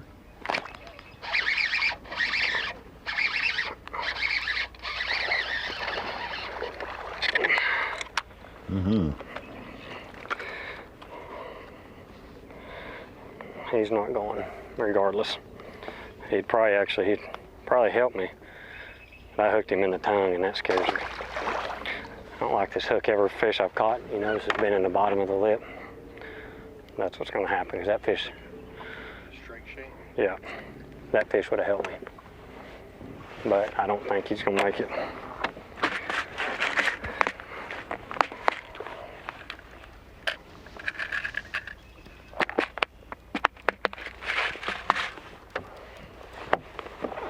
Dang it. I seen that on that first one. I should have just changed it.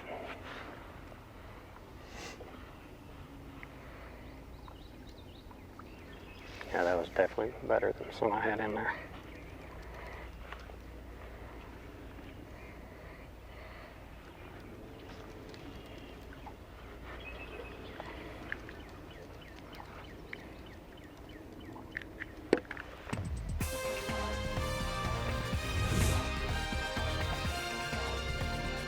Well, as far as the kayak series go, you're probably thinking, what's going on? Well, the Newport Bassmaster Kayak Series finished that big tournament up there in northwest Louisiana a couple of weeks ago now. We got their sights set on May 30th and 31st at the Santee Cooper Lakes, the famous Santee Cooper Lakes in Clarendon County, South Carolina. You can hit the QR code right there, get yourself fixed up, maybe get yourself entered into the tournament. Maybe get yourself a win. Maybe get a win. Newport Bassmaster Kayak Series.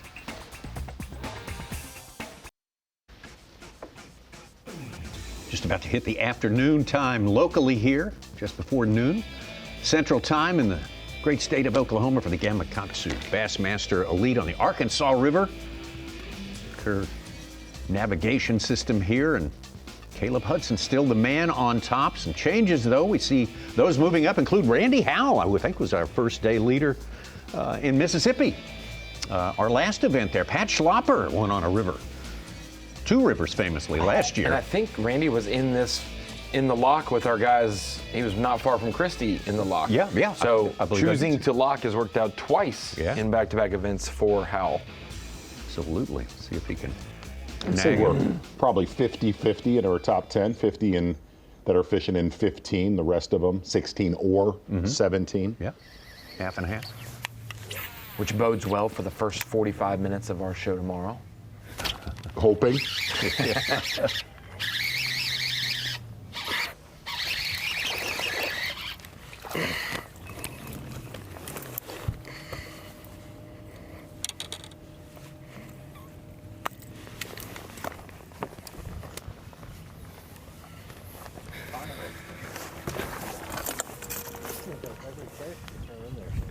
It's fatter than heck.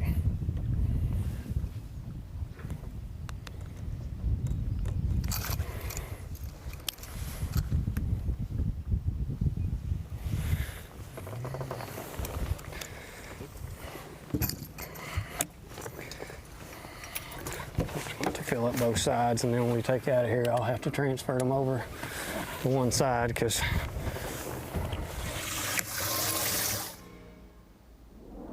I think I'm just gonna spend my day in the Canadian. I think I'm gonna go to that next dead end. You know where I'm talking about? The long one? Yes. That's a good one. Gosh, did you see how far that fish was out? I don't know till hell. When he set the hook from where he flipped.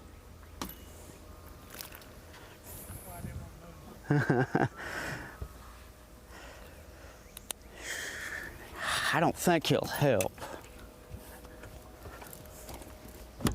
Be a good fish to have tomorrow, maybe.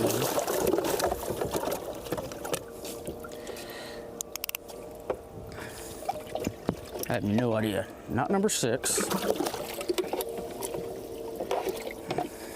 It might be a call. No. No, not number 2. I normally weigh them all, but I don't, for some reason, I felt like it was a better idea not to.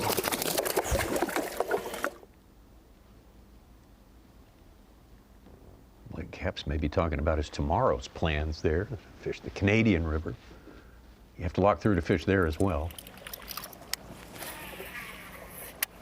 Good look at some of that submerged grass. It's kind of just right in the middle. I mean, I've got 2 of the right fish and gotten quite a few bites. Kind of started running around trying to find some bigger ones and hadn't really gotten any bites since I left that one area, but it was just overrun with people, and I knew it would be quite a few guys in there, but man, there was a lot of people, and everybody was catching fish. Never really did see any real big ones get caught. I really wanted some sunshine where I could get this stump deal going, but it's really not, you know, you can't, they're not gonna set up on them good when it's cloudy. But I'm fixing to try the back of this pocket right here where there was about 6 bites I shook off in practice. They may or may not be any good ones, but I'm gonna hit it real quick and then we're gonna get out of here. I mean, I know there's bass out in all that grass, but it takes so long to fish out through there, and you're kind of just trying to luck into one.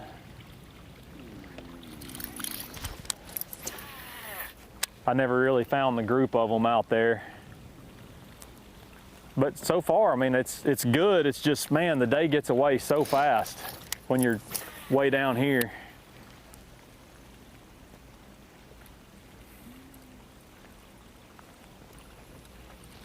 But we're just looking for that 1 or 2 of those big bites. Puts us right where we need to be.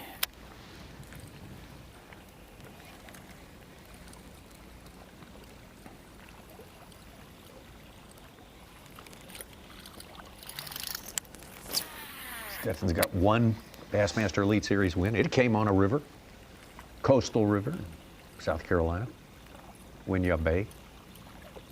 Came close this year, second on the Tennessee River, Guntersville.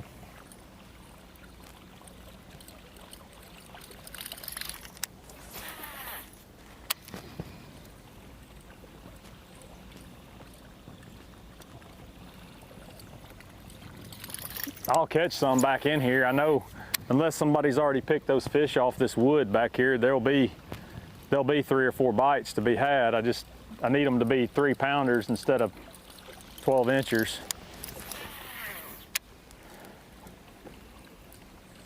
It could go either way. You just never really know.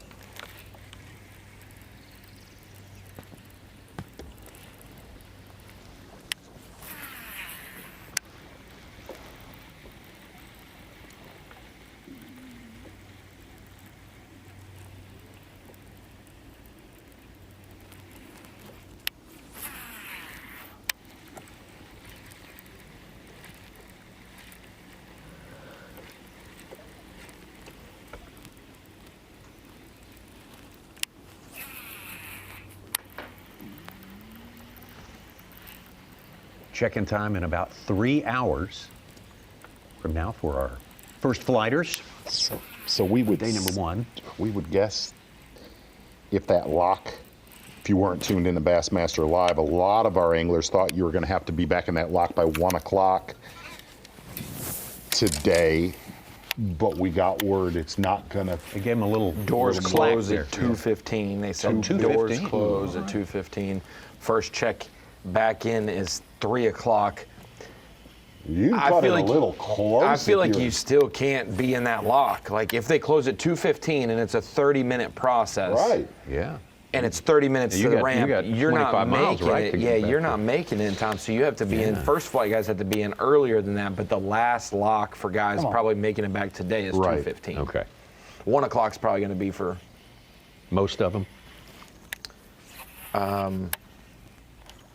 Yeah, I mean, three of our guys are in the first flight. Jason Christie, John Garrett, and Pretty sure I just had one swirl, but I don't see. I would have seen the swirl. Thought I saw Blake one, Capps. but I don't see it. Yeah, are all first flight. So Stetson said we got an extra hour because he is checking in at 3:30, so he has to be in 30 minutes after them, and so he can now push it to 2:15 and be fine. Dang, here's one of them stumps that I need to be throwing on.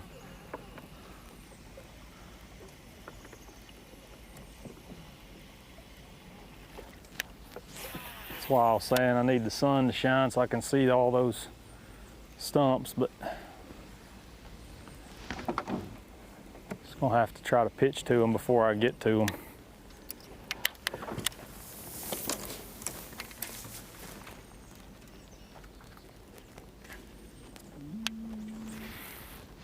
Stomach is just cool.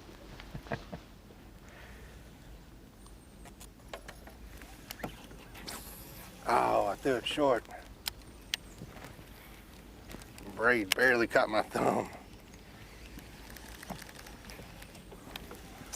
I don't think he was very big, but I'd like to try him. Dang, another one right there. Still some fish in there. Saw another one roll.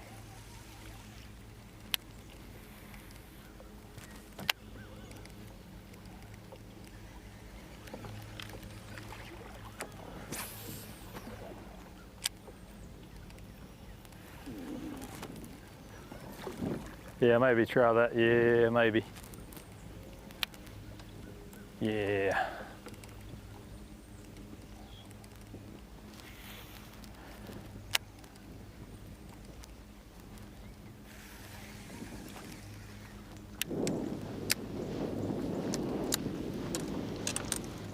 Well, and going back to one of the things, really, Jason kind of talked about this. Chris Jones definitely brought this up. Very hard. We always talk about, especially river tournaments. No, you're fine. Staying consistent. We are, but I'm still going to fish a little bit more. I just saw another one roll. Very hard to stay in one area here. I got smart. And duplicate it. 2 days, much less 3. Yeah. Gosh, there's a fish right there. None of these are big anyways.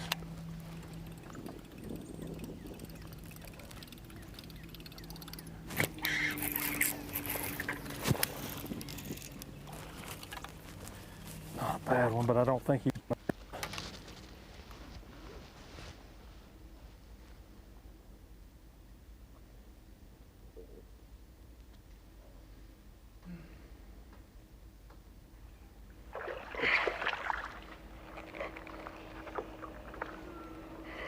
If he gonna help.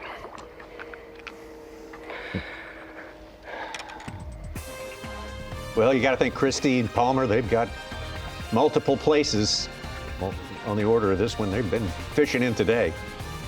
So they may be that little area doing what they taking get a done. beating. It's taking a beating. Taking a beating.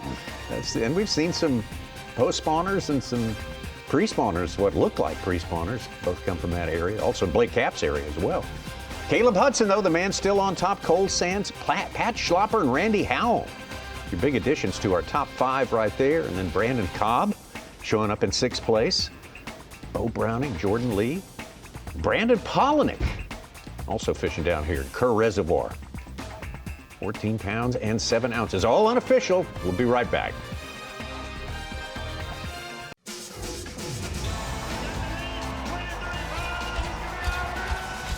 You're watching a B.A.S.S. presentation. Day one of the Gamakatsu Bassmaster Elite here on the Arkansas River has just pushed right along here. We've got 3 hours left of competition on this full day with our full field out there. Glad you are with us here for Bassmaster Live, a live coverage sponsored by Yamaha. Appreciate that. And man, that cloud cover has hung in all day long. We've had precious little sunshine on this day, warm temps. Good fishing weather. Good fishing. I mean, good fishy weather. Feelings, humid, and all the stuff that makes you think they can catch. And they've been catching them. There ain't no doubt about that. There's no problem with catching them. Everybody trying to find some bigger ones. But anyway, we're going to forge on into the afternoon and see how that transpires, how people move time and space to get back to the check-in in time. Welcome to the Bassmaster Studios, sponsored by Yokohama Tires. We got Mike Sukon over here, Ronnie Moore. I'm Tommy Sanders, and the man who spent 20 years in that seat, Mark Zona. So happy it's to different. have Everything feels different. But when you get a chance to come back, we appreciate it, my friend. What we're figuring out as we go along here a little bit. I really kind of think so far, at least in this tournament, the one thing that's apparent is Pool 16 has shown up really in a big way here on day number one, where a lot of the guys that made that run down to Pool 15 thought it would be dominated, especially on day one, and you might see some traction with the guys staying in the pool that we launched in. Right now, we have it really at about a 50-50 mix. And I think the story, kind of looking forward, looking into tomorrow and semifinal Saturday, which one of these areas is going to hold? Here's what I do think. Looking at certain areas that are playing for some of your leaders, I do think we're going to see some forward-facing sonar. Here's how I look at this going into this weekend. I would love to see a tournament, really true traditional style fishing against technology, and I think a lot of our viewers would like to see. I know what our viewers would like to see triumph in that, but it'll be an interesting weekend. I always loved it. The shallow water tournaments, we hold on to them. We love them. We watch them. As you start to look at the cut line, Ronnie, it's a long way off, but I mean, that's what it's all about today and tomorrow. What are you thinking? Weight-wise, I mean, this was a place where you think, it has similar weight tendencies of the Tennessee Tom Bigby, where 14 a day could be great, but a lot of those are 3-day events or different times of the year events. Places fishing pretty good, but I feel like once we get to the weekend, when we get to Saturday, we'll start to see a bigger gap. I don't have an exact weight for you there in the 50s, but with what Zona was saying, when you think about some of these rivers in these tough places, whether it's Winyah Bay or the Sabine River, you got guys going an hour and a half to the Cooper River. You guys got 2 hours going to Houston. Plus, they're losing a lot of their tournament day to go places where there are more fish that are biting versus the rest of the system that doesn't have them. This place is showing you can win in Pool 16 with 32 hours of fishing time for your 4 days versus 16 to 20 elsewhere, because you're not in a barren desert in Pool 16. There's fish there, and you're going to have a whole lot more time. I think one of the hard things that could end up happening in this tournament, and we're going to get to see this probably tomorrow, is that word consistency that you just nailed on. Is if some of your leaders or just say the top 20 in general, a lot of these fish are on the way out. Guys that are fishing stretches of bank, say you're on a 2 or 3 key 100-yard stretches, you can deplete that, burn it down today, and there's virtually nothing there tomorrow, to where you look at an area like Christie and Palmer have been in today. I think we're going to see that with Caleb Hudson. Areas that will reload themselves every single day of this tournament. Because look, we're not in a pre-spawn situation where you can fish that magic 100-yard stretch and then tomorrow it reloads. A lot of it is at the tail end of those fish moving up. All right, Sucha, we had a great tournament last time around. Not a big bass beatdown, but we had a lot of limits. Just about everybody limited every day. How are we doing on limits today? It's pretty good. It's near 50 right now. In the average, we got 4 bags over 17 pounds, which is pretty good. Our big fish is Caleb Hudson, 5'4". Brian New has a 5'1". In the past opens here, big fish is upper 5s over 6 pounds, a couple of them. So we'll see. I'm expecting one of those bigger fish to be caught this afternoon. They have 3 hours left. All right. Well, we're gonna catch you up right now, I think, with the Toyota Midday Report. Sweet. Coming up right now to see if you're just joining us. Let you know what we have seen today. We've seen plenty of fish catching. Yes. So let's roll into the report. If you slept in there, Tommy, you didn't miss much early, but you missed a lot lately. That's right. Yes. That's right. And here's the best way to put it. Well, here's what went on this morning is most of our cameras were headed down to pool 15, and they did not get into there until 9 o'clock. And for good reason of going to pool 15, there are a lot of bites to be had. Taking a look at Lee Livesey, who made his way down there, getting a lot of bites with Lee Livesey, but currently right on our cut line with Lee Livesey, just under 10 pounds, 916 unofficially. And when you see that, Tommy, you were asking about that cutway. We see it's just around 10 pounds to be in the top 50. That's with 30 or 40 guys, maybe not on bass track. And some more fishing time. We know late day bites can be key. I wouldn't be surprised if it was 12 or 13. Yeah. As we start to see, it'll be close. There might be some drops, but Lee Livesey knows he's got just a limit, which a limit is security, but it's not enough to compete this week. He's been catching them nonstop, just no big size. Showing up, Stetson Blaylock has a good record here. He's really interested in making it to the Classic next year, so that's why we're in the boat with him all day. Yeah, I agree with it because Ronnie talked about that earlier, and Stetson absolutely does not agree with that. He said, I am at a point in my career, I am fishing for trophies on the mantle. I could care less about points, and he said that is the reason I'm going to 15. Where you would think Hartwell, where he has shined in a Classic, he said, look, the reason I'm going to 15, I did not have a good practice historically this time of year. That is where you need to go to win an event. Exactly what he's done here today. Unofficially, 10 pounds, 12 ounces. He's been close in Angler of the Year in past years, Tommy. He's shown he can be consistent. He had a few slow years coming into the Elite Series, but he does have an Elite Series win under his belt. What he would do for a Classic win or to stack maybe some good momentum, one or two other Elite titles, he's still young enough. He might feel like he's all classed out. He's not. He's not been around that long. He's still got time. He's Stetson's 25th in Angler of the Year points. 25th place right now is Oklahoma's Luke Palmer. And Luke Palmer didn't really surprise us when he showed up in a spot where Jason Christie happened to be Well, no, let's not get there yet, friendo. Really part of the story was Luke Palmer's first spot actually in 16, small ditch outside of really willow grass. Said, man, my plan was today to catch about 12 to 13 pounds there, then go to a community hole in 15. If he goes, if I could get to 17 pounds, leave some protected hidey-hole areas alone. That was not the case, and that's when he went into this stretch right here where he bumped into Jason Christie. And by the way, gang, we've got Jason Christie at 12.5 pounds. Jason Christie is unofficially in your top 10 Yeah, somewhere. I think he's pretty close to being in Luke the top Palmer 10. right now, 11 pounds and 11 ounces, 25th place unofficially. And now let's look at Jason Christie. Of course, everybody watching him concerned about where he goes on this day. He doesn't want everybody checking out what he's doing and where he is. He kind of wants to low profile it, and I don't blame him. No, started off with a buzz bait. When he got down into 15, kind of trenched into this area. Ronnie Moore, you nailed it. So when he did this right here, changed over. Zaraspook style bait right there, walking top water. And if you kind of look over his shoulder, here's the beauty of that area, that little pocket that he's in. One, very, very hard to get into. You're looking at about 1 out to 4 feet of water, submerged vegetation, whether it's milfoil, hydrilla, coontail mix. And but really watching him dissect it, you could tell there must be a pretty massive population because all of his casts, 10 o'clock, 2 o'clock, really checking out and covering that entire pocket. Jason Christie unofficially does not have 12.5 pounds. Bassmaster Live. Well, yeah, there you go. On. Yeah, midday report. We're back. Absolutely. We're tightening up the that's ship right. now. Okay. Here we go. The other angler, Oklahoma angler, we had 3 of them in our top 6 we're following today. Blake Capps, the true hometown favorite from Muskogee. And you know what, we're pulling for this dude. Absolutely. Gets hit by a tornado, sleeps through a tornado the other night. Really, really down in the points last year and this year. Kind of hanging on for dear life here on the Bassmaster Elite Series. Well, he has done his work today.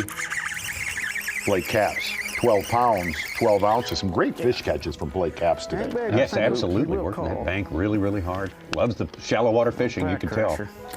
He is one of the nation winners. You know, he won the nation a few years ago. This just goes to show you how difficult it can be making that regional and local jump to the national Elite Series level. Grand, even 10 killer, he was in the mix until day 2, barely missed the cut. These guys do well in their region, so much so you basically have to be your best regional high school player before you go. I don't know be a who cut national that college. Midday report, but that was one of the best of the year. Okay, yeah. Yep. Well, we'll find out who did that and pass out the rewards. All right, Sam and Joe. Joel. All right, we're all getting traction. Here we go. Brandon Polnick just Brandon upgraded Polnick, there. see, watch out for Brandon Polnick here. We'll go down to the list a little bit here. Jordan Lee, as we say, having a good year there. Jacob Poroznik, I figured he might be a little bit of a problem around here. Justin Atkins as well, jumping up into our top 20. Carl's got some great memories here. He's hanging tough with a good day 1 so far. Carl kind of lived in Oklahoma for a while, did he? Right? He did. Yeah, this whole Gene South Oklahoma. thing, like with some weird gig. I don't know. I don't know. Okay. I don't know. Just being honest, man. I've let go, Tommy. Wes Logan, he went upstream there at 10 Killer last year in 2025. That was a strange tournament. That was a wild tournament, that's what I'll call that one right there.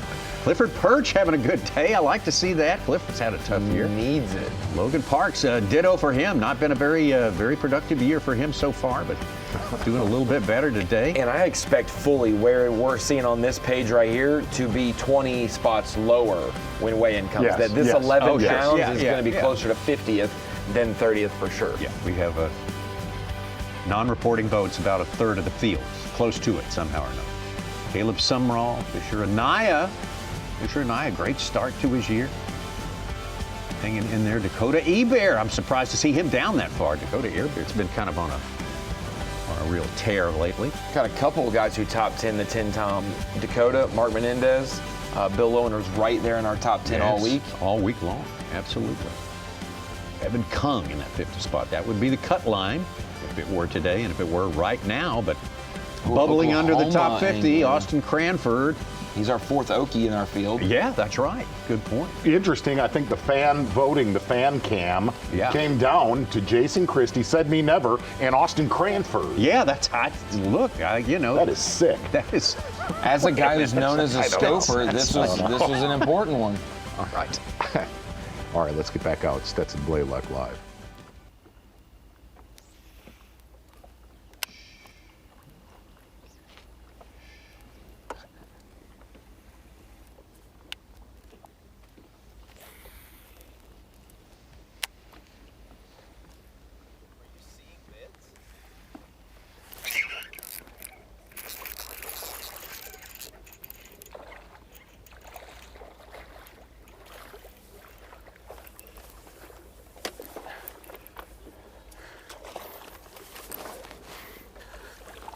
Aha.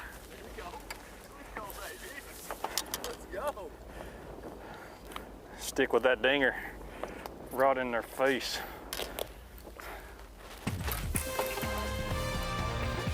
That is the way to wrap up a midday. That's right. That's that little comma at the end of it right there, a little period. Yeah, dinger right in his face. I'm sorry. That's awesome. Well, it is awesome. It is. Stetson Blaylock, he's got some time left. He's in a later flight. He can fish a little longer, catch that 2 o'clock train out of Kerr Lake. We'll see how the rest of them are shaping up when we get back. Well, we got some big time action going out there. And if you want to get close to the action, if you are really one of those people who wants to get as close to professional bass fishing as you can get, there's your solution right there. The Bassmaster Ambassador Program. They call it the ride of your life because you show and up. It is. And it is. But I got news. That dude in the picture does not look like he's in a good mood. He's having to restrain himself because he's about to jump out of his skin. He's so excited. Hit the QR code. Look at the schedule, figure it out. Let's get this thing going, get you in the boat. as part of the ambassador program. We've had some ambassadors just killing it out there today, too. There's no lesson like the lesson you get in the back of the boat. That's for sure. Learn how to become a better angler and just enjoy the show, fishing at the very top level. This is the Gamakatsu Bassmaster Elite. This is fishing at the top level on the Arkansas River, Muskogee, Oklahoma, USA. We thank you so much for being our fantastic host city. I've been looking forward to this one for a while. Yeah, these were the two events, Tennessee Tom, Big D. I don't know about that right there. We lost it. The 10 Tom and the Arkansas River, these were the two events I was looking forward to the most. I mean, all the other fisheries are like known as big bass places, and we've been there, but not being here with the elites to either venue and not putting these tough rivers on in July or August, like putting them in good months, March and April. Yeah, that's if we're excited to see. If we're going to give a place a trial, do it this time of year. That's a way to work it. Because naturally, moving these two fisheries to this time of the year moves the ones we've been to around March and April right through here. to May and June, where we see something different there as well. Section. And usually, if you're to go through history of the Elite Series, and for the most part, this is a post-spawn tournament. Usually a post-spawn tournament by Championship Sunday is close, which I feel like I just gave it the kiss of death right there. No, but they are post-spawn tournament.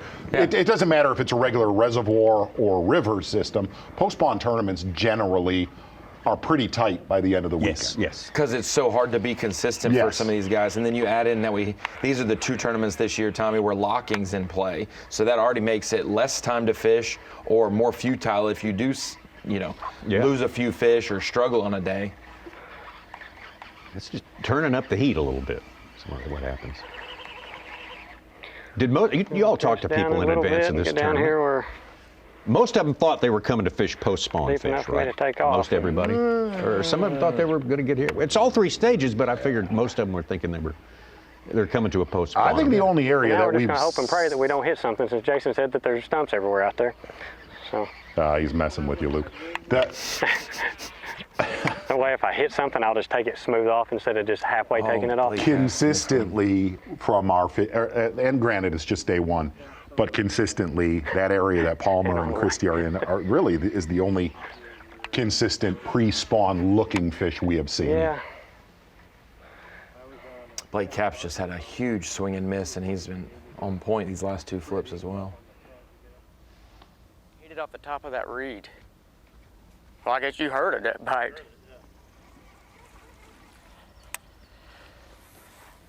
And how Christie caught them on a topwater today, and that as much grass that's out there, man, that looked like the remnants of a shad spawn. Gosh,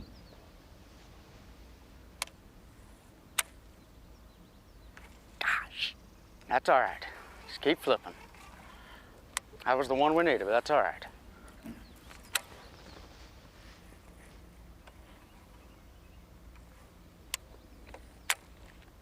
There was that piece of wood right there too, and he was on. That was a good one.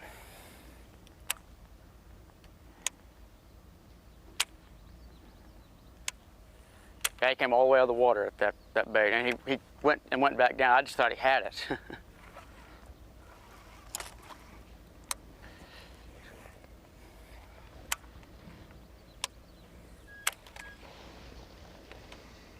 And Kyle, Jesse, and I were talking about definitely on the podcast that these reeds. We got 4 that are non-forward facing and 5 that are forward facing this year, just based on the coin flip. But with one of the 5 forward facing being this event, it's almost like there's 4.5 and 4.5 because you can compete this week without it. But it is available if you want to use it, and that's why it was such an X factor that this fishery got it as well, because you can win. That doing really both does things. kind of split it evenly. And so now it's 4.5 elites with 4.5 with elites without.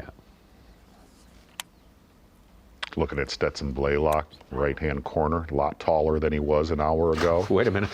That's not... Jason Christie, actually, one of the first times today that we have seen him get out of that primary area, not very far from the lock.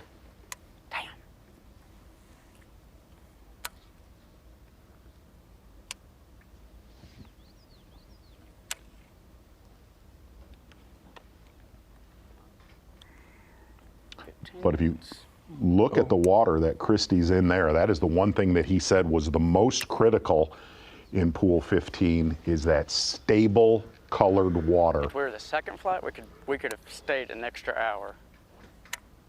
That first flight, that's too close. Blake Cap's talking about having to come back to the lock quicker. Yeah.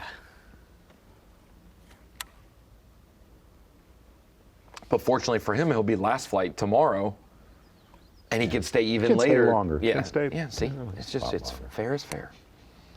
Tough day for John Garrett, your Angler of the Year leader, and he started literally a couple hundred yards away from where your unofficial leader is at right now. And he did all his damage, obviously, as years ago, different time of year as well. Yep. But he was one of the guys who stuck it out in the takeoff pool. Yep. That was a big one I just missed. More like undercut banks and more that was 45s. Summer, wasn't it? Yeah, That it was one, more of a June tournament. July, yeah. I was surprised he left it. You said he was boat 6 this morning. That's the better part. And he was in a very, very, very key juice hole early this morning in 16 and said if he got there and was one of the first, he would stay all day. He stayed 1 hour and rolled.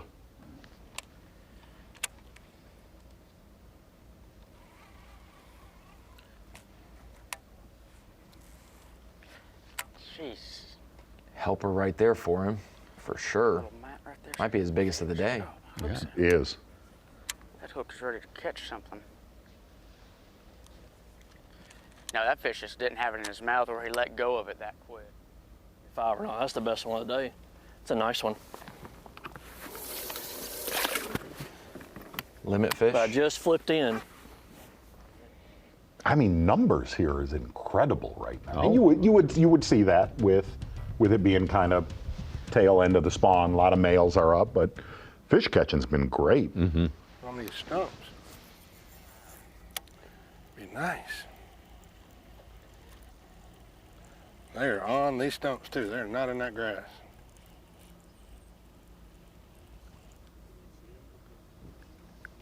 I don't even have it on the damn trolling motor. Yeah, I ain't had it on since Tom Bigby.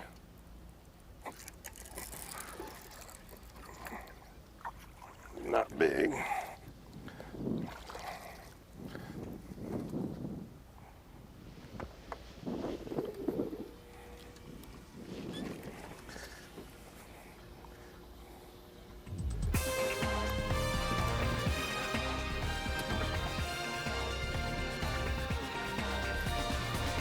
Lee Livesey looking for a couple of big ones to sort of smarten up his bag as he heads back to check in. Check in for first flighters is 3 p.m.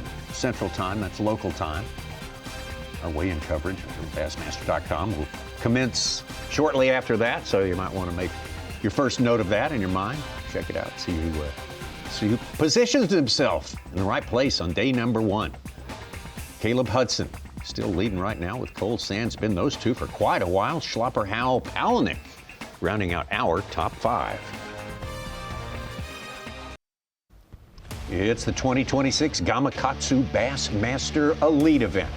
Stop number 5, sponsored by Ranger Boats, by Rapala, and by Mountain Dew. Great to have you with us. Got 2.5 hours left to fish, a little less than that fishing time for our first flighters here. Good first day. Day number 1. Yeah, good. Lots of fish Tom. catching, lots of seeing some people getting it done. And we're only having a small sample here today, but we're going to learn a lot. We'll learn a lot at the weigh-in too. I think that'll help open it up. We're going to see a little bit more diversity, I think, with each day we go through here. Oh, I think we're going to see a ton of diversity tomorrow. Yeah. For sure. I think we're going to see a lot of old school, new school Feel biting tomorrow. when I pick up, Bring they're it pulling on. on it, you know what I mean? John Garrett.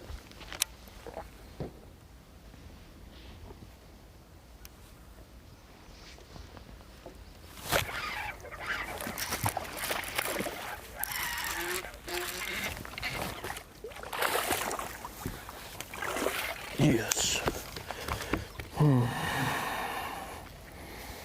Thank you, Lord.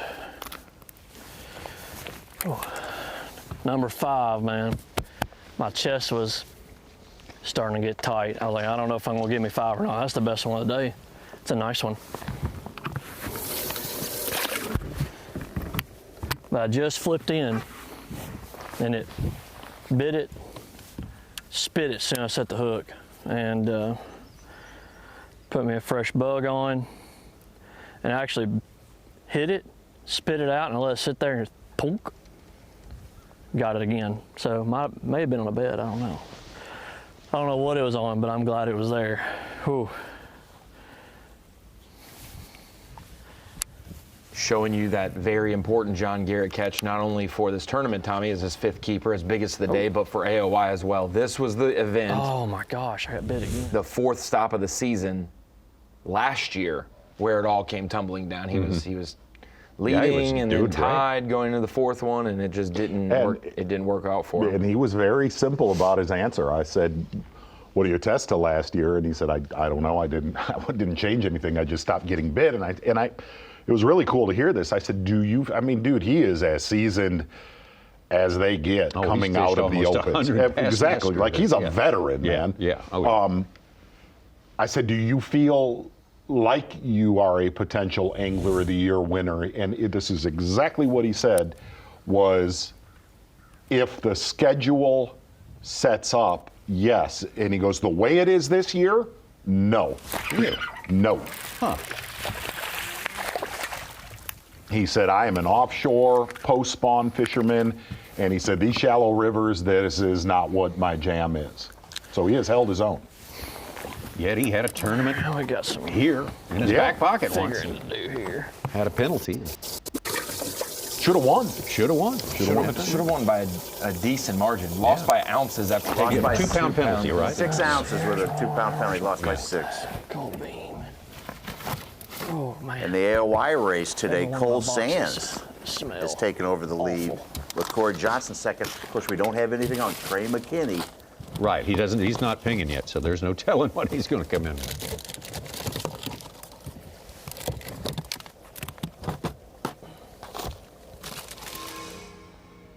If we need a 20-pound bag, we know it's probably right there.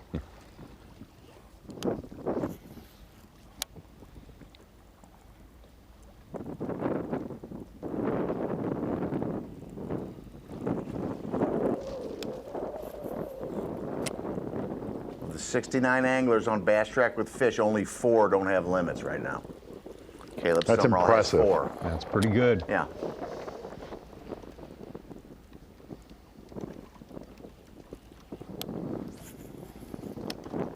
What did you say, Caleb Summerall does not?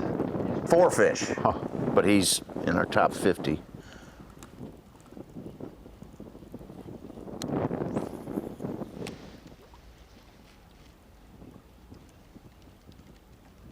What surprises me is Easton Fothergill with 1 fish for 1 pound. Yeah. I mean, he's won on a connected and waterway here. And is in an area that they're getting caught. Yeah, he's just a little bit away from where Randy Howe was in 5th place.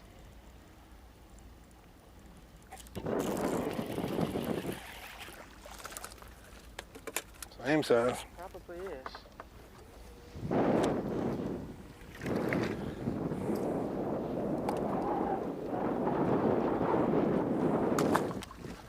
Yep, definitely on a bed or something.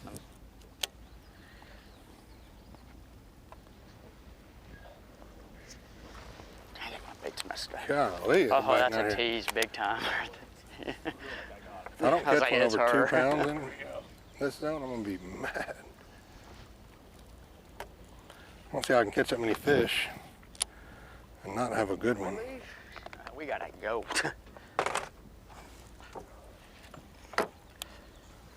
But I'd rather take it to the Sun's not last coming night back here out than either. just trying to fish some B.S. stuff around the lock. Same stump. Kyle, they're all little, man. This is crazy. Where are y'all's parents at? Seriously. Guess I should throw back by that stump again. Nursery.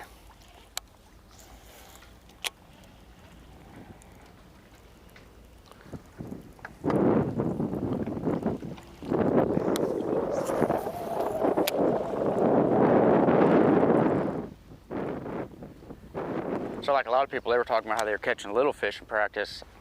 It's not necessarily a bad thing, you know, because a lot of times I saw the aggressive, you know, males that are right there. Yeah, that had to be it.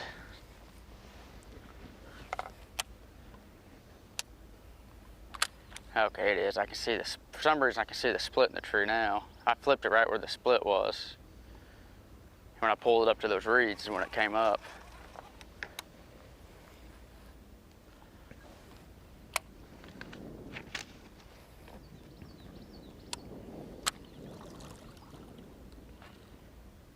Water's clean in here.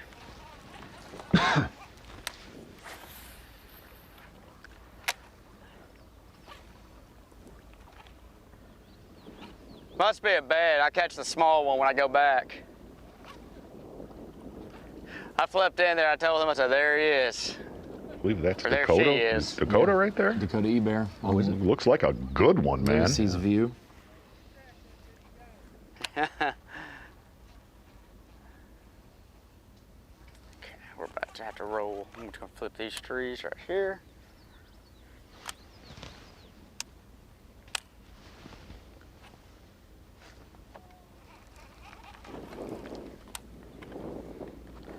Okay, one more minute. A lot of the anglers talked to after Okay, I'm about practice to leave and I feel the wind. kind of felt that mid 60s for a win. What did it take at Tom Bigby? Took about 13.75 a day. Yeah, it was 58. 55.8 was what it was. 65 is good for a predominantly post-spawn river tournament. Yes, I would think.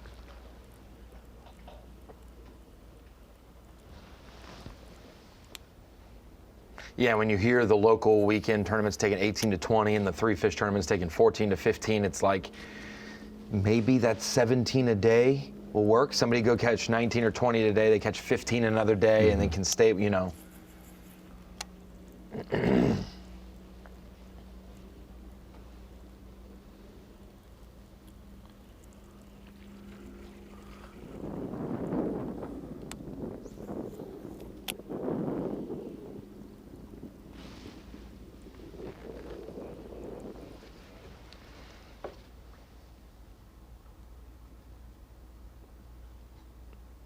Also got an unmanned camera. Some folks looking for some bonus coverage from Bill Lowen. If you're looking for this, you come to the right now's your place, time. friend. Yeah. Now's the time we've been looking forward to. Any You get second now. The fan cam feed from Christie you can watch because he won the fan cam. You've That's got right, our live yeah. show here. You got guys like Menendez, Shryock, Lowen, Pake South. Here we go. Drew Cook. I believe he has lived in 16 today. I think you're right. There you go. There you go. That's a keeper. Yes, sir. The one when he wouldn't come out from under there. That's a fat one, too. That's a she. I thought he was a big one. That's a pre-spawn she. Way over.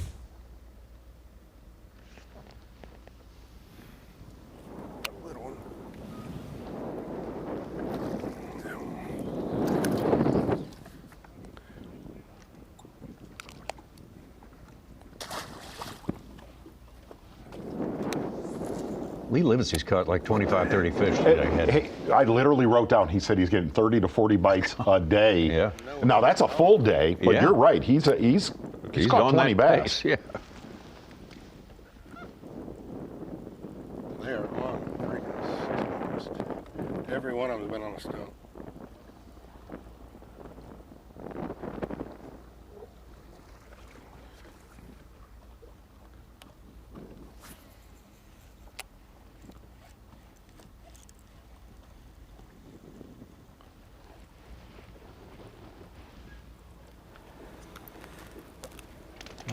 Might be a keeper for Stetson. Maybe.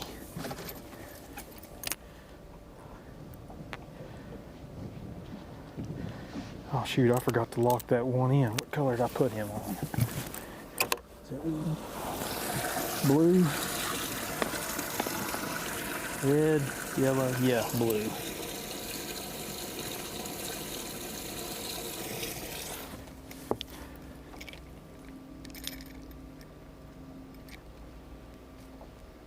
It's gonna coal barely.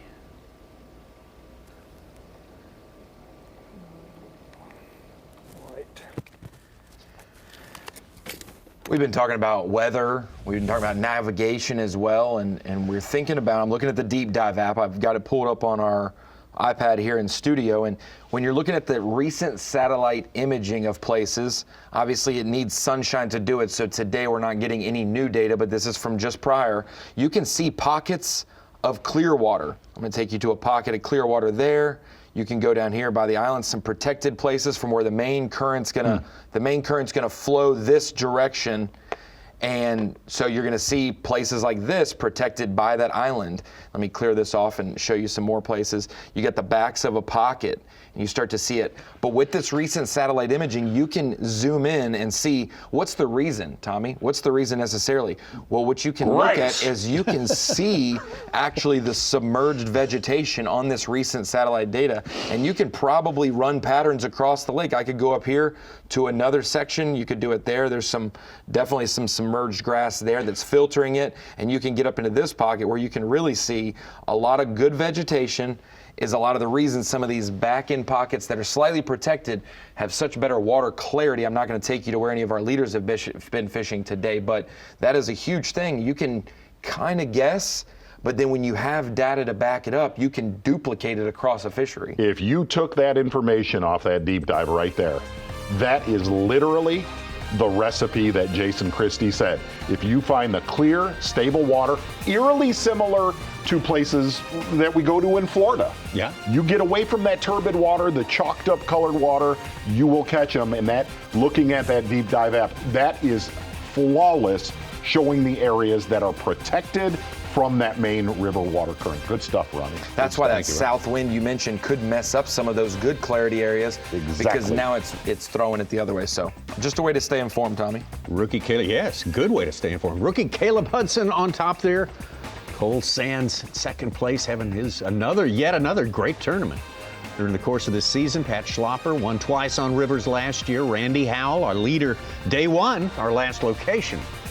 A lot of connections in our top five we have right now, but that's unofficial. Very Tommy, unofficial. You've got 3 minutes during commercial break to go to the App Store and download the Deep Dive app. I expect you to do so. Stop asking so many questions, okay? I don't like apps. Okay. I'm scared of them. I can't do it.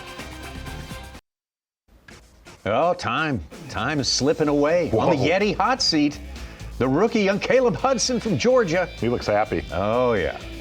It's going to heat up. Looks like he's been fishing. Dripping. Oh, yeah. Hot. It is going to be moist and, really rough.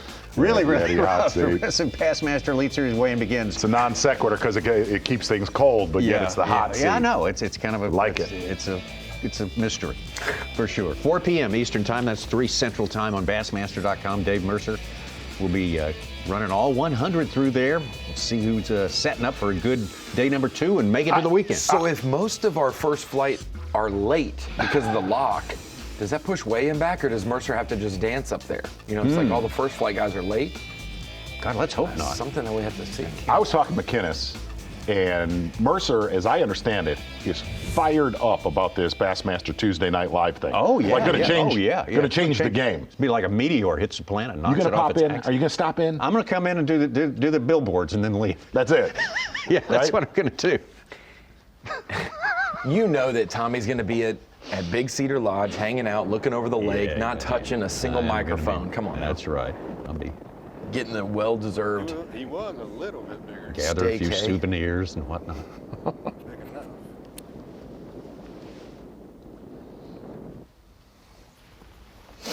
Come on, baby. 3-pounder right there. What is the one team in that? Is it Brian New and Chris Johnston? Is that it? Yes, that's right. That is the weirdest. I love that pairing. That is weird. That's that's perfect. I mean, you got there's 2 different personalities it could be. You want awkward? It's coming Tuesday night. There's 3 or 4. Do I want it? Are you kidding me? Purple's 3. We were trying to get Kyle Patrick and Brian New as teammates.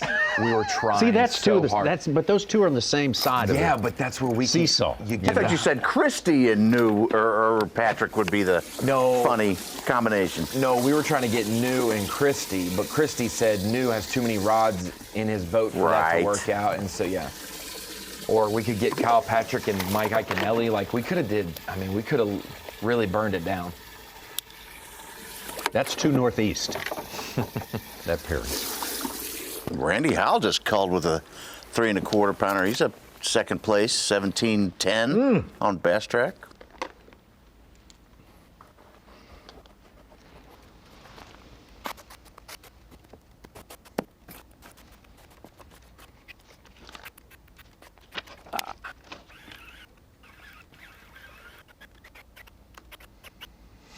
I'll say he called it with a 3 1/2.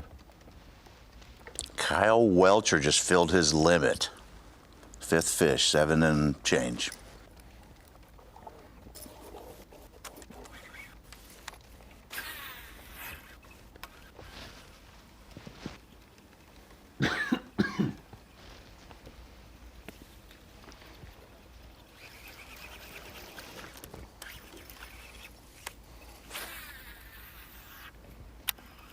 Oh, limb got me.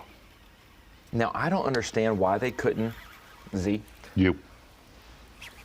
it a 5-boat deal, and y'all just send them, and then you and Mercer just go fish. It's hard to commentate and fish at the same time. If we could throw that out there, like Tommy and I'll do it. We'll sit there and let y'all do it. Would have been it. I would have been in. Yeah.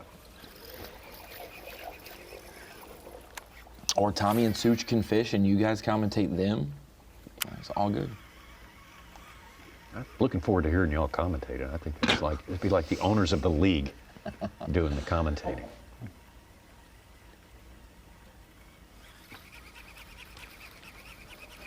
The owners of the league. Sorry. It took me a second. I'm considering Almost you went guys, by me. Almost I went by consider me. you guys are the owners of. I fully expect y'all's to. Yes.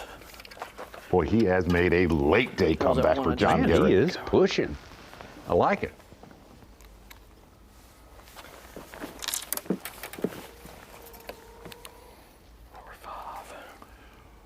Well, if you're just tuning in here, a day one, Arkansas River.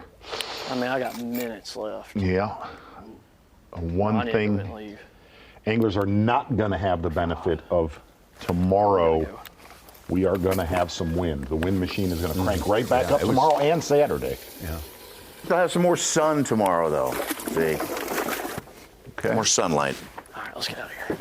Which we'll get some accurate wind data when we do the deep dive to see what that, because Kerr is, other than these two pools, is much bigger, wider, a lot more impacted by wind. We'll see what the wind projections look like. And then if we do have sun, Tommy, we'll get updated satellite to show the impact of these last 2 days of storms. They've got to have sun to show the. So about the time that maybe the water, the impact's hitting the fishery, we'll get an update of that. When will we have that? If there's sun tomorrow, hopefully we get the readout and we'll have it by the weekend. We'll have it Saturday, Sunday. I've made a promise that I can't follow through on, but I'm hoping. Well, we are hoping.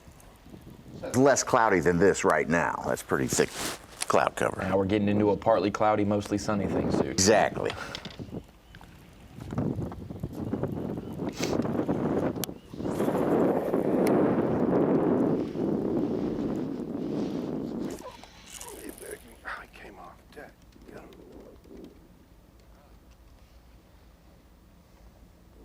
Just train wrecked it. And then I got hung up on the daggum stump he was on.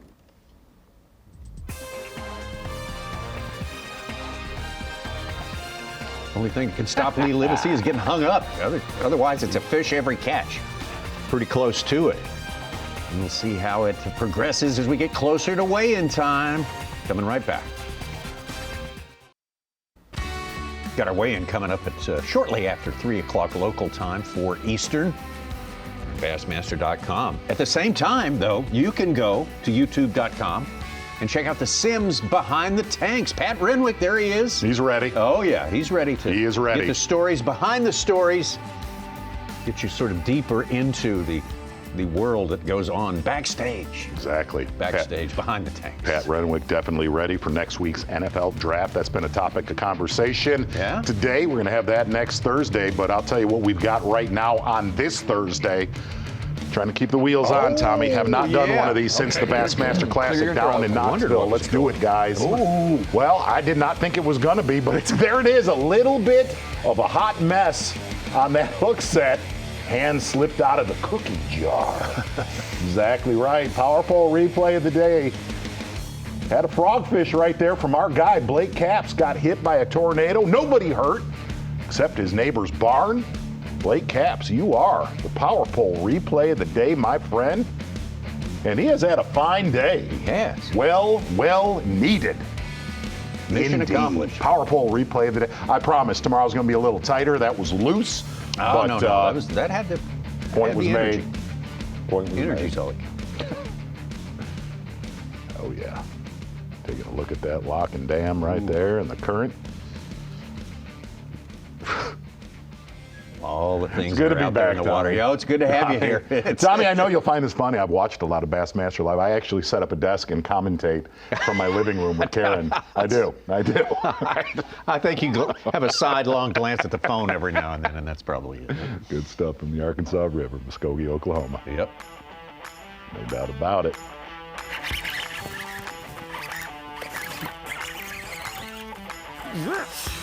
Good one right there. The biggest one we've seen on camera today, wasn't it? Absolutely. Blake Capps now. He's stud. He's the hometown favorite for a reason. He is. He has pretty much lived down in Pool 15, getting it done with a frog and a little bit of follow-up baits here and there. Interesting, a lot of the areas that we've seen Blake Capps outside of his starting area in 15. Blake Capps, for the most part, has been left. By the way, not to jump out of this replay, we talked about Christie and Luke Palmer kind of by themselves. Yeah. One guy you better keep your eye on. I know he's your guy and has been the last year or two. Pat Schlopper has been down in 15 with a good stringer. Nobody around him nobody's all around. day Okay. long. Taking a look, though, at Blake Capps right here with a good call. When did you get off Jason Christie and switch to Pat Schlopper? Oh, I never got off either one. I never got on either one. I'm Mr. Neutral. I'm like Switzerland, man. We live to see Bassmaster live.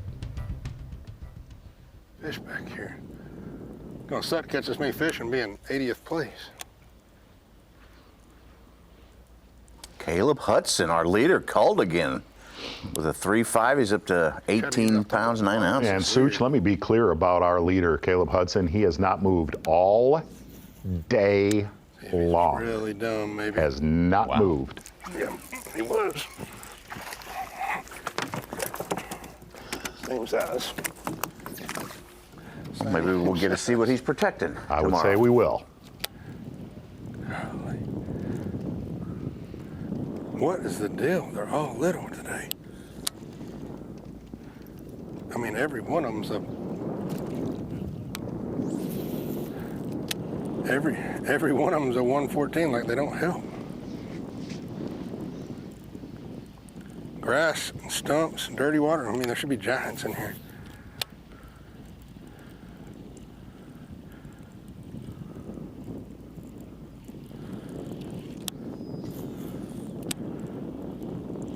If Lee can stick it out through Saturday, he may be I didn't hook them that good. eligible for a century belt for catching 100 Yes, fish. agree with that, yes.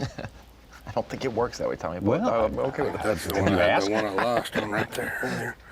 Nobody said it That doesn't. was to our left. Not this league. Can't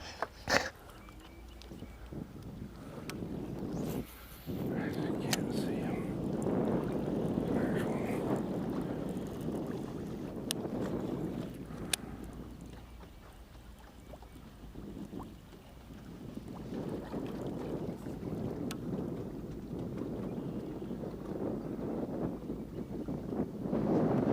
Remember I said Caleb Summerall only had 4 fish?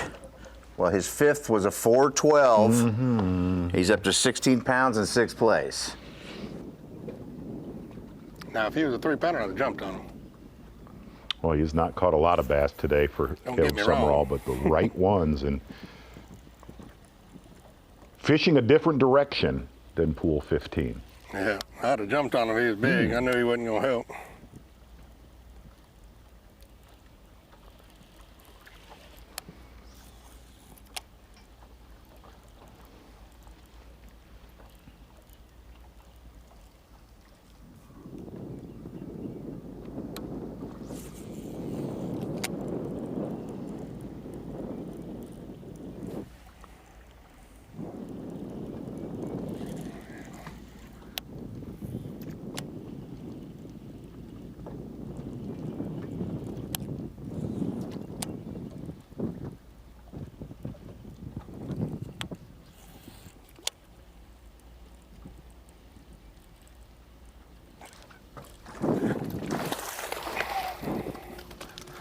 Might help. Still not big though. That was cool. I'm definitely gonna get rid of one of them. The two. It's not big.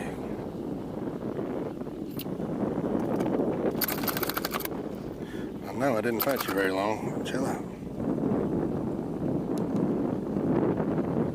Still got a 114. He's a 2.6, almost 2.55. This 12.12 on my scale. My scale is usually just barely heavy.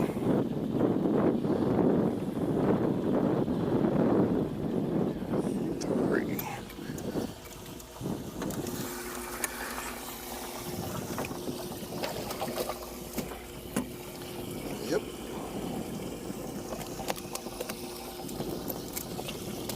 About a quarter to half pound upgrade right there for Livesey. Go getting that lock.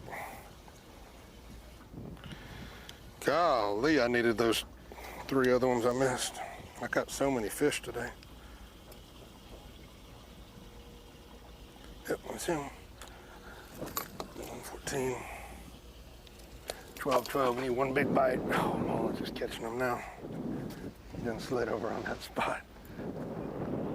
You know what I mean? That fish ate it right there. So I'm pretty sure that's the one I lost earlier right here. It looked the exact same as on the same piece of wood. I'm almost certain I put a waypoint on it.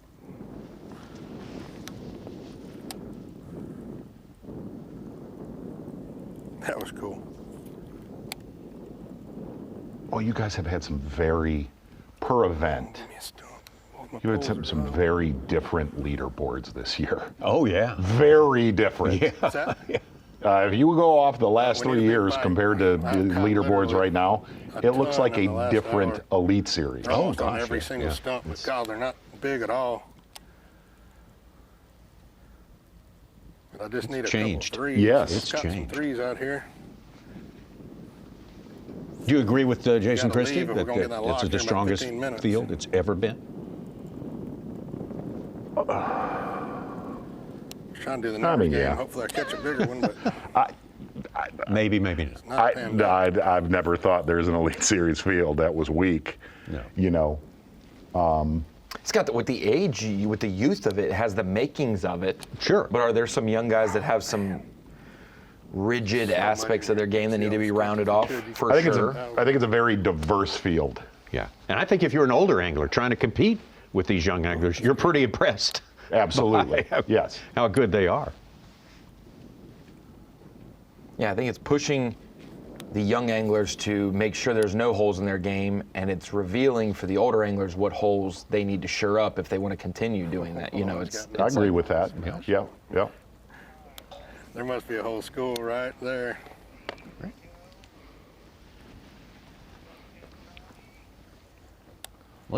We could ask our colleague, Davey Hyde, that same question. What does he think, Davey? You've been listening in. Do you think it's as strong as it's ever been? This field we have now in the Bassmaster Elite Series, as Jason Christie said this morning. Nope. Yeah, I totally agree with what you guys said, and with Jason Christie. It definitely is the strongest field, but I think we could say that for the last 5 years. It just keeps getting better and better. Yeah. Davey, from what you've looked at today, one of the things that, going off of Tom Bigby, looking at this tournament here, any river system that we fish, especially this time of year when a lot of the population is 3 foot of water and less, this tournament being a little different. We've got a lot of fish leaving and not replenishing shallow.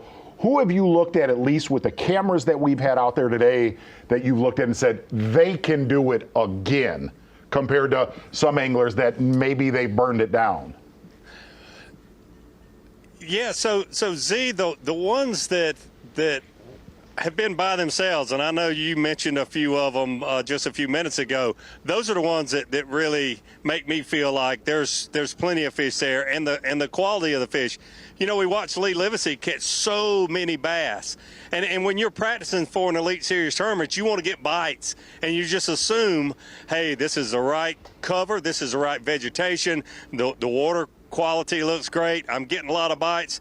Whether I catch a couple big ones in practice or not is irrelevant, because I'm going to catch some bigger fish. Everything looks right for it, but it doesn't seem that way. It seems like guys like Caleb Summerall, some of those guys that are not getting a lot of bites, but they're definitely the right size, and if they've got an area somewhat to themselves, that's the guys I think you're going to have to look out for come Sunday.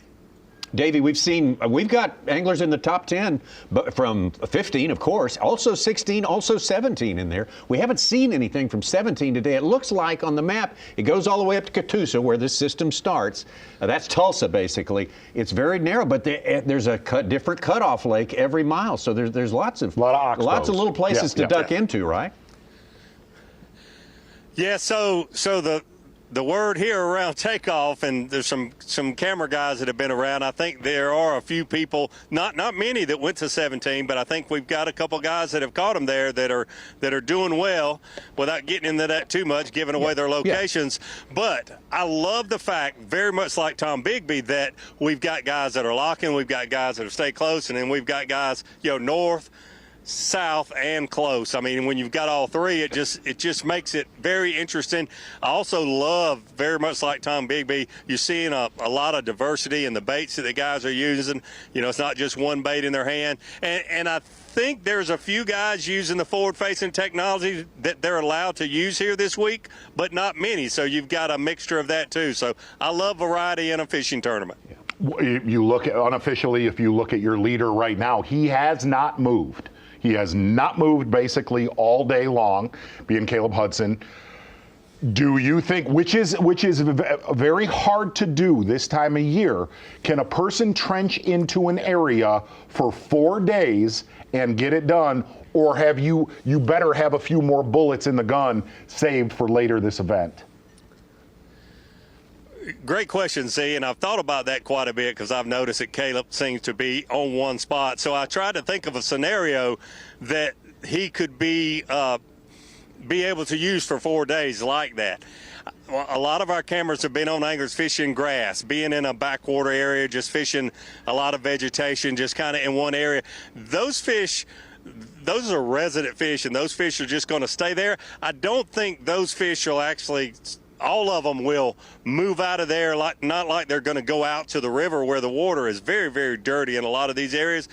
But if Caleb or someone like him has found an area where you have a mixture of current and where you have maybe some clean water flowing into some dirty water, and it's like a roadblock for those fish, then I think it could happen. But other than that, like just a backwater grassy area, making one cast to one hard spot or one clean spot, I don't think will replenish.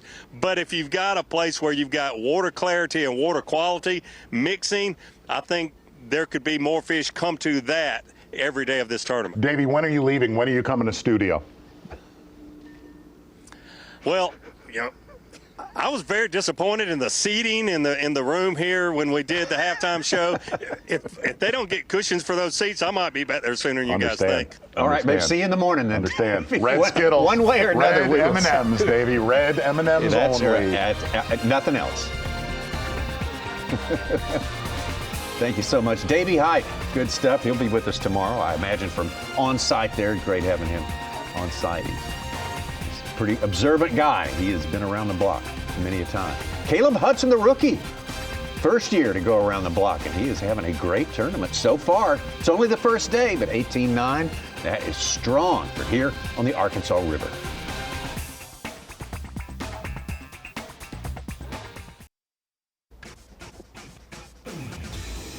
The Gamakatsu Bassmaster Elite from the Arkansas River, Muskogee, Oklahoma, sponsored by Minn Kota, by Yamaha,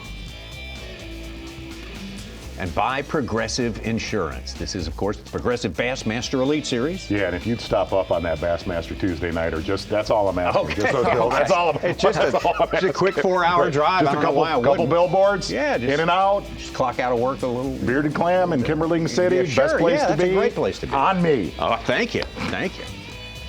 We're giving away prizes. I might stop by Branson, take in a show. Let's You've been known to trounce around. Shoji Tabuchi Theater, baby. Go. Silver Dollar City. Yeah, why not?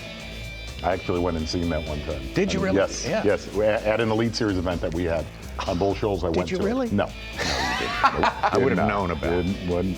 The world would have. He sold you so hard on that. You were so skeptical, and then you bought in, and then he pulled the rug. I lied. Man's a heck of a Yakov fiddler. Smirnoff is who you went and saw. Yakov Smirnoff Theater, too, yeah. Well, there's that lock right there. Taking a look at it. As you said, Ronnie, we already had a pretty good clip of them coming out of it, making their way back.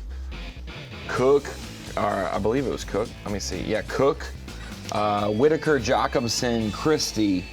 It looked like a Randy Howe. It looks like it's either a Brock Mosley or a Matt Robertson for sure. I had a team building meeting with Tommy during our commercial break. We got to see every one of Christie's fish. I have him around 16 pounds. Oh, he's Am I right? Yeah, he's You're right. You're right. Yeah. I mean, there was not a fish that he put in his live well that was not a pre-spawner. Yeah, his first 4 on the buzzbait or his first 3 on the buzzbait have been culled out, and those are the only why don't we ask our small viewers of Bassmaster Live to tell us what you think he has? Get the trending, get on social media or whatever, whatnot. So Jason Christie. Have another look at it. Here we go. Here's him Send us earlier some this morning. He was instant messages. uneasy, guys. He was uneasy. Started with a buzzbait. Yeah. Caught a lot of fish like that. 1-pounder. That's a big one. And right there is when he turned over to that topwater bait. Great action. Yes. Not flushing it, but all of them getting it. You see that grass on his treble hooks right there. It was about a 2-hour flurry of that for Jason Christie. Golly, I mean, like, I was just. What are those two, Z? Well, he said every bass he has in his live well is a 2.5 pounder. 4. I'm going to go no. Taking a look at that one right there for Jason Christie. That's a 3.5. That's a.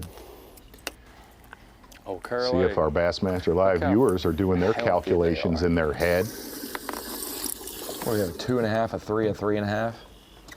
I say we're up to 9.5 already there. So. No, we cut it short. We cut it short. Cut it short. Yeah, it's got to save a little intrigue, a little mystery for the weigh-in, I guess. Two Kentucky Lake fellows right here with John Garrett and Mark I would say his floor is 15.5 and probably closer to 16 and a quarter. Jason Christie, Bassmaster Live.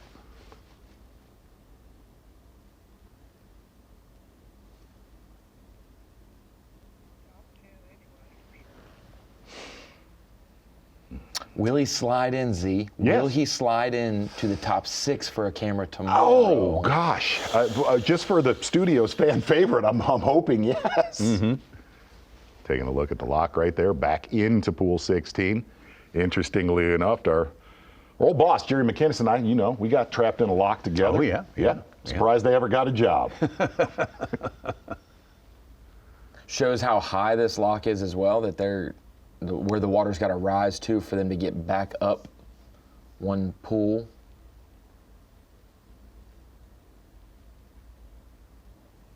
Brian Schmidt, Luke Palmer, that is Matt Robertson.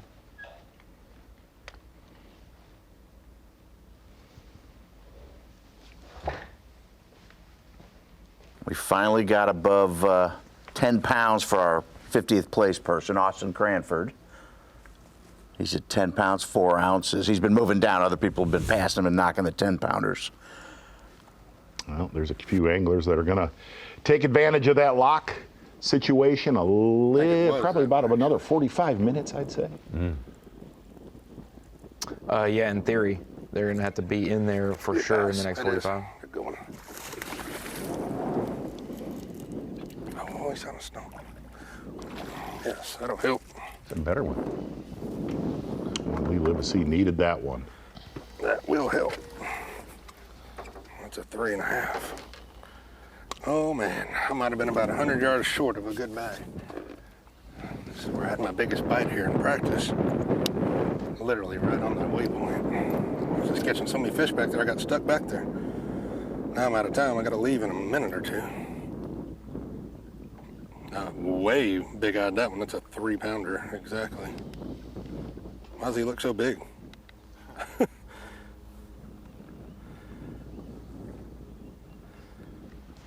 Number 1 gives us 13.9.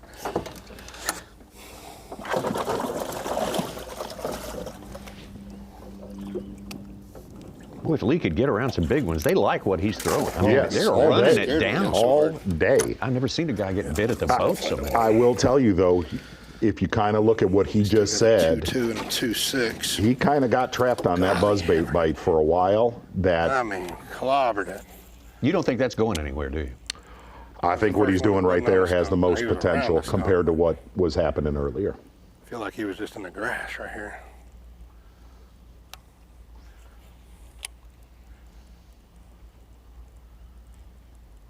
You just never seen signs of bigger ones when he was shallow.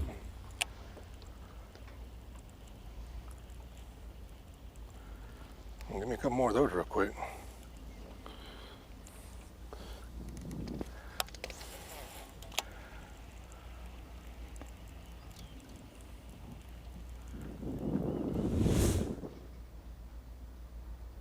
Could be a glitch, but Fisher and I just put in 2 4-pounders to get up to 16 pounds, but the 4-pounders were at the exact same time, so maybe it's a Bass Track error. Double punch. See, I was told. Yeah.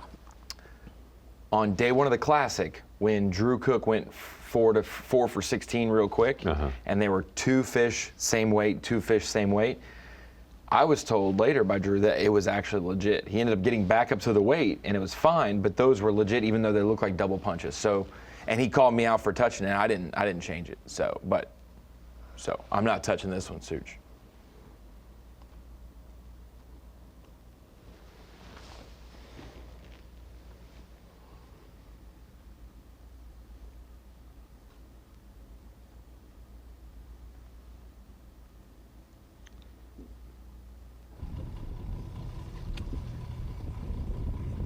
That is a lot of time to not be fishing.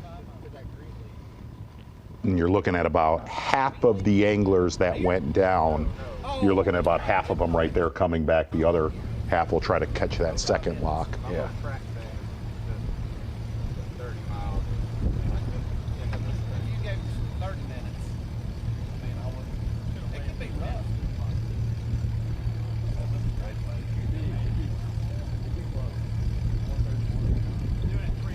Where was the lock at where Ish Monroe and Keith Poche were going to beat each other up? That was Toho. Is that where it was? Yeah. That is awesome. We're gonna. I thought they'd kind of both. They both, you know. That is great. That is awesome. I was on the water. You were? AJ Slagona, the leader, and I hear there's chaos and someone's back at the ramp in handcuffs, and I'm like, what? Those locks on Toho are built for trouble, though. Why do that, man? Yeah, they're built for trouble. Yeah, it's only small, tight, 15 at a time. claustrophobic. You know, if somebody comes in a little hot, you know. Beating the 5 people that don't make it back. You know what I mean? There's gonna be a couple boys that don't make it back. I can count on one hand. I know one don't.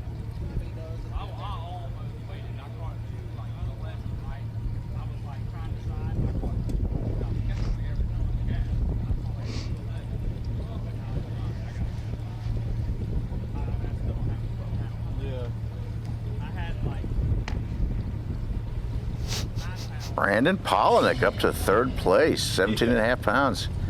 He's called with a 3 1/4. He's got 2 4-pounders in his Bass Track 5. He's one of the dudes made his way down to 15.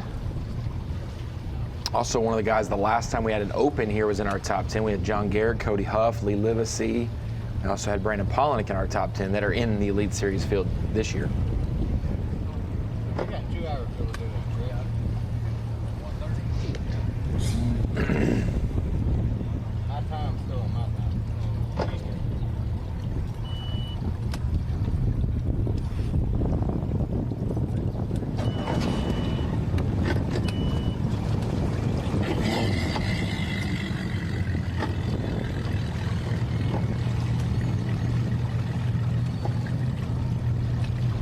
Well, you're right about that claustrophobic. Ooh. Right? It's like being in an elevator. Yeah, it's it's a like classic. being in a hog mongoose. pen. Exactly. Cornered like a badger.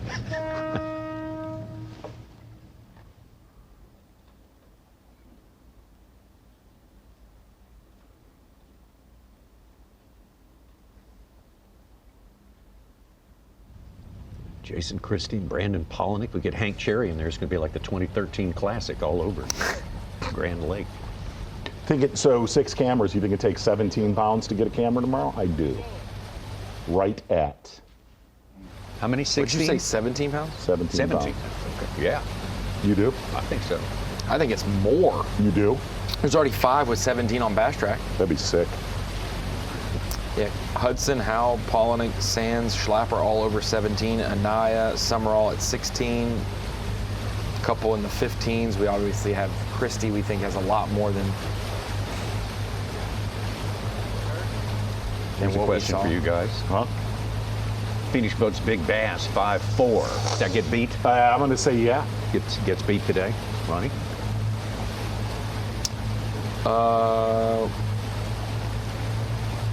Is it, if Caleb Hudson's fish weighs 5'8", does it beat it? Since it's, that's the one we're referencing, I'm saying. Do you think it's higher? Does 5'4" get beat? Yeah. I'll say yeah, it's bigger than 5'4". Okay. His fish is bigger than, or someone will weigh Someone bigger will than make 5'4". Yeah, an additional one. Yeah. Look at the guys who don't have Bass Track down there, though. The Chris Johnston, the Greg Hackney, Fighter, Will Davis, Trey McKinney, McCormick, Cody Meyer, Brock Mosley, among others. Letting it eat right there. Turned up.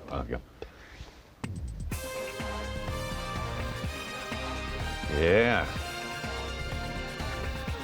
Yeah, it's going to be a little more to grab onto before they have to check in. A little more fishing left for those guys coming out of the lock there. The other flights will be going through. A lot of The guy in the second boat thinks we're going the right way. He's following the wrong guy. We'll check on him when we get back. Gamakatsu Bassmaster Elite from here on the Arkansas River. Welcome to you if you're just checking in with us, maybe seeing who's ahead as we get closer to the end of day number 1, our full field fishing out there. And we got Caleb Hudson, a rookie, right on top, and a man who's far from a rookie, Randy Howell, is in second place. Randy Howell, who led the first day of the last tournament we had here. Brandon Polinick, also far from a rookie, getting in there. Man, Cole Sands and Pat Schlapper won twice last year on rivers. Needs to have another second half of the season comeback, not starting out ideal. Has not been fast this year. Fisher Anaya got off to a great start. Lake Martin. He kind of creeped up there through the day. Yeah, he did. He was up there and then he disappeared and he came back up again. That's what's so difficult. We know how the game is played, and we have forward-facing, non-forward-facing, so people can look at the paper results and say, he doesn't know how to catch them without forward-facing. Fisher Anaya, from what I've heard, lost so many good quality fish at the Tennessee Tom Bigby for his 70th or 80th place finish, and he would have been in the cut doing good, but yeah, he's a fishing nut. He can do it all, that's for sure. Bo Browning having a good tournament here. Bo Browning needing a good tournament. Jordan Lee. Drew Cook. A lot of people thought we'd see Drew Cook looking at some spawning bass. Stuff he likes to do. Justin Atkins fell a little short of his expectations down there at the Tennessee Tom Bigby River. Jockinson had success in Oklahoma. Brian New, going to be one of your anglers at your Tuesday nighter there, Z. Yeah, exactly right. Having a time. Stetson doing okay. Stetson doing okay all season long, as that's where he is in the points, and that's where he is on day number 1. Logan Parks having his best tournament so far this year. Clifford Perch, glad to see him anytime in the top 40. Rough go of it this year of 2026. Lee Livesey, we've been with him all day long. Winning the numbers award today. As somebody's got to be last in AOI, whether they're having a better than last place season or not. Someone's got to be last. Did you think Clifford Perch would have 14 points through 3 Elite Series? That 14 points. That's so tough. It's like not showing up. Yeah. Wow. All right, bubbling under the 50 cut there. Sam Hangy, Cody Huff, Matt Messer, the rookie, John Cruz. People are thinking this is when John Cruz kind of gets his season started down here. Jason Williamson, Caleb Kufal, Cooper Gallant, Nick Trim, David Gasson, and Kyle Welcher. Uncharacteristically slow season for him. Yes. It's very Especially surprising. the bodies of water that we've been to. Going back to the site of his big win last year's record-setting win, the Pascatank River in June. We were there about this time last year. And I believe of all of these anglers, I believe Lee Livesey's the only one still down in 15 of these, of this 4-box. I don't think Stetson wasn't in the lock yet. He's last Stetson flight. has not. He's he's gonna do the 2 to 2:15 window or whatever.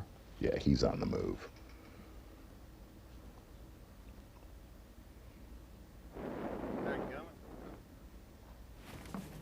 It's starting to blow for sure. Here's Christie now in pool 16.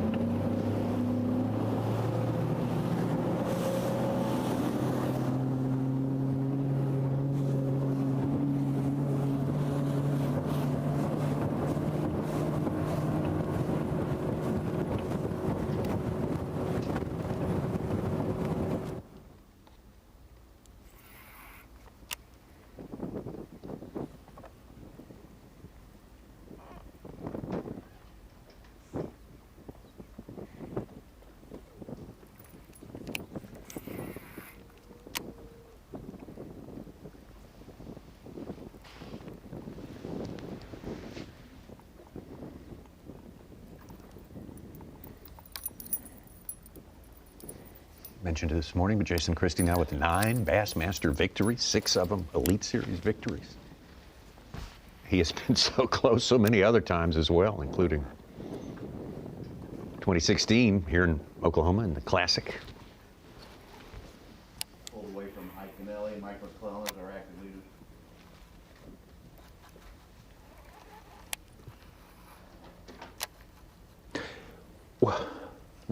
leaders. Does Christie have an AOY in him? I was just literally going to bring that up. I wonder. He got If second you that one look year. at something that we attacked this on the podcast was, if you look at the diversity of the waters that he has won on, from Hartwell to Sabine to St. Clair twice, Chickamauga. how has he not won an Angler of the Year? That's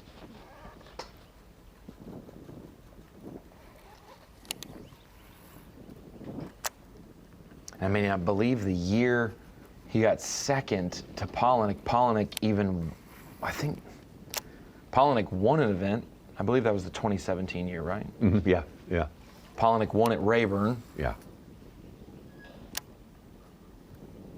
I remember Christie telling me that he's very unlikely to win an AOI because he goes for it every time, and he can do that last place finish and then win the next one. There's several other guys who've kind of followed that go for it.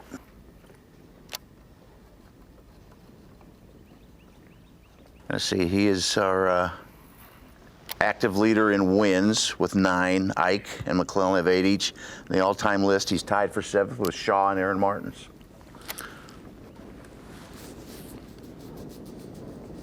Yeah, so that year that Polinick won AOY, he won at Rayburn, but then to end the season, Christie won at St. Clair to be as tight as it had been really until this past season.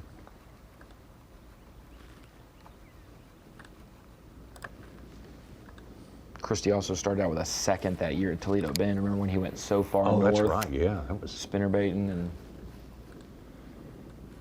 that was the year that our California angler, John Murray. Murray won, yeah.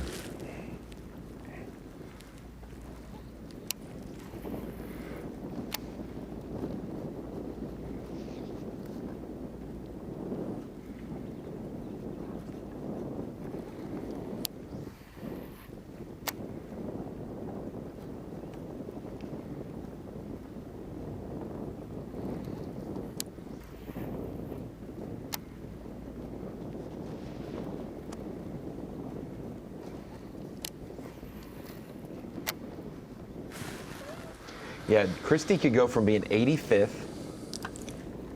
after Martin to 25th by the end of today's weigh-in. If he's around 10th place, he could be 25th after today's weigh-in. He will have fixed the problem. Yeah, for the time being. In short order.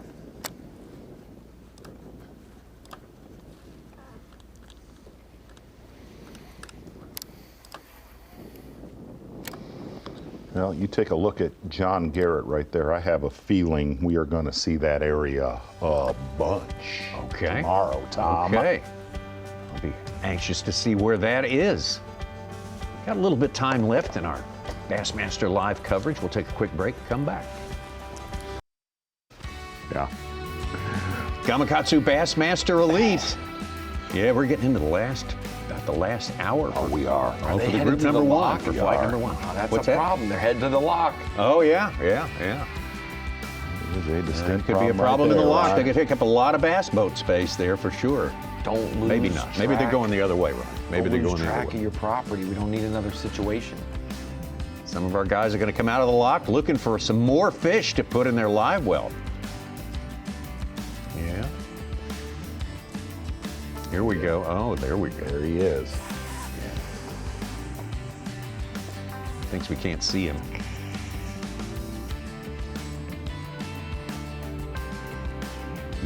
Quite a place, wild and tamed, and both at the same time. That was the Arkansas two River. most common posted things, Tommy, in social. Snakes. Getting stuck and seeing snakes. Of what people were worrying about coming here? No, that was the most things that posted during practice. where it was I see. People Okay, stuck yeah. on mud pictures of flats snakes and pictures of snakes, yeah. of having to push their boat. Yeah. Back to Jason Christie. Caught our first fish on camera today. Maybe he'll catch our last one on camera today. Easton Fothergill has a limit. His bass track must have been on pause or something. He's got 5 for 10. Oh, see.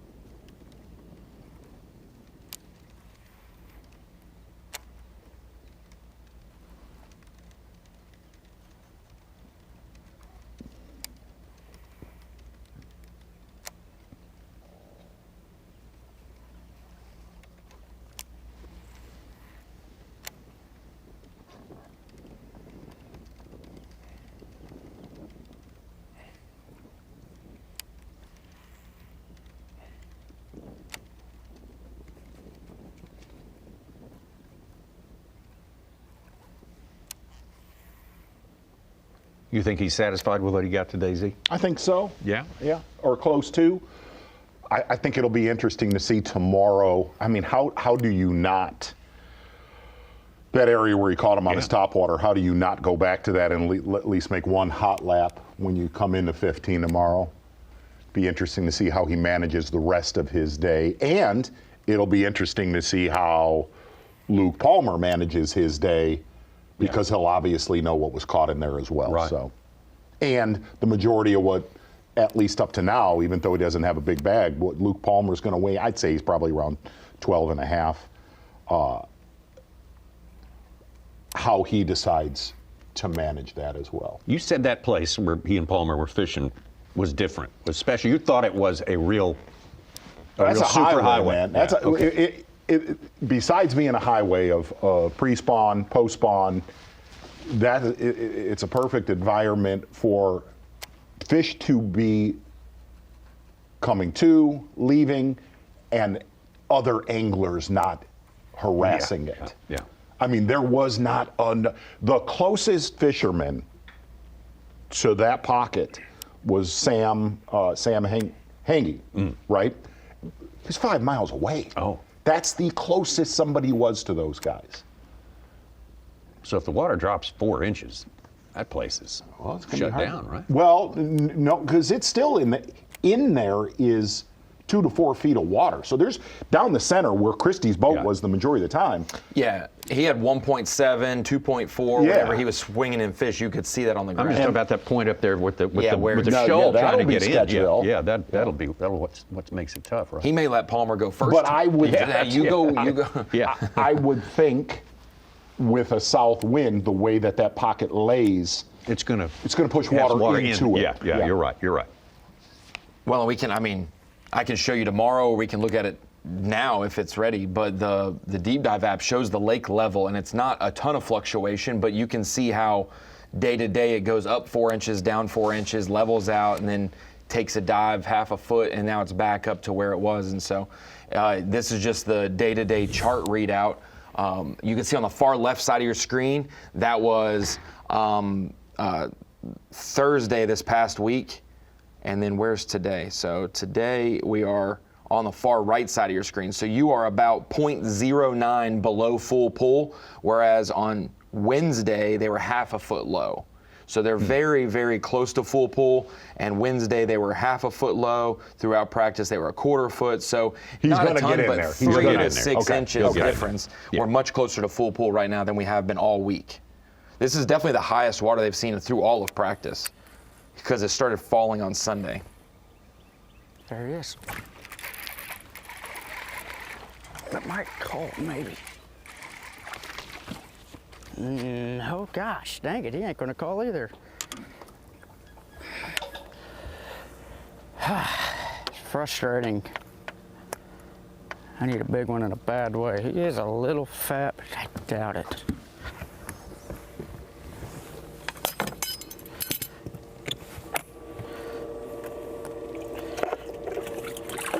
Heck, he might actually call, huh?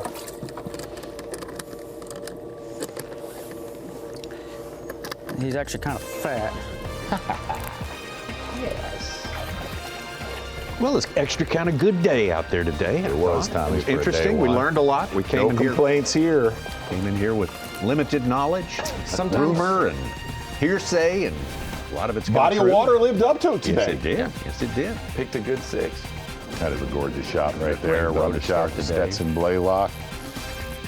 Bassmaster Live. We have not seen a rainbow since Okeechobee. Wow. 2008, I think it was. Good fishing. Tomorrow we'll be with all your leaders, and I'm going to predict. Okay. 6 cameras out there. I think we'll probably have 3, maybe 4 going to 15. The rest should be, I think at most, the rest should be pretty much spread throughout the system. So I think we will get a lot more looks, a lot more different techniques tomorrow as well. Maybe some earlier fishing would be good too. That would be nice. That'd be sick. Early a treat for the audience, for sure. Good fishing. Absolutely. Maybe 17-9 to make it to our top 6. I'm going 17 even. I'm staying 17 even. Okay. I'm trenched in. I'm locked in. Okay. More than anything, I'm bowed up. I know that. Give me 17 above all. 17 and a penny. 17 and a penny. Write it down. The weigh-in begins an hour from right now, or just shortly after that on Bassmaster.com. We're coming back tomorrow, Bassmaster.com. Right here. We'll be here at 8 Eastern, 7 Central Time to get it started for another 7 or 8 hours, 7 hours of coverage on Bassmaster Live. We'll see you then.